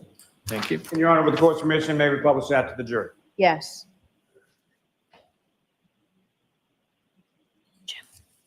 Sir, again, what's up on the screen, do you recognize that as what's before you as the next exhibit? I do, yes. And if you could, again, Ms. Gilman, if I could ask you to scroll down just a bit to the green tabs. Thank Now, if you could, sir, again, using that laser pointer, if you could direct the jury's, well, first, can I ask you, what is it that we're looking at in this exhibit? Okay, this is a particular, what's called a stream within Knowledge C. A stream is basically all like information being grouped together. So in this particular case, the stream is related to Safari, and it's telling us what web page was visible on screen, what time it started and what time it finished. Now, with respect to this particular tab, there are portions that are highlighted in green and portions that are highlighted in blue. Is that correct? Correct. Can you explain to the jury what the portions highlighted in green represent? I highlighted the sections in green due to their timestamp. So typically these items last between 2:27:37 a.m. and 2:27:53 a.m. So around the time of the Google search, if you were to believe the browser state. And with respect to the items highlighted in blue, what if any, what are those? The ones in blue are the actual Knowledge C records that show when the Hoss Long to Die in the Cold and the How Long to Die in the Kikti web pages were actually visible on screen. And so from this, what if anything were you able to ascertain as to the searches or the time associated with the searches from your analysis here? At 2:27:40, the only websites that were visible on screen were related to Ozone Basketball and Hockomock Sports, and that the How Long to Die in the Kikti first appeared on screen at 6:23:56, and Hoss Long to Die in Cold first appeared on the screen at 10:33 a.m. So those two searches from your review of this extraction in this device never appeared on the screen prior to 6:23 in the morning, correct? Correct.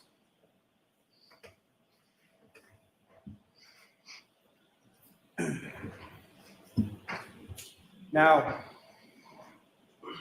from all this, sir, what, if anything, were you able to conclude with regard to these searches? So essentially, ignoring the browser state timestamp is important because that is not a reliable timestamp to show when that URL was visited. We have mobile Safari.plist record searches that show 6:23 and 6:24, and we show the same searches with very similar timestamps within half a second as showing up on screen in Knowledge C for the How Long to Die in the Kikti. And the Hoss Long to Die in the Cold was actually several hours later, which took a little bit more explaining, looking at Knowledge C and when the applications were opened up. Now, with respect to your view of the extraction of the device around these times, were you able to ascertain as to what time this particular device connected to a Wi-Fi sometime after 2 a.m.? I actually didn't look at any Wi-Fi connection information.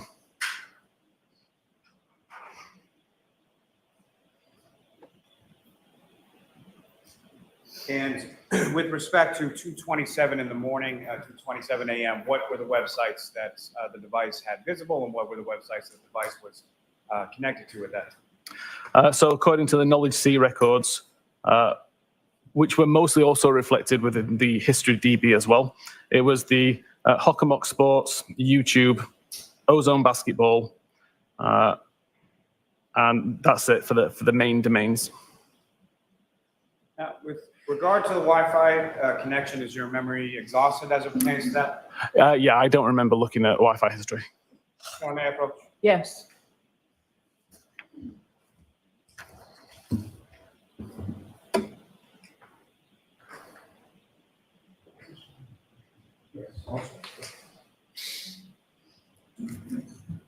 I'm showing you a copy of your report. Thank you. Review that and look up when you finish.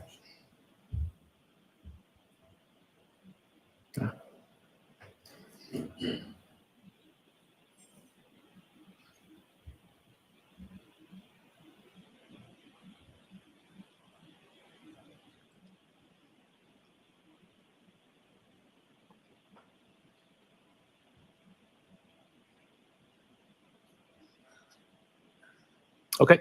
And sir, I'm sorry. In the interest of time, if I could ask you just to look at the next page as well, just briefly.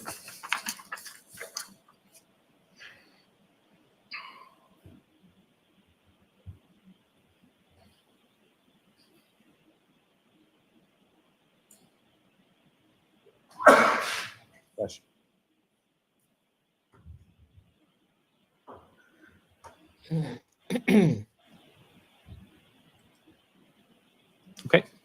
As you remember, refresh, sir? I do, yes. May I approach to retrieve? Yes. So, Mr. Whiffin, from your review of the extraction report in regard to this device of Ms. McCabe's, about what time was the connected to a Wi-Fi network called McCabe? I believe it was 0207. I didn't actually remember the timestamp just then. And with respect to the disconnection from that, do you know when that was? I can't recall. Your Honor, if I may approach? Yes. I think there's the time, Your Honor, may the witness. Yes. Thank you.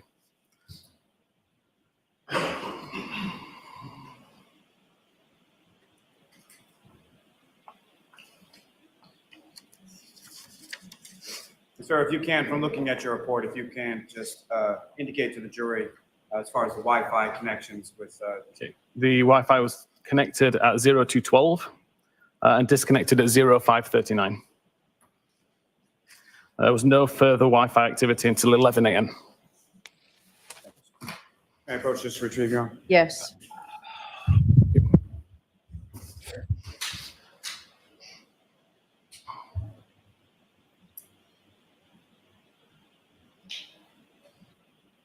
Now, sir, are you familiar with something called a write-ahead log or a wall file? I am, yes. And if you could explain to the jury what your understanding of that term is and how it applies in this specific case. Yes. So a write-ahead log is essentially a temporary store for database pages. When I'm talking about database pages, it's not something that the user ever sees. It's part of the structure of SQLite databases. Just as chapters in a book can span multiple pages, data in a database can span multiple pages also, and it's not necessarily in the expected order. It's up to the database application to find those pages and order them correctly in order to display the data to the user. The WAL file, on the other hand, it still contains pages, but they're organized in frames, essentially. And a frame is the same as a page, but with additional information at the top that identifies what page it is. So I mentioned earlier that it's possible to have multiple versions of the same page within the WAL file. That's because every time I write a record to the database, a new frame is created and the page is updated. So for example, if I was to have a new database, create a record, a new frame is created with page 1, and it adds my record. As soon as I add a second record to that database, a new frame is created again. So I now have frame 1 and frame 2. Both of those frames would contain a version of page 1. The first frame would contain only record 1. The second frame would contain records 1 and 2, and so on. Forensically, where it gets interesting is on the edit or deletion of a record, because the same process is applied. So now a new frame is created. The page number is the same as previously, so we'd still have a page 1. But now only the records that I don't want to delete are copied across. So I could end up in a situation where I have 4 versions of page 1. One has record 1, one has records 1 and 2, one has records 1, 2, and 3. But the most recent version of the page only has record 1 and 3, for example. Now, a normal piece of database software will only look for the most recent version of the page, so you would only see records 1 and 3. The forensic software can look at all previous versions of the page as well, and that's how we're able to recover record 2 in that instance. And that's essentially how we were able to recover the browser state record from WAL. Now, sir, turning to that issue as far as deletion, what, if anything, well, let me ask you this first, just before we leave the WAL file. So with regard to the WAL file, what, if any, relevance is there that certain data only exists within the WAL file? So again, if I create a record that's in the WAL and delete it before it gets committed, which means when it gets merged into the main database, then it exists only in the WAL. It could be that it's a brand new record that just hasn't been written yet, or it could be one which was deleted from the database prior to the commit occurring. When you say commit, what exactly is, what does that mean? Commit's a process where essentially the database looks at all of the most recent versions of each page in the WAL file, copies them out from WAL and puts it into the main database, and then deletes the WAL file altogether. So at that point, we lose the ability to recover data from WAL because the WAL doesn't exist, but we have all the most recent versions of the page. Now, so turning to the concept or the topic of deletion of data, what, if anything, did you find with regard to deletion of data with respect to this search as it applied to the P list that you discussed before? Recovering data that's been deleted from P list is not really possible. So all we can say is if this record exists within the P list, it hasn't been deleted. Now, same question with regard to issues of deleted data with regard to the history DB. There was no records of any, so there's no evidence of any records being deleted from history.db since early January. I think it was like the 3rd of January up to February 2nd. And how were you able to tell that with regard to the history DB? Again, every record is given a unique number, and there'd be a gap in that numbering system if a file or if a record had been deleted. The fact that there was no gaps indicates that nothing had been deleted. And with regard to deletion, what, if anything, were you able to ascertain with regard to deletion versus web usage in the Knowledge C database? Knowledge C contains such a large amount of different type of data that's always being added and deleted for various reasons, none at the discretion of the user. It's a completely system-driven event to delete information from Knowledge C. So we can't say what was deleted from Knowledge C, but we can see that during the times of Safari usage, records exist within Knowledge C that indicate, or certainly appear to indicate, that nothing was deleted. What, if anything, were you able to find with regard to deletion in respect to the browser state DB data? Browser state did have numerous records that had been deleted. Some we were able to recover. 3 records from browser state all had a timestamp very similar to 22740. These were 3 records that had been deleted at some point. What are some of the options for deleting data from that particular, from the browser state DB?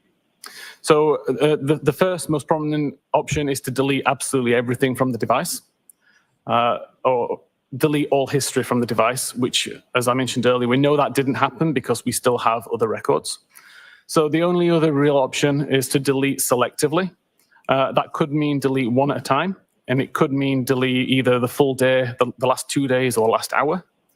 But in all of those cases, the record must exist in history.db in order to be deleted from browser state. The fact that this record, the hoslong and the how long today and the key don't exist within the history database would mean that the user would never have the option to selectively delete that record. May I approach Sean? Yes.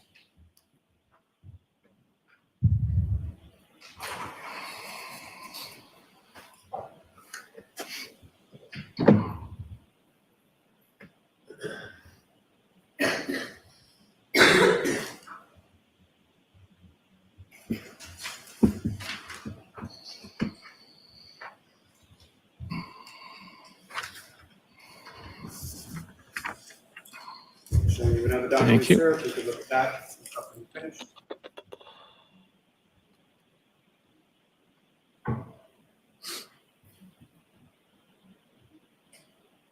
Yes. Do you recognize that, sir? I do, yes. What do you recognize that to be?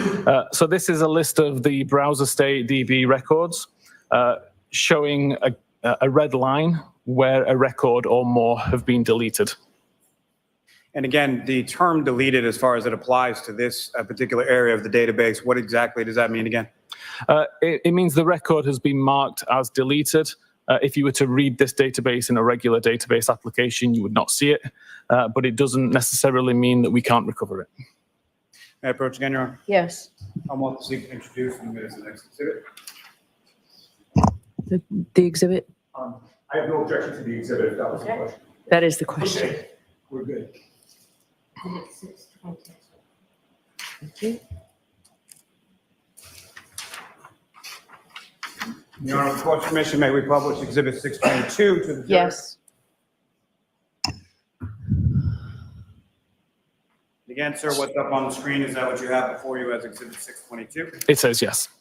And if you could, please, using the laser pointer, direct the jury's attention to what, if anything, of significance you observe in this. So again, we can use the number down the left side, which will identify the unique identifier given to each of these records. And we can see that the red line between the first two records indicates that records between 3986 and 3993 have been deleted. We can see that record 4001 is deleted. Records between 4004 and 4019 have been deleted. Record 4020 was deleted. And then finally, records between 4025 and 4031 had been deleted also. Now, sir, as far as records 4024 and 4025, what, if anything, were you able to ascertain as far as the dates and times associated with those? Yeah, so these particular records show up at 227.31 and 227.33 respectively. And this matched records within Knowledge C that showed that at this particular time when the tab took focus, that particular website was also shown visible to the user in Safari. Now, as far as the date and time for 4024 and 4025, what, if anything, did you observe with respect to the date and time for 4026?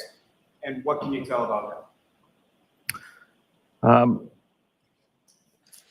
So 4026 was approximately a second or two after the record here, 227.33. I believe it was at 227.35. And then again, there was another record, 4027, which again was another 2 or 3 seconds after that time. So within a 9-second period between 227.31 and 227.40, there were 5 records within Browser State DB that had a timestamp within that 9 seconds, all with completely different types of website, ranging from PayPal, banking, YouTube, and the Hoslongstein code. Now, sir, with respect to, are you familiar with the term called spontaneous deletion? I believe so. And can you explain to the jury what that is? It's not a term that I would use, but essentially a cleanup operation would occur on the device where it would look for orphaned records, records that are old enough to not be required anymore, and they would just be deleted by the system without any direction from the user. Now, during the testing that occurred, your testing, which occurred with respect to this device, what, if anything, did you observe with regard to spontaneous deletion? I wasn't able to replicate the spontaneous deletion. I was able to replicate completely orphaned records. So a record that existed in browser state without a corresponding record in history.db. And it meant that there was no way for me to delete that record manually without deleting everything from the device regarding history. May I approach, Your Honor? Yes.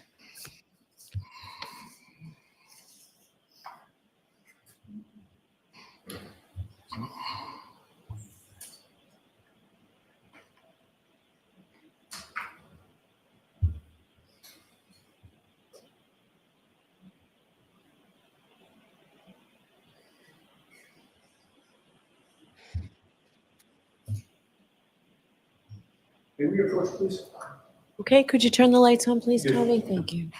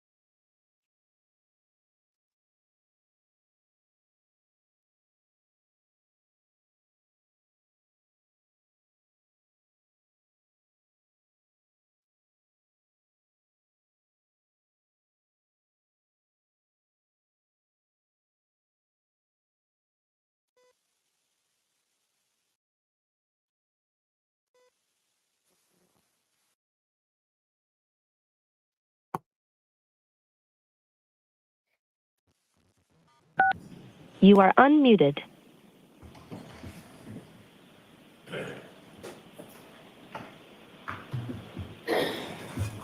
All right, so you're introducing those 4 pages or whatever it is, Mr. Lally? Yes, sir.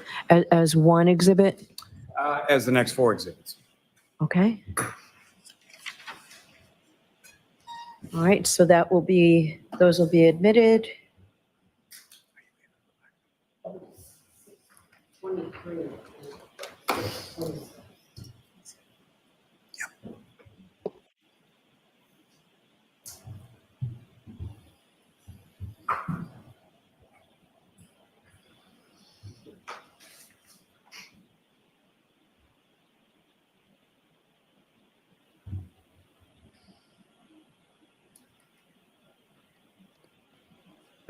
Were you going to publish those? Because you can go ahead and publish them while this is. I don't think that's.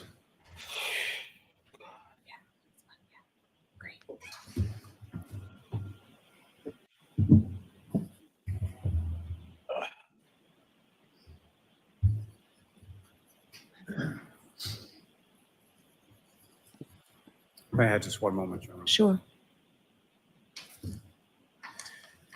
Your Honor, if I can take them just one by one, I think that might be. Okay. I'm showing your document. Do you recognize that? I do, yes. What do you recognize that to be?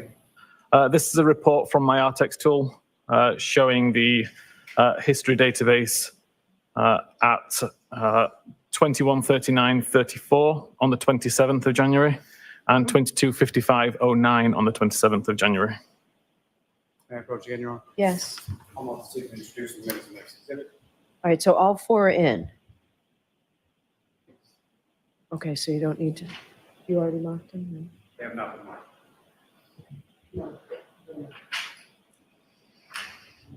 Okay. Exhibit 623. May I have one moment, Your Honor?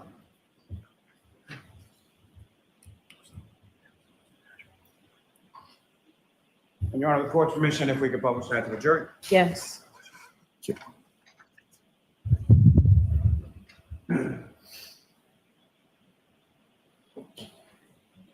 Now, sir, with regard to this, we're looking at record number 4026, is that correct?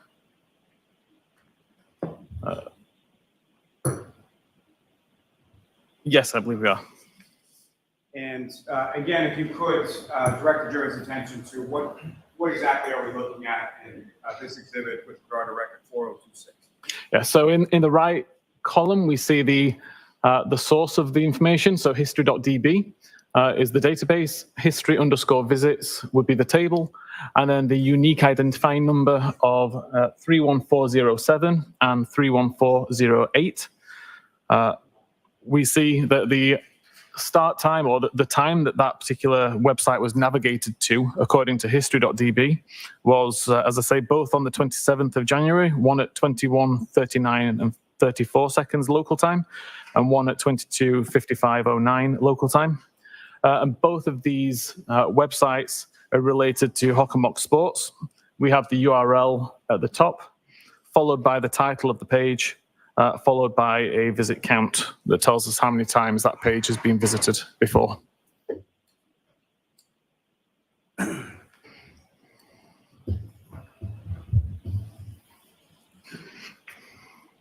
Sorry, one moment, Your Honor. Yes.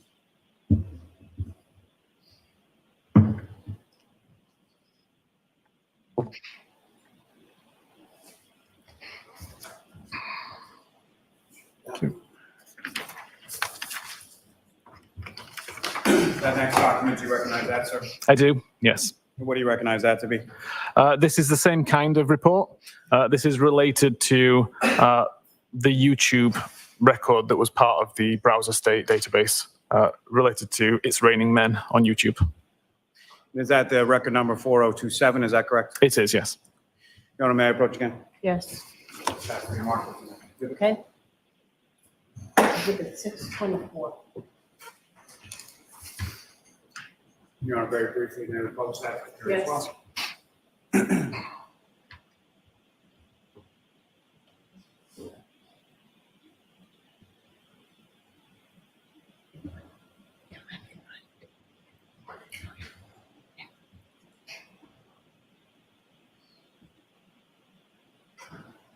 And sir, what's up on the screen now, is that what you have before you as the next exhibit? It is, yes. And again, if you could, using the laser pointer, just direct the jury's attention to what, if anything, of significance you observe in this record of 4027. Yeah, so again, we have 5 records related to the YouTube video, It's Raining Men, starting at record 31398, 31399, 31400, 31401, and 31402. These were all accessed on the afternoon of the 27th of January 2022. May I approach again, Your Honor? Yes.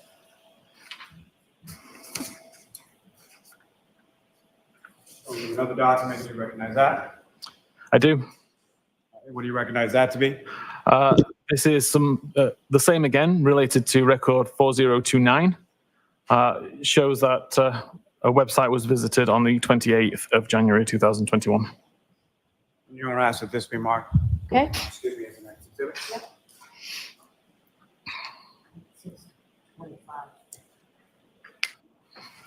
Okay. And Your Honor, with the court's permission, may I publish that briefly? Yes.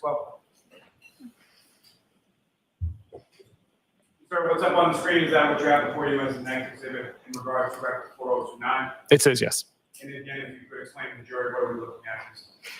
Yeah, so this URL, cantonma.org, relates to the URL that was provided in record 4029 of the browser state database. It shows that this web page was accessed at 1 p.m. And 17 minutes and 0 seconds, and 1 p.m. 17 minutes and 8 seconds on the 28th of January 2022. May I approach again, Your Honor? Yes. Another document, sir, do you recognize that? I do. And what do you recognize that? Again, the same kind of report. Again, this type of record 4030 from browser state, and it shows access to Ozone Basketball. And with regard to that report, as far as the same kind of report, that's from your tool, the ArtX tool, is that correct? Correct. And that ArtX tool, is that a widely available tool used within the field of forensic investigators? Yeah, it's something that I say I've worked on for around 5 years. I've given it away free to the digital forensics community for 5 years. There's approximately 600 users globally, and it's taught as part of the SANS digital forensics training courses. May I approach again just to retrieve, Your Honor? Yes. Yes. Thank you. May we publish that for the Yes. Your Honor? With regard to this exhibit up on the screen, record 4030, again, if you could just draw the jury's attention or direct the jury's attention to what, if anything, of significance you observe in this exhibit. Yeah, so again, we have records from the history database related to Ozone Basketball, and it shows that this website was accessed at 11 a.m. and 26 minutes on the 25th of January 2022. May I approach, Your Honor? Yes. Ms. Gilman, you can.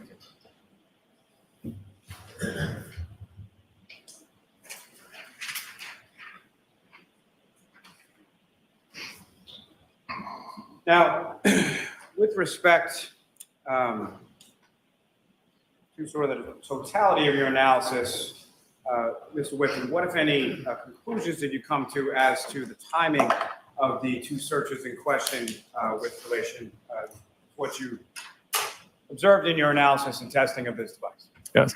So in conclusion, I determined that the tab that was used was focused at 227.40. So the tab was opened at that time, at which point it was being used to show Ozone Basketball and Hockomock Sports websites.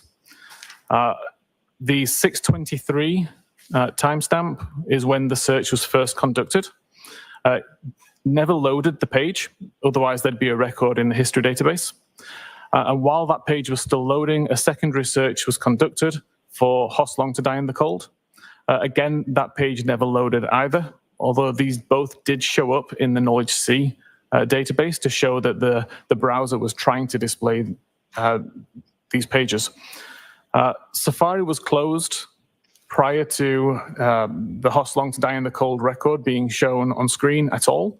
But when it was reopened at 10:33, in regards to whatever other safari activity was to be conducted, it appeared on screen. So we have a 10:33 record where Hoslong to Die in the Cold was shown on screen, even though the page never successfully loaded. And with respect to your analysis and your testing here, what, if any, opinion do you have as to whether or not any of the data marked as deleted was actually user deleted, or a user actually actively went through the process of deleting the data? Yeah. So again, we know that she didn't, we know that nobody deleted the entire history. So that leaves the only option to be selectively deleting records. The fact that there are no missing records in HistoryDB shows that it's impossible that that record could have been deleted by the user. It would have just been orphaned in the database, and I believe would have deleted itself at some stage whenever a particular cleanup function ran. Although, as I said earlier, I haven't been able to replicate that.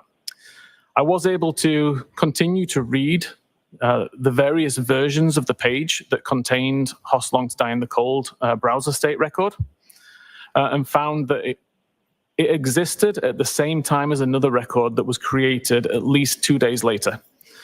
Therefore, I can determine that that particular record was not deleted until at the earliest 10 p.m. on the 31st of January. And that it's not possible that the user could have created or caused that deletion to occur. Now, over the course of your analysis and testing or review of the extraction in this case, did you have occasion to review an affidavit of a Mr. Richard Green? I did, yes. And what, if any, opinions or conclusions do you have as to that affidavit? I had issues with several of the statements being made as part of the affidavit. And what issues were those? Namely, it specified that Sellbright report identified that the search was conducted at 2:27:40. And as I've explained, I believe the tab took focus at 2:27:40, not when the search occurred. The report mentioned that Sellbright report identified it was deleted by the user. We don't do that. We'll tell you that a record is deleted, but we don't specify how the record was deleted. That's something for the examiner to determine. I forget. Oh, and then there was a mention of the purpose of the browser state database. The explanation given was correct for iOS 14 and below, but not for 15 and above, which is relevant in this case.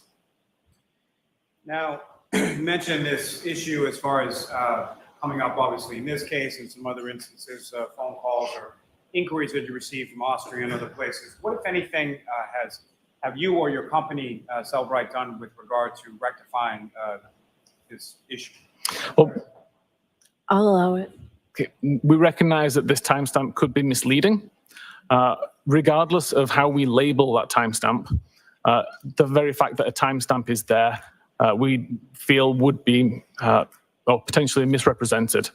So the decision was taken to remove the timestamp altogether from that information. So now we show the web page was visited, but we don't attribute a time to that purely because it could be wildly inaccurate. Thank you. Your Honor, this may be the appropriate time for the instruction. Okay. All right, so jurors, we're about to see a demonstration by Mr. Whiffin.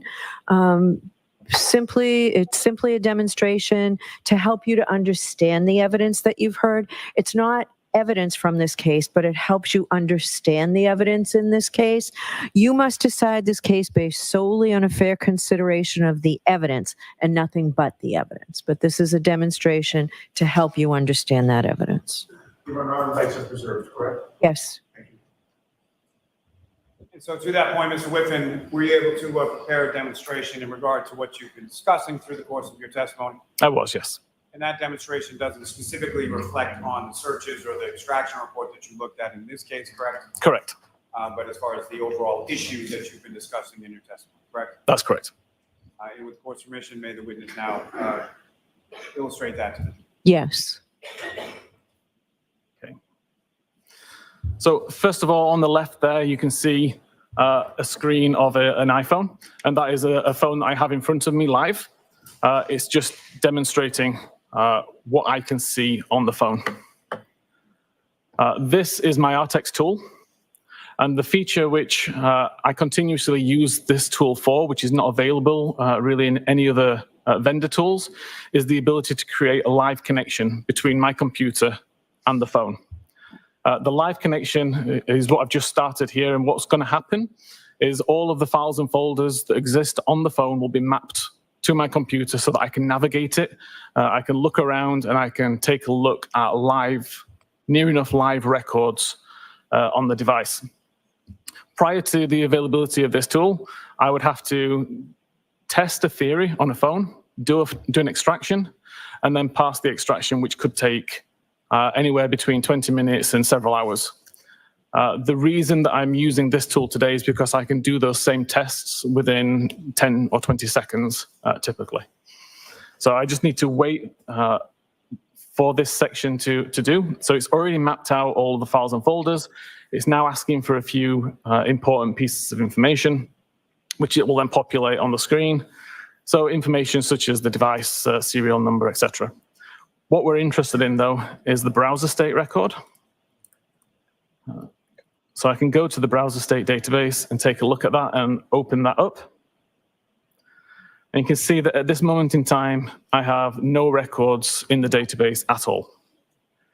If I go back into the live view of the phone,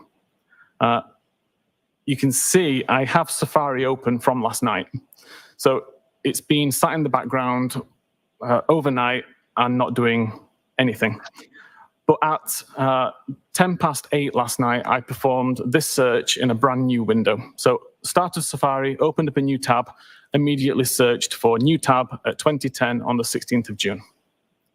If I now search for the time right now, 1442, what I can do is go back to my RTEX tool and press this reload button. That's going to delete the database from my computer only and copy the most recent copy of the database and WAL file from my phone back to my computer, where it shows me I still have no records. That's expected behavior because at the moment I've not closed the tab. So if this, again, was iOS 14, there would be a record there to say what tab I had open, but iOS 15 doesn't work that way. If I now go back to my tabs and actually just close this window, I can go back into RTEX and hit reload again. And we now see we have some records. I can look at this particular record and you'll see the title is 1442 Google search. You'll see the Google search record here. So I just need to change the time zone as well to Eastern time. So you see it's the most recent search which I conducted, the 1442 search. The last viewed time, though, still shows as 8:10 p.m. last night, because that's the time that the tab was focused, not the time that the search was conducted. Thank you, sir. Let me have a moment, John. Yes.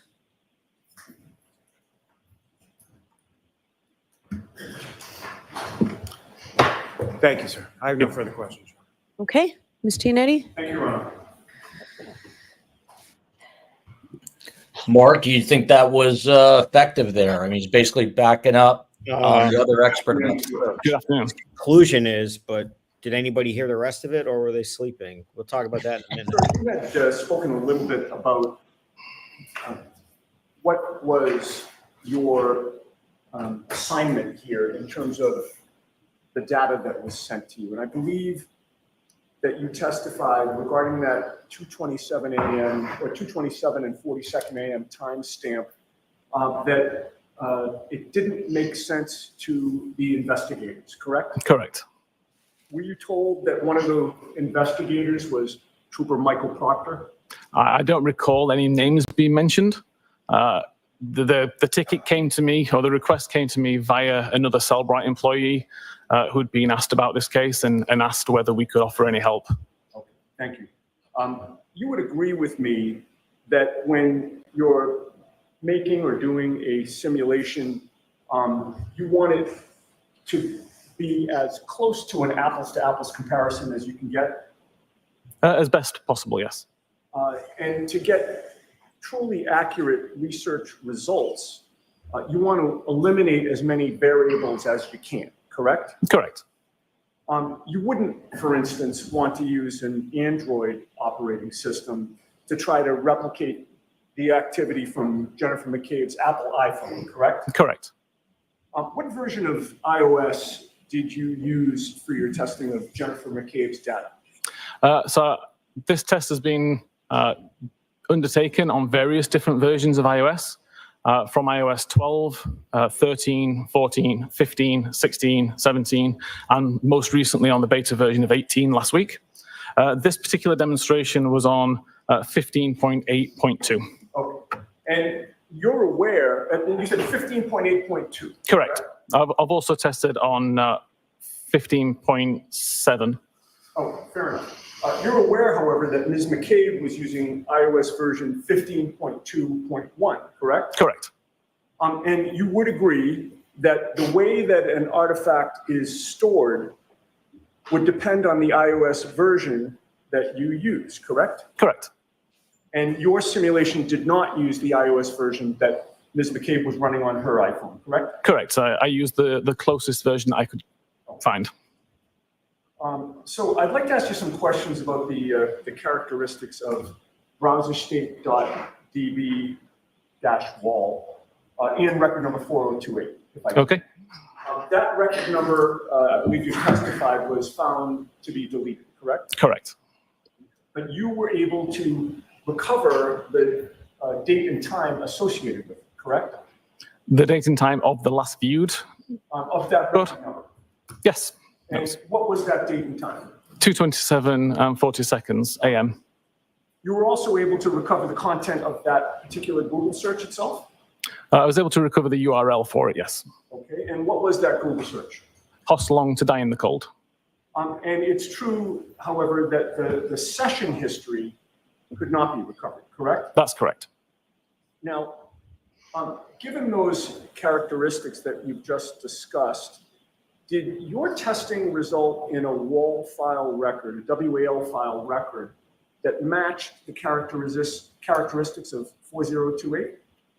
In other words, deleted with session history not recoverable? The issue with the session history, I was able to recover only the first page of session history. What happens is when there's a large amount of data that's split over multiple pages, if it's a live record, all those pages point to each other so that you can chain it together and get one large amount of information. Once they've been deleted, some of those pages can be overwritten and therefore the pointers don't make sense anymore. So the amount of information in this session was way larger than one page, and I wasn't able to recover anything further. Okay, and you'd agree that the simulation was done using a different operating system, correct? Correct. Were you able to recreate the other deletions that appeared before and after that record 4028? Which deletion, sorry? Well, you had testified, and I believe there was an exhibit that was introduced that showed that there were multiple deletions both before and after, correct? Correct. Were you able to recreate those deletions?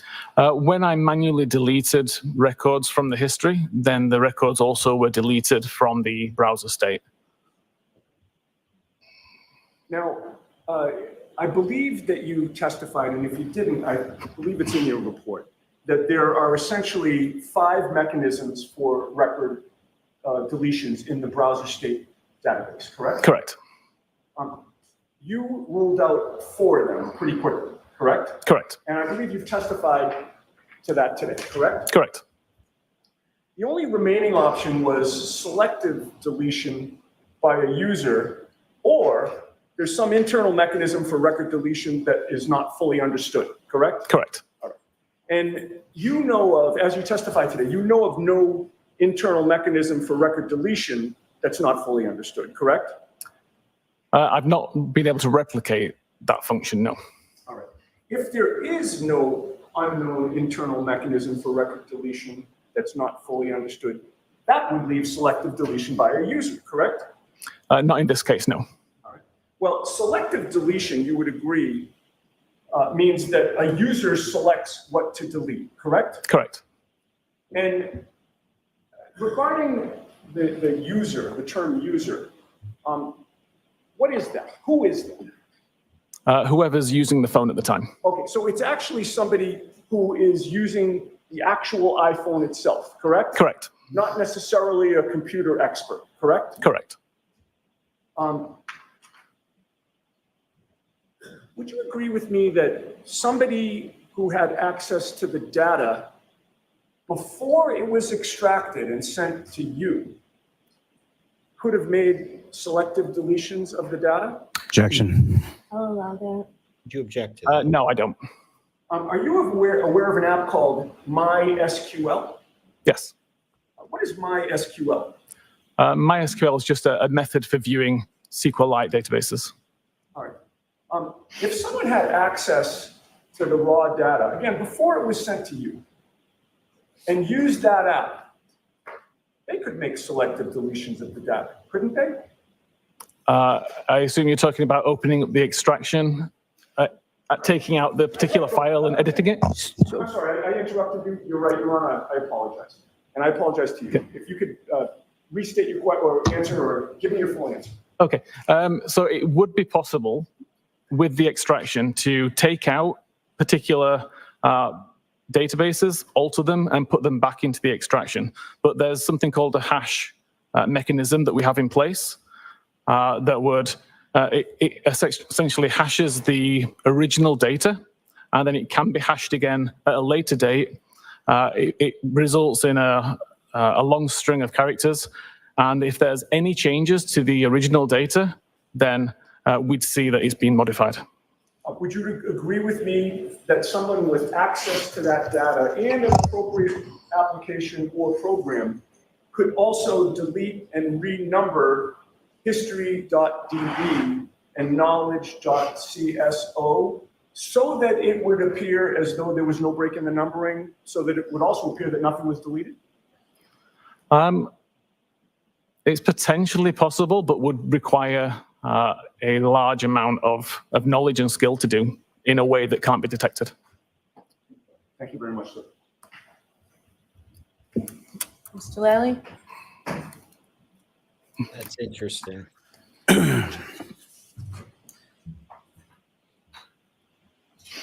Joel, McCabe's husband is an IT expert. Any discrepancy between the iOS version and Ms. McCabe's phone? I think I had heard that. Interesting. The demonstration that you did, what, if any, impact does that have on what you showed this jury?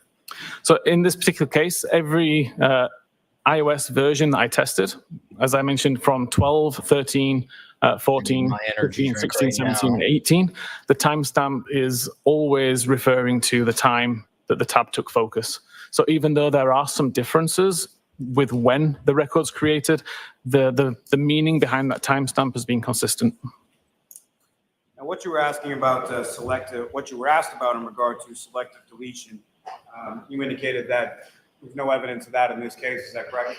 Correct. Selective deletion would require that the record existed in the history database in order to be selected to be deleted. The fact that there's no missing records indicates it was never written into that database and therefore could not have been selectively deleted. Now, the hash mechanism that you testified as far as detecting whether or not someone had surreptitiously gone in and deleted things, did you see any evidence of that in your review of the extraction of Mr. McCabe's phone? I didn't have access to the hash information to see whether any changes had been made. That's something that the original examiner would have had access to. From my point of view, there was nothing in there that would indicate that tampering had occurred. The timestamps all made sense for the files. The historical pages all made sense. So it's probably possible, but it would take a large amount of skill to do. Now, with regard to your analysis and your testing in this case, again, what is your opinion or conclusion as to when these two Google searches were conducted? I'm of no doubt that the only time those two searches were conducted was at 6:23 and 6:24 on the morning of the 29th. Thank you, sir. Nothing further on. Prior to today, have you ever heard of spontaneous deletion? It's not a term that I'm familiar with. Thank you. All right, sir, you are all set. Thank you very much. Thank you. Do you need a couple minutes to take your stuff down? I can probably be quite fast. Thank you.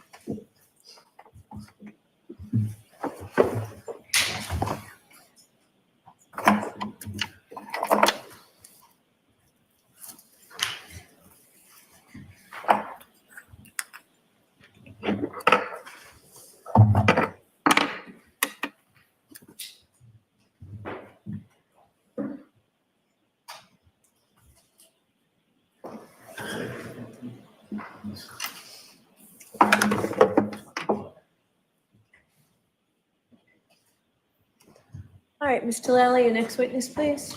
Yes, Your Honor. The Commonwealth called Trooper Nicholas Garino to the stand. Oh boy, another trooper. That was in Whiffin with Celebrate. What's happening here, Mark? Garino is the first one who looked at the cell phone stuff and apparently didn't pick up any of this. So this is going to be very interesting. This is probably somebody they wish they did not have to call, but the defense would have. Gotcha. I was just going to ask you, why would they call him? I might have called him first and finished with Ian, who is clearly going to be a stronger witness than this guy, even though we have discussions about him. I don't understand Lally's order of calling witnesses. He just had probably his strongest witness, and he's going to call a weaker one right after, as opposed to the other way around. Yeah.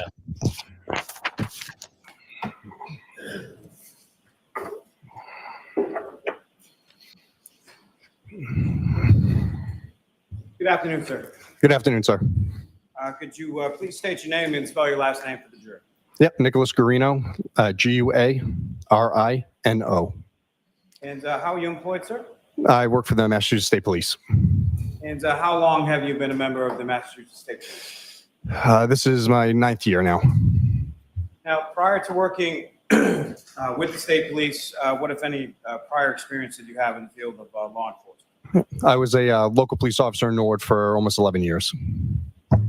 Now, with respect to your role within the state police, where is it that you work now? This is breaking news. He has hair.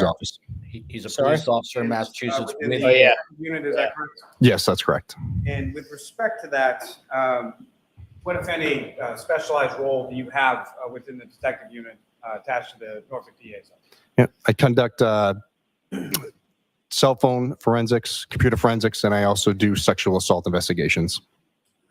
Now, with regard to the electronic forensics, what, if any, specialized training have you received in that particular area? I have about 300 or so hours at Celebrate, CCO, CCPA, cell phone repair forensics, Berlin motor vehicle forensics, Axiom magnet, cell phone and computer forensics, X-Ways. These are all different programs used for cell phone and computer forensics. Now, sir, at some point, did you become involved in the investigation involving the defendant, Karen? Yes. And with respect to that, let me just ask you, at some point, did you become aware of an affidavit from a defense expert named Richard Green? Yes, I have. And sometime following that, did you have occasion to reach out to Cellbright with regard to what had been posited by Mr. Green as in regard to two Google searches contained within Jennifer McCabe's phone? Yes, I did. And eventually, at some point, did you have occasion to speak with the gentleman who came in here right before you, Mr. Ian Whiffin? Yes, I did. And so that wasn't Trooper Proctor that had reached out to Mr. Whiffin or had any communication that you're aware of with Mr. Whiffin, correct? No, I reached out after the defense expert's findings were released, and I read his report. And did you also have occasion to review a report from a Miss Jessica Hyde? Yes, I did. And with respect to those two reports, what, if any, conclusions or opinions did you come to independently in relation to those opinions of Ms. Hyde and Mr. Whiffin? Objection. Sustained. Now, Trooper Garino, you had mentioned that you've had specialized training in regard to something called BURLA, correct? Yes. Could you please explain to the jury what BURLA is and how is it used in criminal investigations in your line? So Burla is a specialized hardware and software used to download the infotainment and telematics modules in a vehicle. So telematics module is basically like the SIM card for the car. And the infotainment system is your radio head unit that enables you to have Apple Play, CarPlay, or Android or Google Play for the vehicle. And at some point, were you made aware of a search warrant that was authored in regard to seizing the infotainment system from Ms. Reed's vehicle? Yes, sir. And just so the record is clear, can you describe Ms. Reed's vehicle as far as what type of vehicle we're talking about? Yes, it's a Lexus LX 570 SUV. And specifically on February 2nd, 2022, did you have occasion to remove that infotainment system from the vehicle pursuant to that search? Yes, I did. And once that item was removed from the defendant's vehicle, what, if anything, did you do with it? After we removed it from the vehicle, it was brought back to Norfolk DA's office for a data extraction, or attempt to. And that data extraction, if you know, based on your training experience, sort of how is that conducted, or what is the process of extracting data from using Burla? Yeah. So depending on the system, it's dismantled of these systems, and we're able to pull the data. Or the other option, if that's not viable, is to do a chip off, where we have to basically destroy the motherboard and take the memory chips off the devices to try to get the data that way. Now, with reference to this specific device, what, if any, efforts did you undergo in order to extract the information without using the chip off?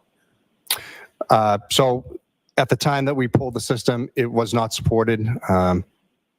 I emailed Burla and called them, see if they had a timeline of when this might be supported so we could get the data. We deemed chip off as a last resort, because it is a destructive process. So once those memory chips are taken off, the likelihood of trying to reattach them and get it to work again is very slim. Let me stop you there for a second. When you talk about an item being supported, what does that mean? Whether or not Burla has the ability to pull the data from that vehicle.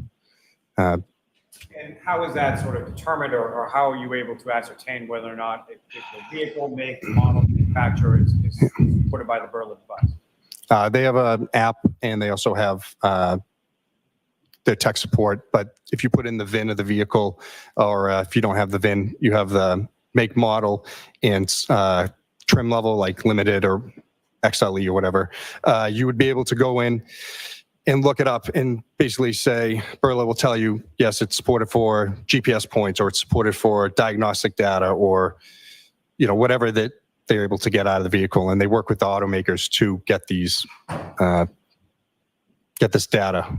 So. And approximately how many different types of if we're looking at sort of the entirety of different makes and models of manufacturers, if you know, sort of what percentage of those types of vehicles are actually supported and Burla can actually extract information? I don't know as of right now. It's a lot, and they're constantly updating it, so they are able to do more vehicles as time goes on. Now, at this particular time, as you sit here today, on June 17th, 2024, the vehicle that the defendant was operating on January 29th, 2022, is that vehicle available or supported by Burla at this time? The trim level that the defendant had is not still supported. There is Toyota and Lexus support now, but it's not, unfortunately, for her model. Now, you mentioned that you had reached out to the Burla company for updates as far as the availability, or when the defendant's vehicle might be supported. Is that correct? That's correct. And about how many times and over what time period are we talking about that you reached out to ascertain? Immediately when I did the extraction, I should say extraction, but when I took the system out of the vehicle, I had to reach out to Burla, because where it wasn't supported, they actually had to send me tech diagrams so I could go in and, again, not destroy the whole vehicle, as I just took those components out. Over the next, almost 2 years, year and a half of going back and forth with them with their support and their sales team. And when you say going back and forth, about how often were you reaching out to them, or how often were you getting a response in regards to the book? Usually every few months, I want to say every 3 months, give or take. I forget the exact number, but phone calls or an email to them asking. Now, beyond that, are you familiar with a national cyber crime conference? Yes. And do you attend that on an annual basis at least? Yes, I do. And with respect to that, what, if any, time at those conferences did you spend dedicated to ascertaining the availability or the supportability of this vehicle with reference to Berla? So Berla has a booth at the National Cybercrime Conference. I spoke with their sales team there. Their response was to keep calling Berla, keep pestering them, and they might actually get the support sooner than later. And again, were you ever able to ascertain or get the support to download the information from them? No, unfortunately. Now, at some point, were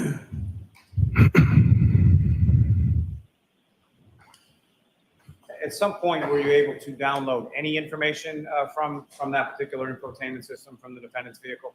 Not from the infotainment system, but Berla released a new item similar to a mechanic scan tool. It plugs into the OBD2 port, which is underneath the dash. So we're basically, if a mechanic went in there with a scan tool to tell you why you have a check engine light, this does something similar. So you plug it in, and then it pulls the car diagnostic data from that. And as far as the data that you received from that, what, if anything, did you observe?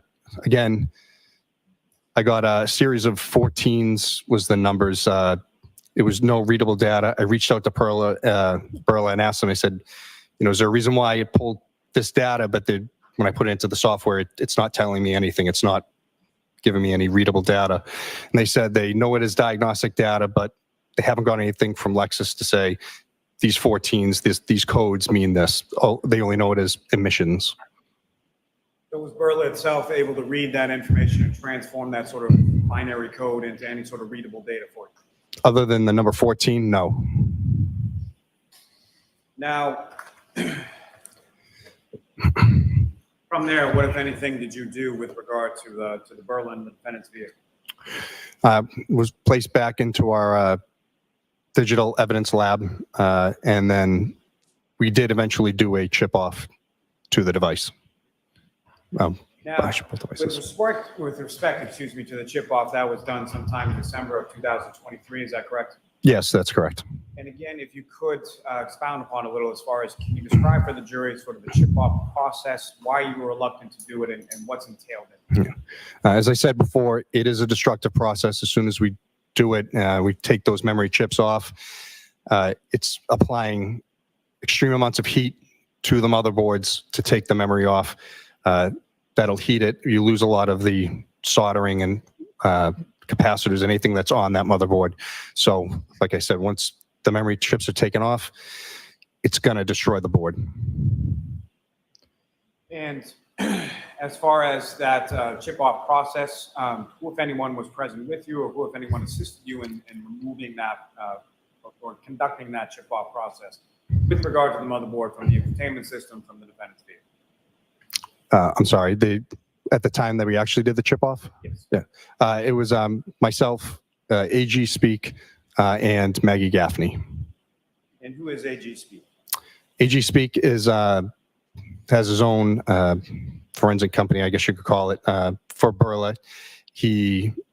I could consider an expert in the field, former California Highway Patrol officer that exclusively handled stolen cars. And who is Ms. Gaffney? She was the defense's expert. She's the one who actually did the chip off, applying the heat and taking the chips off in our presence. And she, I believe, works for, I'm sorry, the name of the company escapes me at the moment. Now, with respect to the information that you, Ms. Gaffney, and Mr. Speak were able to remove pursuant to that chip-off process, what, if any, usable information were you able to glean from that? As I was told by AG, there was no data that was recovered off the infotainment system or the telematics module from the chip off. And as far as Ms. Gaffney, did you have any conversation with her as far as the information that she was able to glean or read or decipher? No, once she did the chip off, I have not spoken with her since. You have a moment, John? Yes.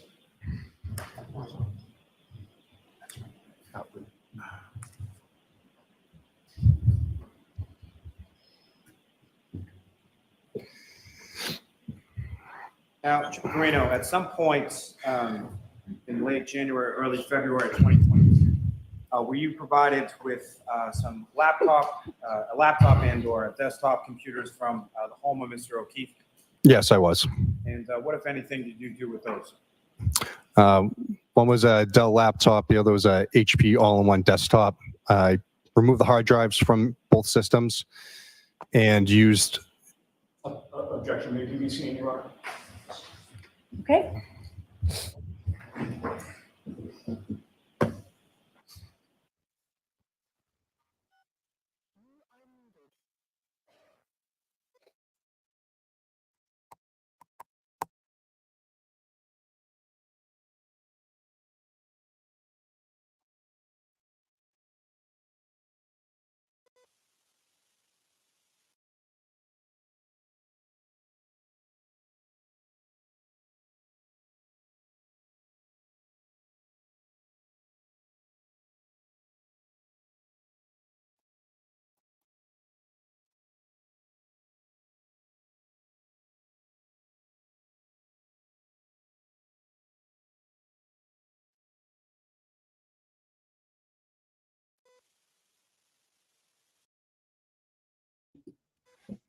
Well, we're getting a look at Karen Reed here. Getting late in the day.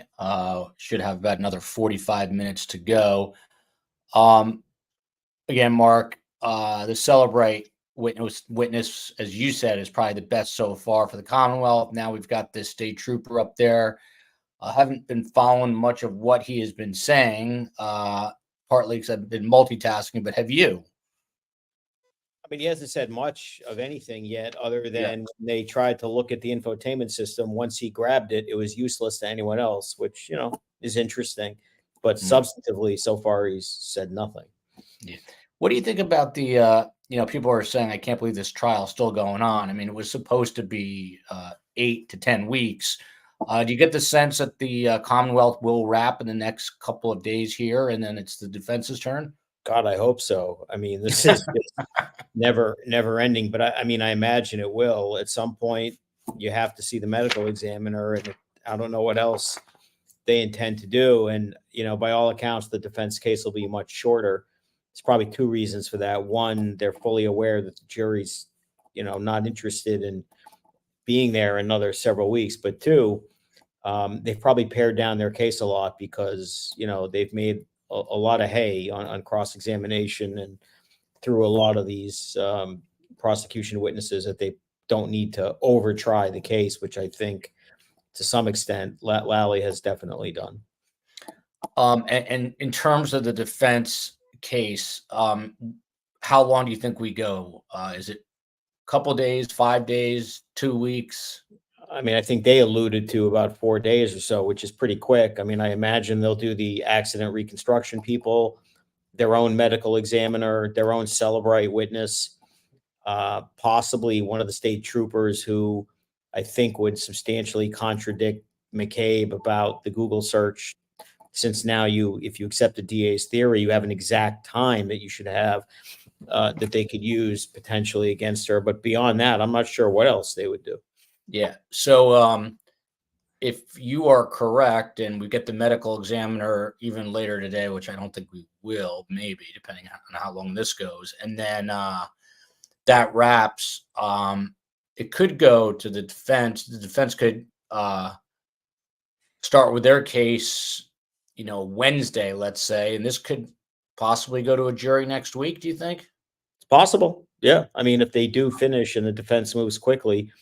I mean, the interesting thing here is Lally cross-examining.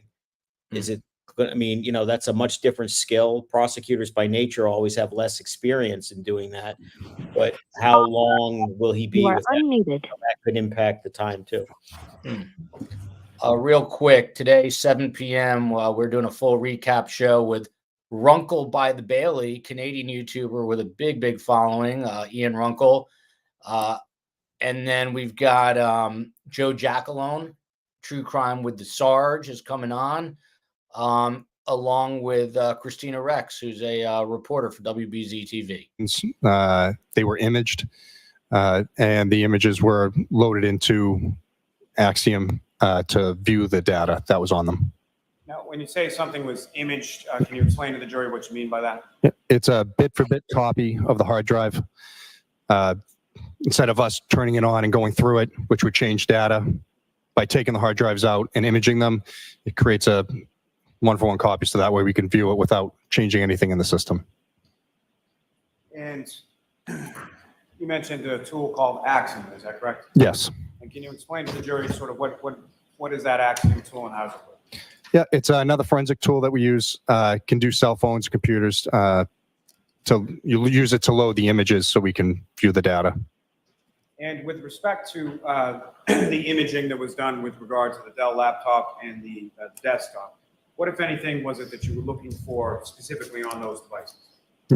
We were looking for Ring video to see if either computer was used by Officer O'Keefe as a login machine to handle the account. And from your review of what was extracted or imaged from each of those two respective computers, what, if any, information were you able to glean in reference to Ring.com or anything else?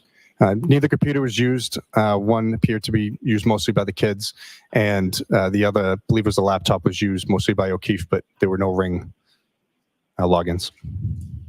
As far as the Ring connection, what, if any, devices were you, throughout the course of the investigation, were you able to ascertain were actually connected to the Ring cameras at Mr. O'Keefe's house?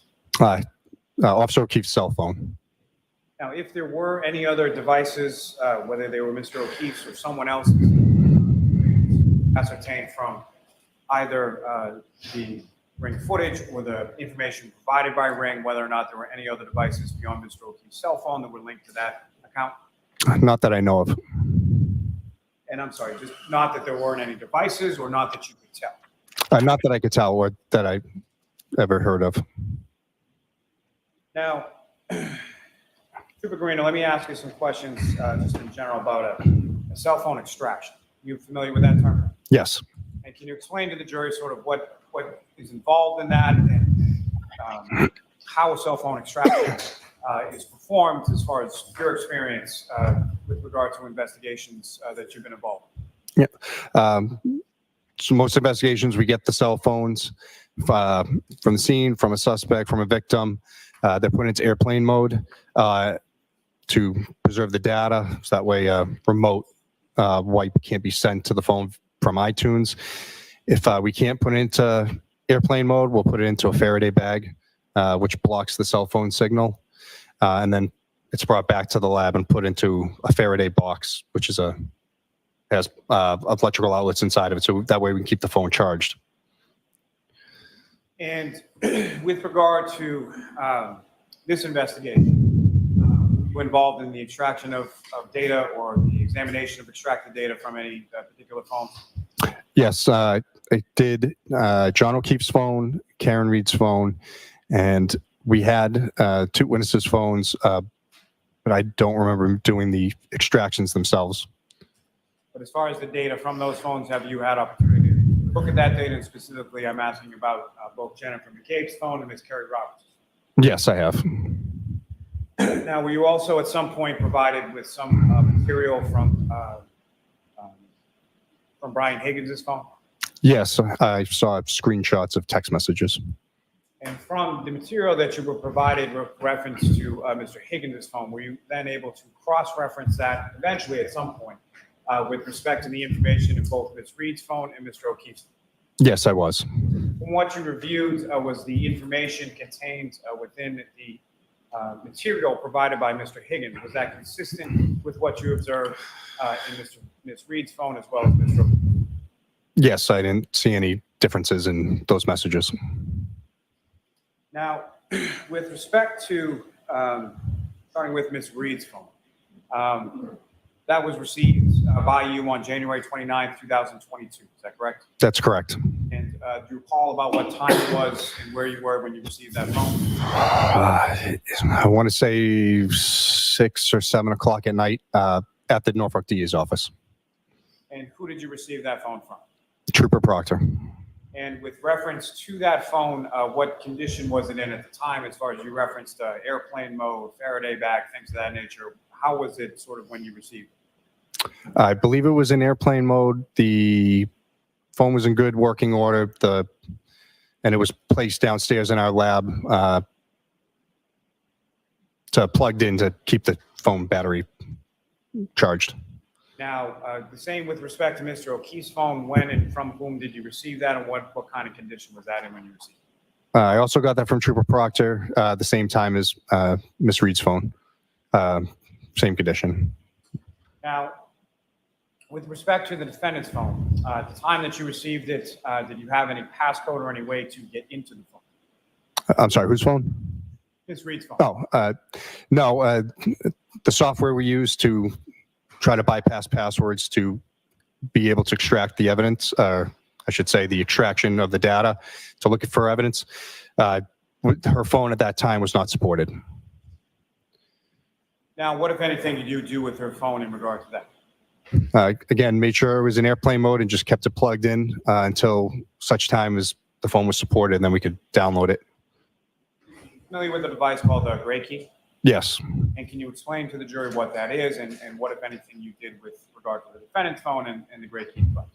Yep. So Gray Key is, again, specialized hardware and software used to plug in the phones, can do Apple or Android phones to bypass passwords. And how does that sort of function, or how does that work as far as when you hook something, a cell phone or a cellular device up to a Gray Key tool? What is it doing and how does it work? If I knew that, I'd be a millionaire, but it basically installs software onto it, and instead of when you put in 10 passcodes to an iPhone, on the 10th one, if it's wrong, it kills the phone forever. This has some secret software that's able to bypass that and basically keep hitting the phone with passcodes until it finds the right one. So it essentially runs a bunch of different combinations of passcodes into the phone until it comes up with one that actually opens the phone. Yes, that's correct. And at some point, did the Gray Key device actually break into the defense? Yes, it did. Do you know about when that was in relation to when you received it? Yeah, so we got the phone in January. It took, I believe support came out in, I want to say May or June. I don't remember the exact month, but we didn't actually get the passcode until August 16th of 2022. And once that passcode was essentially broken into by the Gray Key device, then you're able to look into the phone, is that correct? Yes, once the passcode's obtained, we download the data, and then we're able to take that extraction data and then open it up in Cellbrite or Axiom or whatever tool we're going to use to view it. And the tools, as far as you're referring to, Cellbrite and Axiom, are you familiar with those tools through your course of your work as an investigator with regard to electronic devices? Yes. And if you could explain to the jury, sort of when you say Cellbrite and Axiom, as far as then tools are concerned, how do they work and sort of what is it that you do with the device with reference to Cellbrite? So what do we do with the extractions once we go to open them? Well, how is the information extracted, first of all, and then what, if anything, do you do with the map? So Gray Key will pull the extraction. It just, once the code's received, it again uses its software, pulls the data out, puts it into an encrypted, it's MD5 or SHA. It's an encryption key that has it's a unique key that, so if you changed anything inside that zip file, it would change the encryption number to show that something was tampered with. We take that encrypted zip file and we open it up in the software, and that's able to say, you know, the call logs, the chats, the photos, the whole timeline of the phone. Now, in addition to yourself, is there anyone else that works in this sort of capacity within your unit at the district attorney's office? Yes, 2 other people. And who are those 2 other people? The director of our lab, Samantha Vogt, and Trooper Connor Keefe. Now, beyond yourself, Trooper Keefe, and Ms. Vogt, anybody else from the detective unit, as far as the troopers, would they have access to these devices, being defendants, Mr. O'Keefe's, Ms. McCabe's, or Ms. Roberts? If they're in the digital evidence lab, no. Once the data is extracted from them, normally we give them back to the investigator or return to family. So that would be the only time that they would have access to the devices, or unless we kept them in the lab for just for, I don't want to say safekeeping, but just for storage reasons. Now, with reference to your review of any of the extractions related to any of those 4 devices, at any point in time, did you observe anything in reference to any information being taken off or deleted from any of those devices at any point in time? No, sir. Now, with respect to Ms.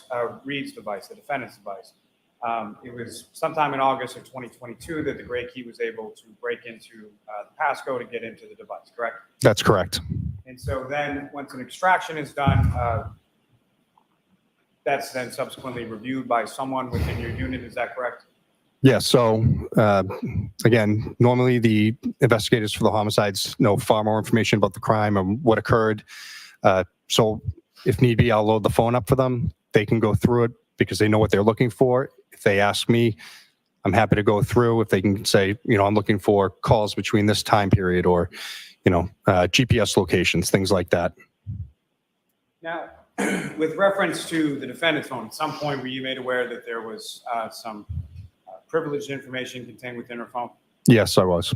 So as a result of that, what, if anything, happened with the phone from there? We notified our supervisors, and we did not look at her extraction until the privileged communications could be removed, and then we could, again, go back and re-inspect the data.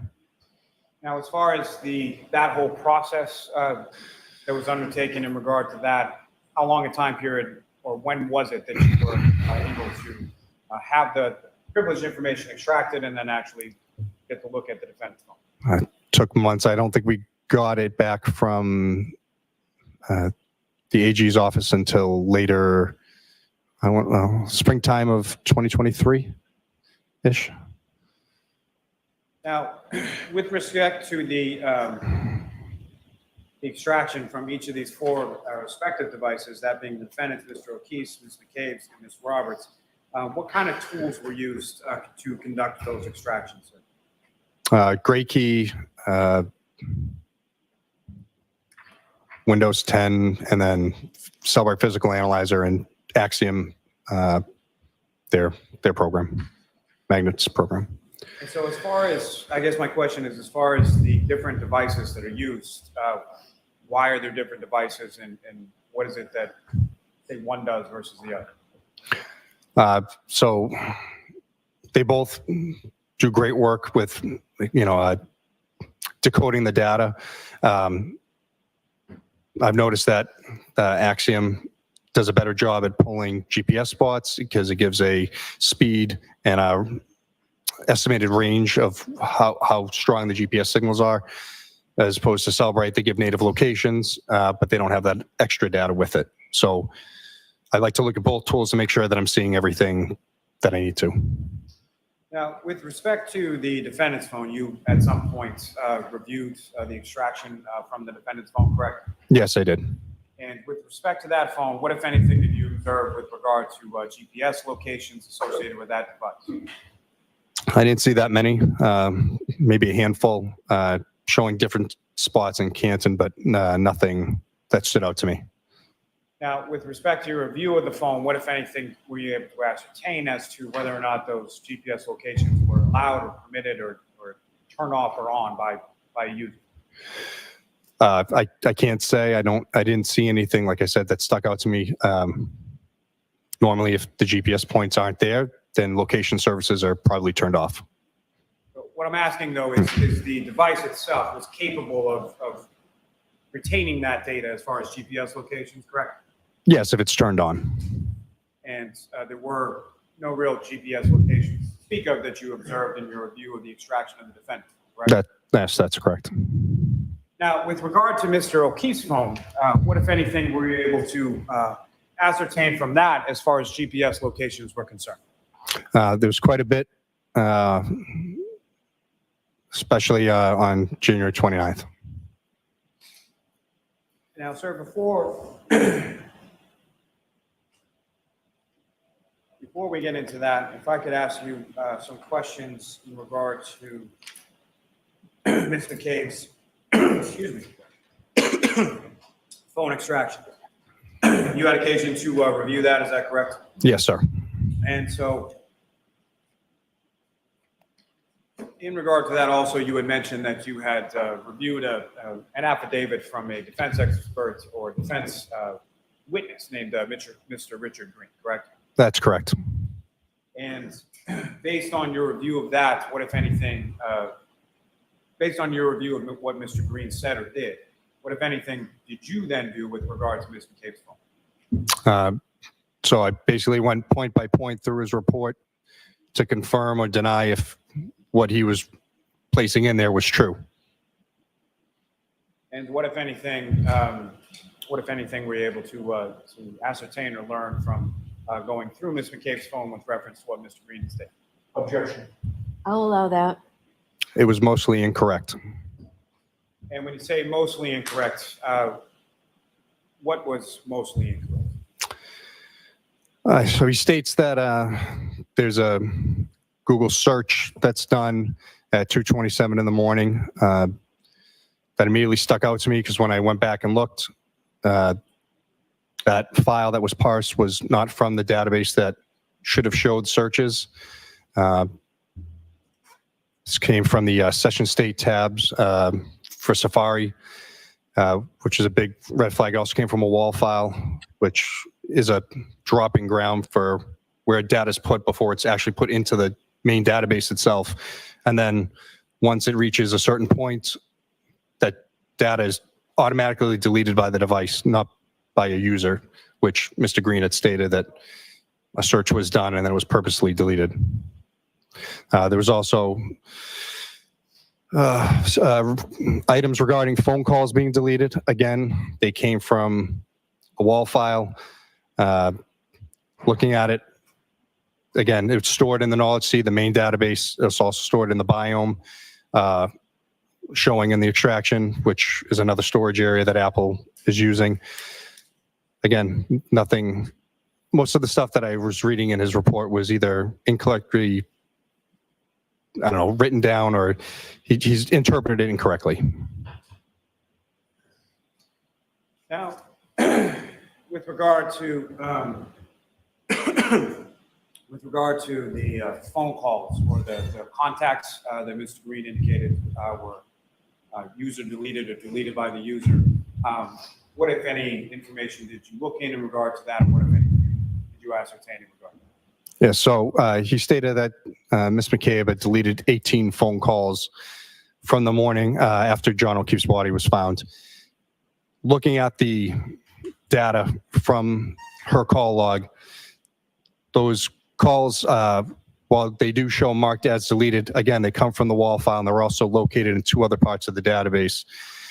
Again, as a user of an iPhone, you can't go in and just delete these files. They're handled by the operating system. It's impossible. So as far as what, if any, opinion do you, well, let me ask you this first. As far as a wall or writing a log file, can you explain that, what you understand that term to mean to the jury as it pertains to these particular items? Yeah, so as I said, these files are dropping ground. So when you're using your apps, using the phone, takes that data, puts it into this wall file until you either close the app or you shut down the phone, or it reaches a certain number of data in the phone. That wall file will automatically delete from the phone. So this can be on a first in, first out basis. Again, like I said, it could be when data reaches a certain level, but those calls that are being marked as deleted, Celebrate seeing, it doesn't mean the user deleted them. It just means they're being removed from the wall file. You indicated that from your review of the phone extraction, there were other areas or other databases, within the phone that contain that same information. Yes. So the main database of the iPhones is the Knowledge C database. They're also using Biome, and then if you're using the newer software now, it's another area I won't bore you with, but depending on the iOS you're using for the phone, it's going to depend on where that data is being stored.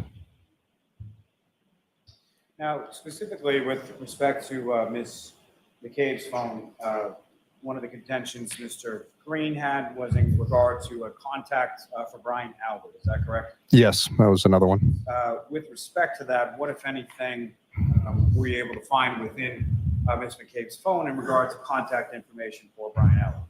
Yeah, so Mr. Green's report said that he located a deleted screenshot of Brian Albert's contact. That was in her phone. The contact for Brian Albert was still in her phone, not deleted. So I don't know, maybe she just deleted the screenshot. Now, with respect to Ms. McCabe's phone, what, if anything, did you do with regard to the call log history in Ms. McCabe's phone? I exported it all out to a PDF so I could view it. And again, like I said, there's, I think, 1,104 phone calls from going all the way back to October of 2020, I want to say. And phone calls, FaceTime, they're all, the calls are there, all the records, and they're all stored in different areas of the phone. The only ones that show the wall file deleted were the ones from the 29th going up to the end, towards the end of the day on the 29th. And now with respect to the call history, where or how is that typically stored within an iOS device? I believe that's stored in the call stored dash SQLite database. And with reference to what, if any, difference storage-wise is that SQLite database versus the wall file? So again, that database where the call logs are sent, it's going to have a corresponding wall file where the data is going to be put temporarily. And then, as I said, it gets automatically deleted by the iOS, by the operating software. It's not user enabled. And so from your review of those 1,104 phone call history records contained in the extraction of Mr. McCabe's phone, what, if any, opinion do you have in regard to whether or not those items were deleted by any user? I don't believe they were. And actually, I will say one of the phone calls was from the actual main call stored database. That could have been user deleted but again, it's in two other spots in the operating system. So I don't know how or why the iOS stores it the way it does. And then marks what.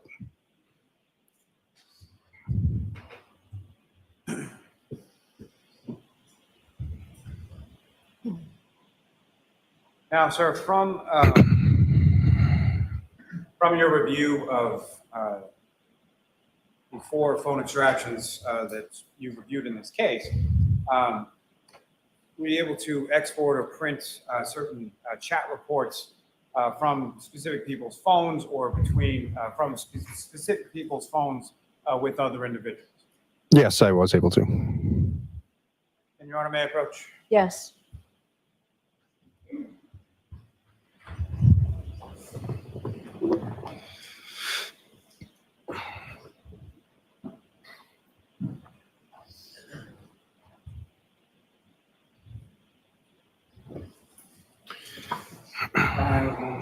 Yes.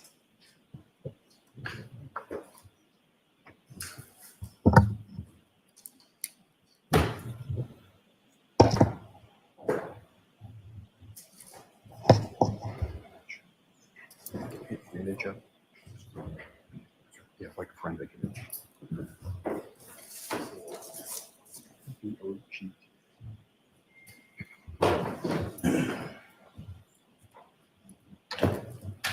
Sir, I'm showing you what's been marked as Exhibit 48. Okay.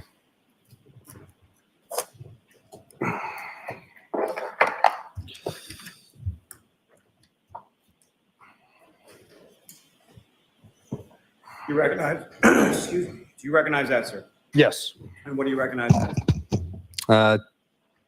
The first page is Facebook Messenger chats between Karen Reed and John O'Keefe.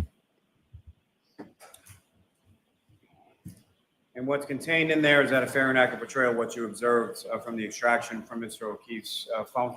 Yes, it is. And specifically with reference to those chats between Mr. O'Keefe and the defendant, you also reviewed that material from the defendant's phone as well? Yes, I did. Material that you reviewed from the defendant's phone, is that consistent with what you observed in Mr. O'Keefe's? Yes, it is.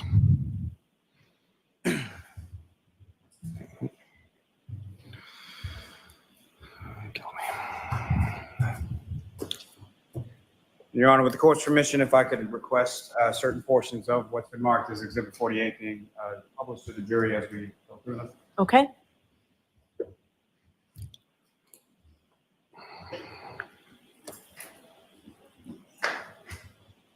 Sir, if I can just start you out on page 1. Okay. Ms. Gilman, if I could have that up on the screen. Now, with respect to what's up on the screen, the portion that you can see, do you recognize this, sir? Yes, I do. Now, what you have before you as Exhibit 48. Yes. Now, within this particular, from the perspective of this is from Mr. O'Keefe's phone, is that correct? Yes, it is. So there will be blue bubbles and green bubbles, is that correct as well? Yes.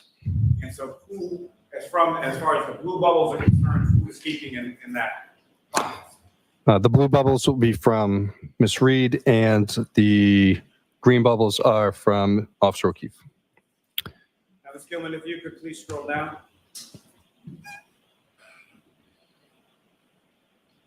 Now, with respect to what's contained on this page 1 at the bottom, if you could read the date and the time and indicate who is speaking and what is said there, sir.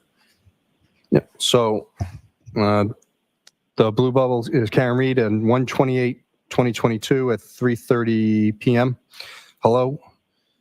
John says hi at 3:35 p.m. Sorry, may I Yeah. approach, Your Honor? Yes.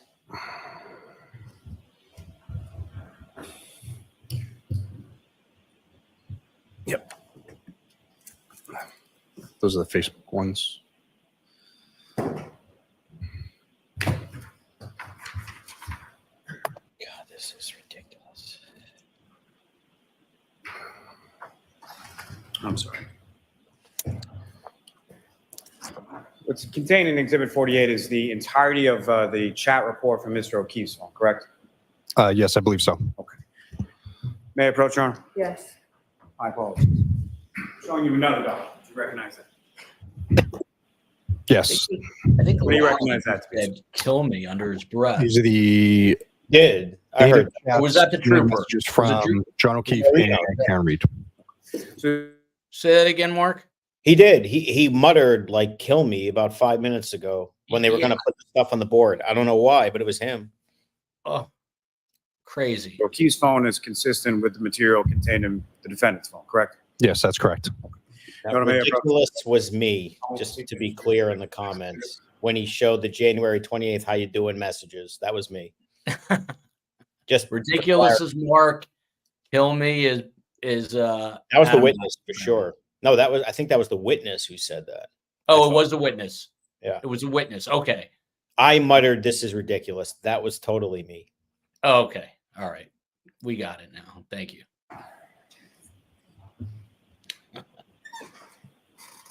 That was in connection to the one message you put up where they said hello to each other a day earlier. And now, Trooper Garino, do you recognize what's up on the screen as the next exhibit, sir? Ms. Gilman, I'm sorry, if you could scroll down just a little bit. Yes. And again, from this first page, if you could, the blue bubble is from Ms. Reed, is that correct? Yes, that's correct. Being from Mr. O'Keefe, is that correct? Yes. And if you could, again, read from this first page as far as date, time, who is speaking and what is said. At 9:49 a.m., Karen says, "You've really hurt me this time." 10:02 a.m., "I'm sorry. This is, sorry, it's kind of hard to read. I'm sorry, this has been an issue with me for 8 years. It physically hurts me to see everyone else in their life do things for them, and I'm forced to always be the bad guy."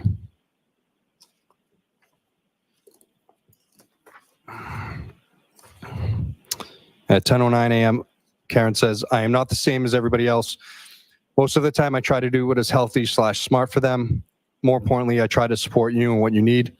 You just lashed out at me and said terrible things. I don't know how you've gotten to this point with me, but I'm just trying my hardest. You made the point. I made your point and continue to beat me down. I have a lot going on too. Physically, I'm falling apart and trying to get answers and help." If I could stop you there, sir. If I could direct your attention to A little louder, please, sir. my apologies. Sir, if I could direct you to page 5. Okay. Actually, I'm sorry, bottom of page 4. All right. And starting with the blue bubble on the bottom of page 4, again, if you could indicate as to who is speaking, what is said, and the date and times. Yeah. Karen says to John at 1:21 p.m. on the 28th, "Maybe you can call someone." If you could continue Yep. on and through page 5, sir. On the 28th at 1:46 p.m., John says, "Like who?" And 1:47 p.m., "What time are you coming here?" And then there is, at 2:05, there's a message, but no content. And the next message at 2:06, sir. Yes, 2:06 from Karen. "I don't know what time. Feel kind of out of it. Just trying to clear my head."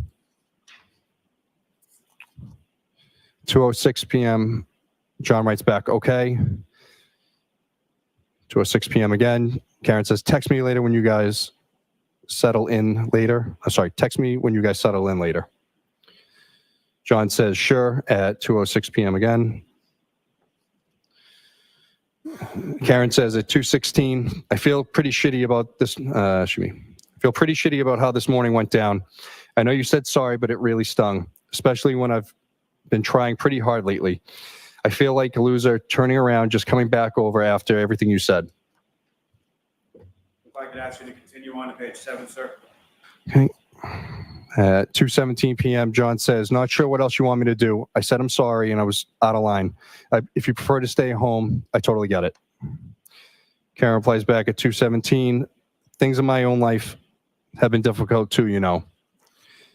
John writes back at 2:17, "I know." At 2:25 p.m., "Tell me if you're interested in someone else. Can't think of any other reason you've been like this." From Karen. You could continue on to page 8, sir. At 2:25, John responds back, "Nope. Things haven't been great between us for a while. Ever consider that?" That was at 2:26. At 2:29, he writes, "Kids are here, not in the mood to talk." And how does it fit and respond to that at the bottom of page 8? "So you're not into it anymore. That's fine, but I don't want to keep trying, and you keep treating me like this." At 2:29 p.m. If I could direct you to the next page 9. Yep. Ms. Reed says, "I'm trying to hug and kiss you this morning, and you whack me in the face with a pillow." At 2:29. At 2:30, she says, "Last night you're basically like, yeah, what about? When we talk about the future. So why don't you just admit you're not into it so much anymore?" At 2:30. Oh, sorry. Go ahead. I said 2:30. John says, "Not how it went down, but okay." And how does Ms. Reed respond to that? "Can you please admit your head is out of the game with us?" Is this supposed to be motive to mow him down intentionally the next day? 'Cause this- At 2:32 p.m., Yeah, I'm not signal following about this always at all, to be arguing, honest. fighting. It's been weekly for several months now. So yeah, I'm not as quick to jump back into being lovey-dovey as you apparently. From John. And then John again at 2:32. "Oh my God, stop calling." Okay, stop you there for just Okay. a moment, sir. With regard to January 28th,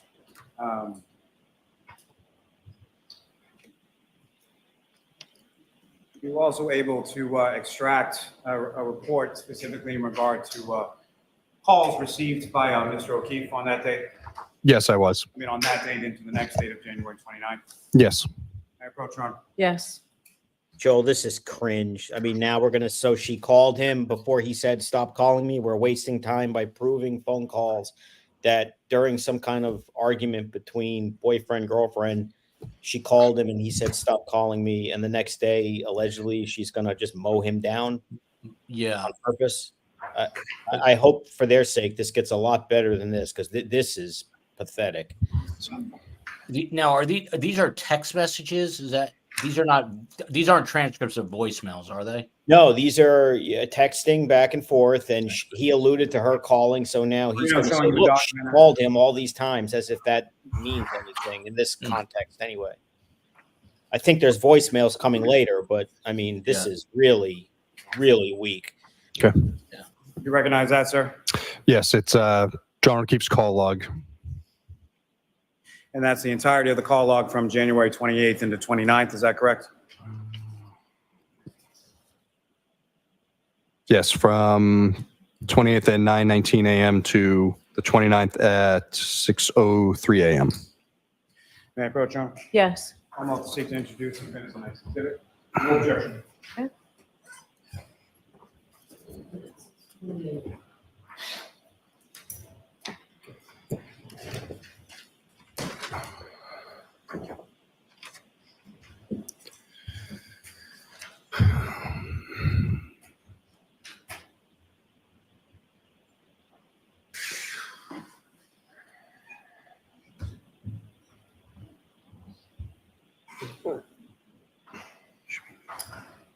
May I approach again, Your Honor? Yes. We're now showing you another document. Just ask you to review that. Look up when you're finished.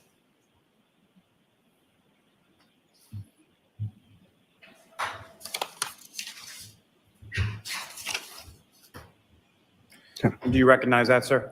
Yes, this is Karen Reed's call log from January 29th at 12:33 a.m. to January 29th at 6:03 a.m. And those are specifically calls between the defendant and Mr. O'Keefe, correct? Yes, that is correct. May I approach again, Your Honor? Yes. I'm off to seek to introduce the minutes of the next exhibit. No objection. Thank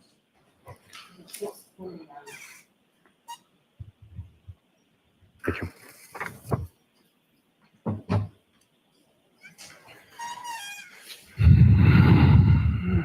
Now, Trooper Garino, from the text messages that you were just testifying from, Mr. O'Keefe indicates OMG stopped calling at 2:32 p.m. Is that correct? Yes, that is correct.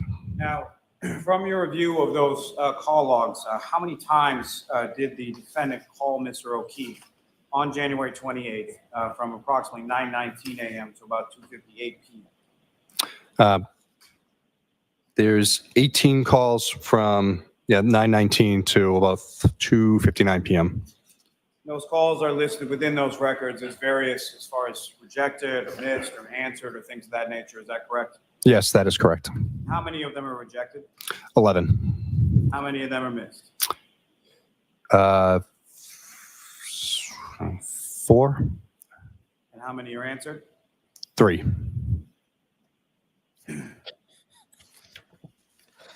Now, following that text message at 2:32 p.m. from Mr. O'Keefe to the defendant asking her to stop calling him, does the defendant keep calling? Yes, she does. And at some point, does Mr. O'Keefe call Ms. Reed back? Yes, at about 3 p.m. on the 28th. Double check. Thanks. May I approach, Your Honor? Yes. Mr. Garino, I can take each of the call logs. I don't want you to keep. Hold on a second. So couples fight every day and make calls and no one answers them. And they keep calling. That doesn't mean that they go out and murder them. 100% agree with that. I mean, is there a bombshell coming with a threat? Because this is. With respect. Okay, so Mr. Lally, when you put your head down and when you walk away, we can't hear you. And so there won't be a record of this. So you have to keep your voice up. I will do, Your My apologies. Well, you just said, you just put your head down and your voice went down. So keep your voice up. It's really important you do so.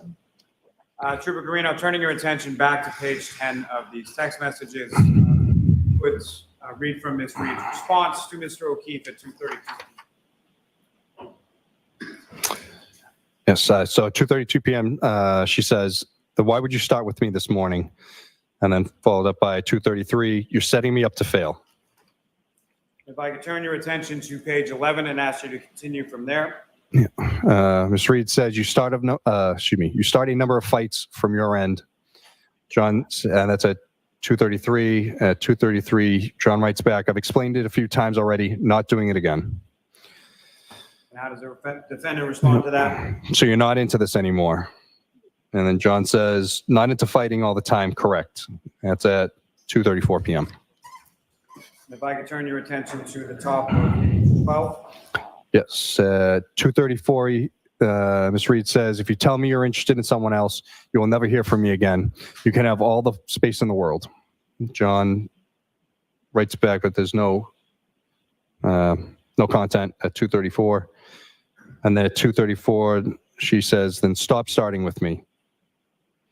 How does Mr. O'Keefe respond to that? At 2:34, he writes back, I'm not answering, stop calling.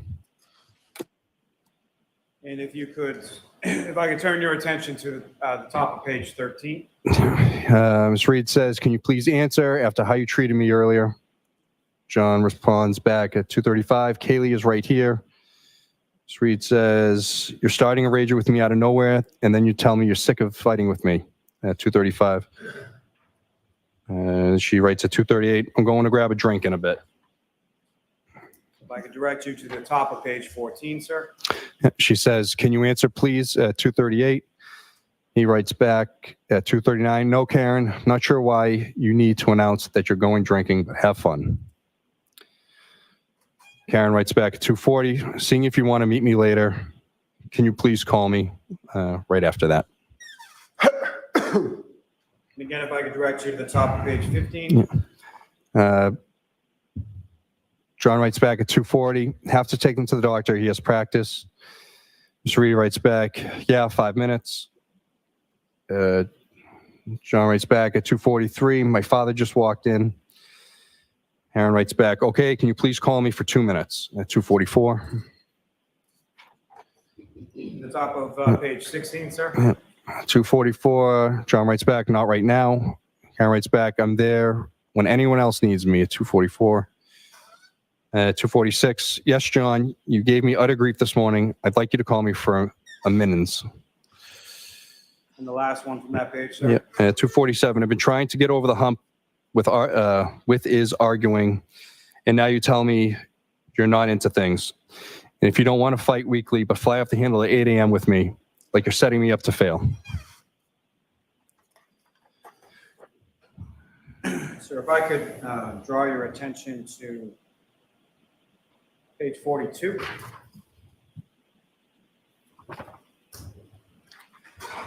Okay. And sir, if I could ask you to start reading from the top of page 42. Yep. At 7:41 p.m., Karen writes, okay, let me know if you end up leaving. John writes back at 7:42, why? Now you're not coming? Karen writes back, I'm waiting for the plumber. Actually think he's in the driveway. 7:42. John says 7:43, we're taking Mike's car, so I'm relying on you for a ride home if he leaves. Karen writes back at 7:43, he's not going home after.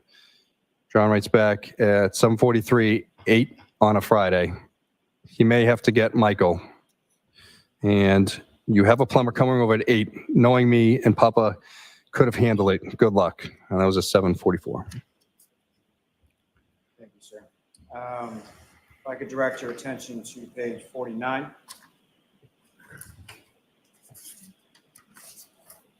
Okay. If I could ask you to start from the page 49, sir. 8:29 p.m. Yeah, but he lives right down the road. John writes back at 8:30. Karen, this storm is going to be intense. Can't drive. 8:30. She writes back, okay, well, if he can't, he can't. John writes back, I'll do it Monday. Karen responds at 8:31. Ha, I better not still have this problem on Monday. John writes back, plan on being there. Karen writes back at 8:32. I'd like to know, I could take a hot shower here if I need to. John writes back, figured you'd be in Canton till Monday. If I could direct you to the top of the next page, 51. John, I'm getting off my phone. Let me know what you're doing. Karen writes back at 8:33. I think the four of us together is toxic to this relationship. Would like to limit it. And then says, you've said so yourself for probably a year now. And John writes back at 8:33. Blizzard tomorrow. Nobody is going anywhere. Sir, if I could direct you to the top of page 52. Okay. Karen says, maybe I'll come back late tonight. Bad snow is in the early AM. That's at 8:35. And again, 8:35. I'll head up there in a few minutes. Let me know if you leave. John replies back, sure. And then the next one's not until 12:55 in AM on the 29th. I'm going home. And the I'm going home is from the defendant, 12:55 a.m., is that correct? Yes, that is correct. And if I could direct your attention to the top of page 53. Yes, 12:55 again. See you later. At 1:02, your kids are cucking alone. 1:29, 1:04 a.m. I'm back in Mansfield. The kids are home alone. Thank you, sir. Sir, may I approach to retreat? Yes. Can I see counsel at Sidebar about scheduling? You are This is where she says, how much more of this? Right. Judge is going to say Judge Cannoni's had it for the day. I have a feeling that after this sidebar, they're going to probably leave it where we're at here. Well, you saw him do this with Higgins for like 2 hours where they just regurgitated pages and pages and pages of messages. And I'm sure she wants to know, are you going to do this? I mean, they're on page 50 of 176 here. Yeah. So let's see what the judge says. A reminder again to everybody, we're going to have a live recap show in 2 hours and 58 minutes. You've got Ian Runkle, who is Runkle by the Bailey, a Canadian YouTuber, Joe Jackalone of True Crime with the Sarge, and Christina Rex, who is a reporter with WBZ, who's been in the courtroom most of these days. But right now there's a sidebar going on with Judge Beverly Cannoni. Big thanks again to criminal defense attorney Mark Bederow for being here as we see how this plays out. Right. Thank you very much. So why don't we do that? And then I'll talk to you about scheduling after. All right. you are unmuted. May I have one moment? Yes.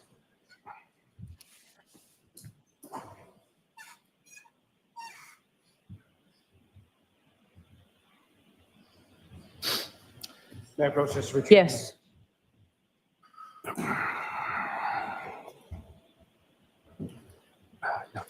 Now,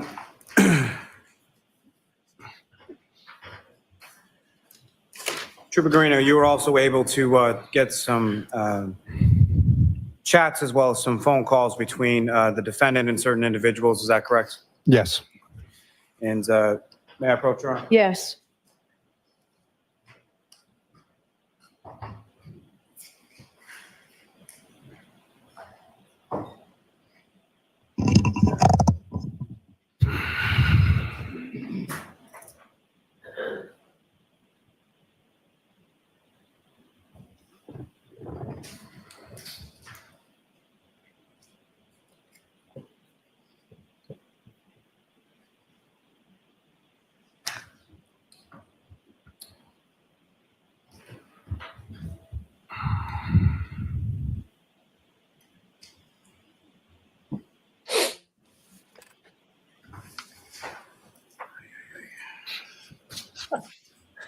You hear Lally? Ay. I'm showing That's a real bad habit. He gets flustered. I mean, Yeah. Real bad habit. I'm wondering if the jurors are hearing it. probably. Okay. And do you recognize those, sir? Yes, I do. And what do you recognize those to be? The single page is Karen Reed to Laura Sullivan phone calls. Or I should say, yep. calls from Laura Sullivan to Karen Reed. And the other one is Karen Reed and Laura Sullivan's chat messages. What's contained in those documents, is that a fair and accurate portrayal of what you were able to extract from the defendant's phone? Yes, sir. May I approach again, Your Honor? Yes. I'm about to seek to introduce the minutes and next exhibits. No objection. Okay. No.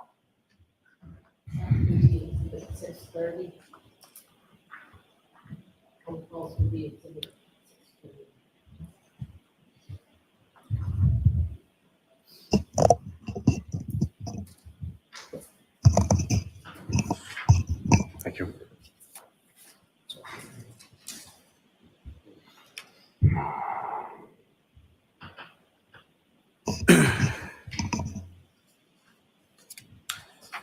May I approach, Your Honor? Yes.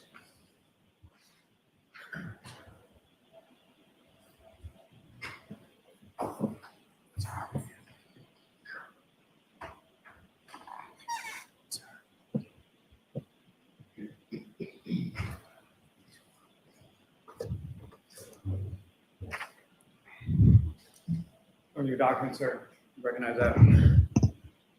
Yes, these are Karen Reed and Erin O'Keefe phone call. And what is contained in that, is that fair and accurate portrayal of what you observed conducting the extraction of the defendant's phone with regard to the communications with Erin O'Keefe? Yes. May I approach again, Your Honor? Yes. I want to seek to introduce the minutes and next exhibit. Okay. There's no objection, Mr. Yannetti, right?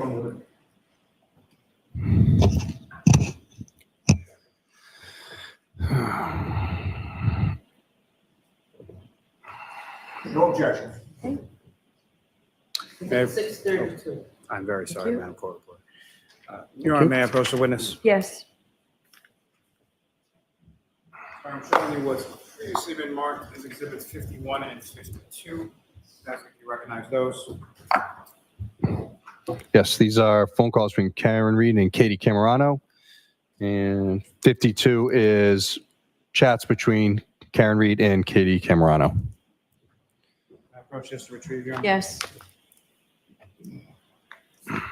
What's contained in those exhibits 51 and 52, is that a fair and accurate portrayal of what you observed during the extraction of the material from the defendant's phone? Yes.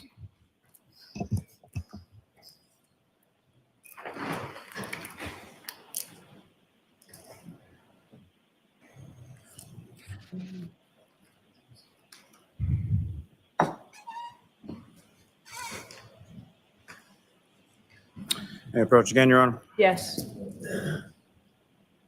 Sir, showing you what's marked as exhibits 94 and then 95. Yes. Sorry. They are chats between Karen Reed and Jen McCabe, text messages. And 95 is Karen Reed and Jen McCabe phone calls. And again, what's contained in those records before you, is that a fair and accurate portrayal of what you observed in the defendant's phone during the course of your extraction of materials from her phone? Yes. I approach the retrieve, Your Honor. Yes. So these are already in evidence, Mr. Lally, so that you don't need the fair and accurate depiction.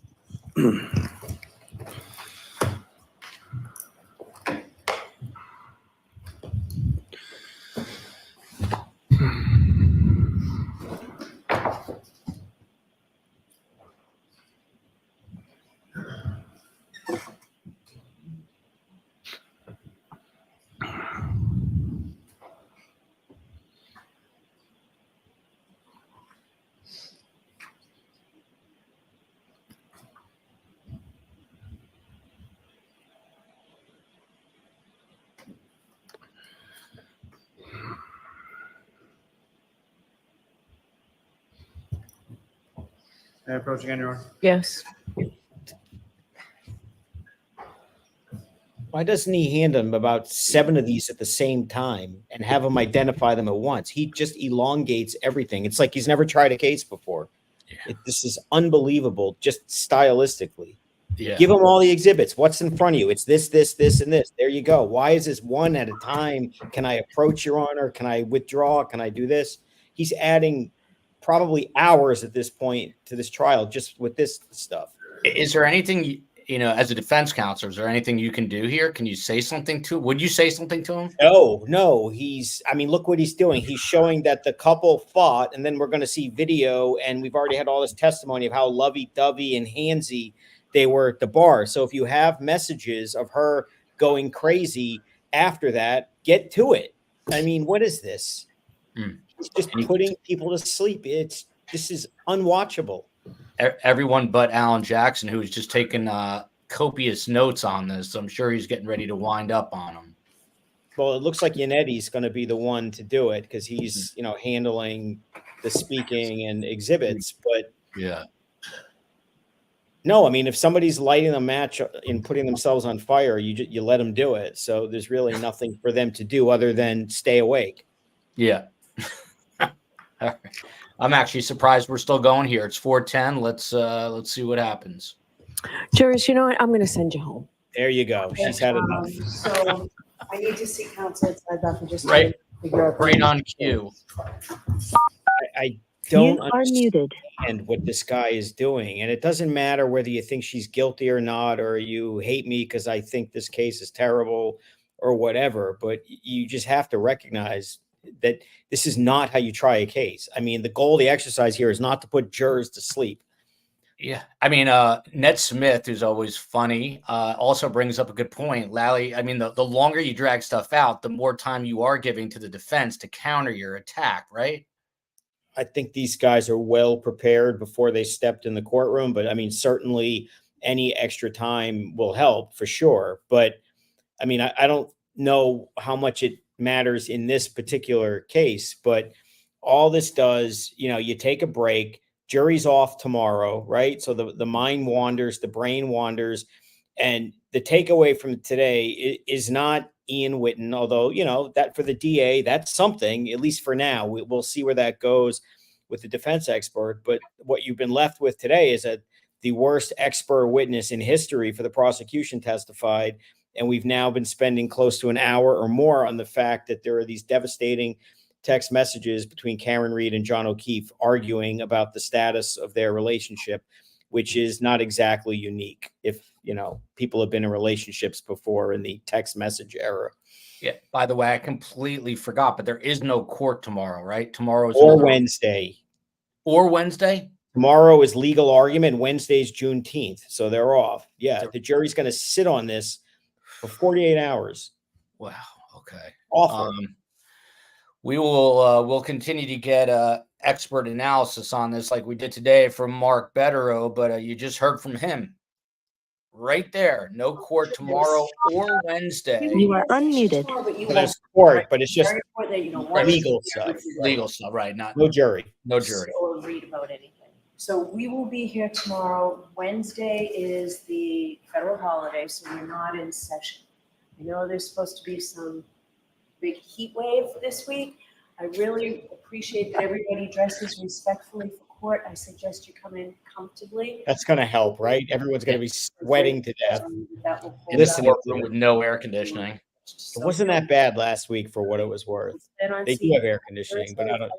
Oh, yeah. Officers Yeah. have your contact information. But we're planning on Mark, do you know if tomorrow is streamed or it's behind closed doors just for attorneys? No, it ought to be streamed. It's the voir dire on the defense witnesses, the reconstruction experts, which ironically, the judge wants to hear basically an offer of proof and testimony to see if they're competent to give expert opinions, but nothing of the similar nature was required for the joke that you heard this morning with the state trooper, who clearly, if there had been a voir dire on his expert opinion, there are many judges who would have said, I'm not having it. He's not qualified. Okay, so I stand corrected. There is court tomorrow, but it's going to be voir dire on the defense witnesses. So we will, I'm sure, take that. I will talk to the COE. We will watch that voir dire process play out, but that will be without the jurors, who you just heard Mark say are now going to have 48 more hours to forget things, become more confused, and then they're due back in court on Thursday if the heat wave isn't too bad. So we got another thing coming our way, which is a Boston heat wave. Prefer a heat wave over 3 feet of snow, though. So again, big thanks to Mark Bederow for being here with his expert defense analysis. You're looking at Karen Reed here. Mark, I want to give you the final word before we say goodbye till 7 o'clock tonight. The problem for the DA are there are certain facts that they have to win conclusively given their burden of proof. Obviously, the car accident, mowing them down being one of them, and they spectacularly failed at that today with their witness.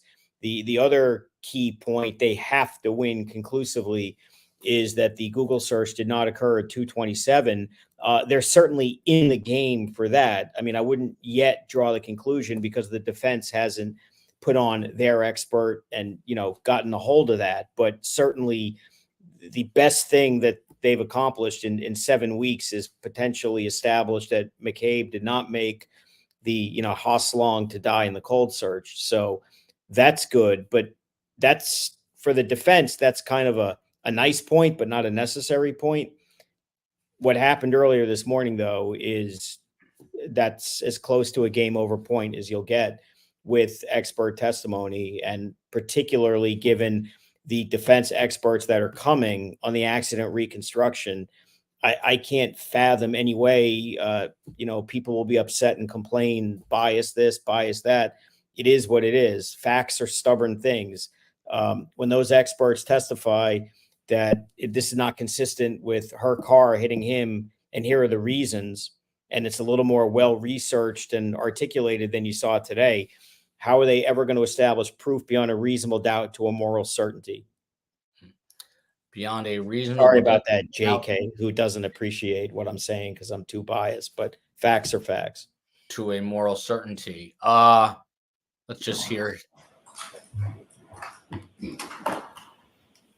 You're hearing the click and the clatter of briefcases. That was the first smile I've seen from Paul O'Keefe. Hear ye, court is adjourned for the day. By the way, Apple TV tip. Great show on Apple TV right now that takes place. It's a fictional show about a courtroom drama in Newton, Massachusetts, called Defending Jacob. The wife and I binged it in 2 nights. It's a really good show, I think.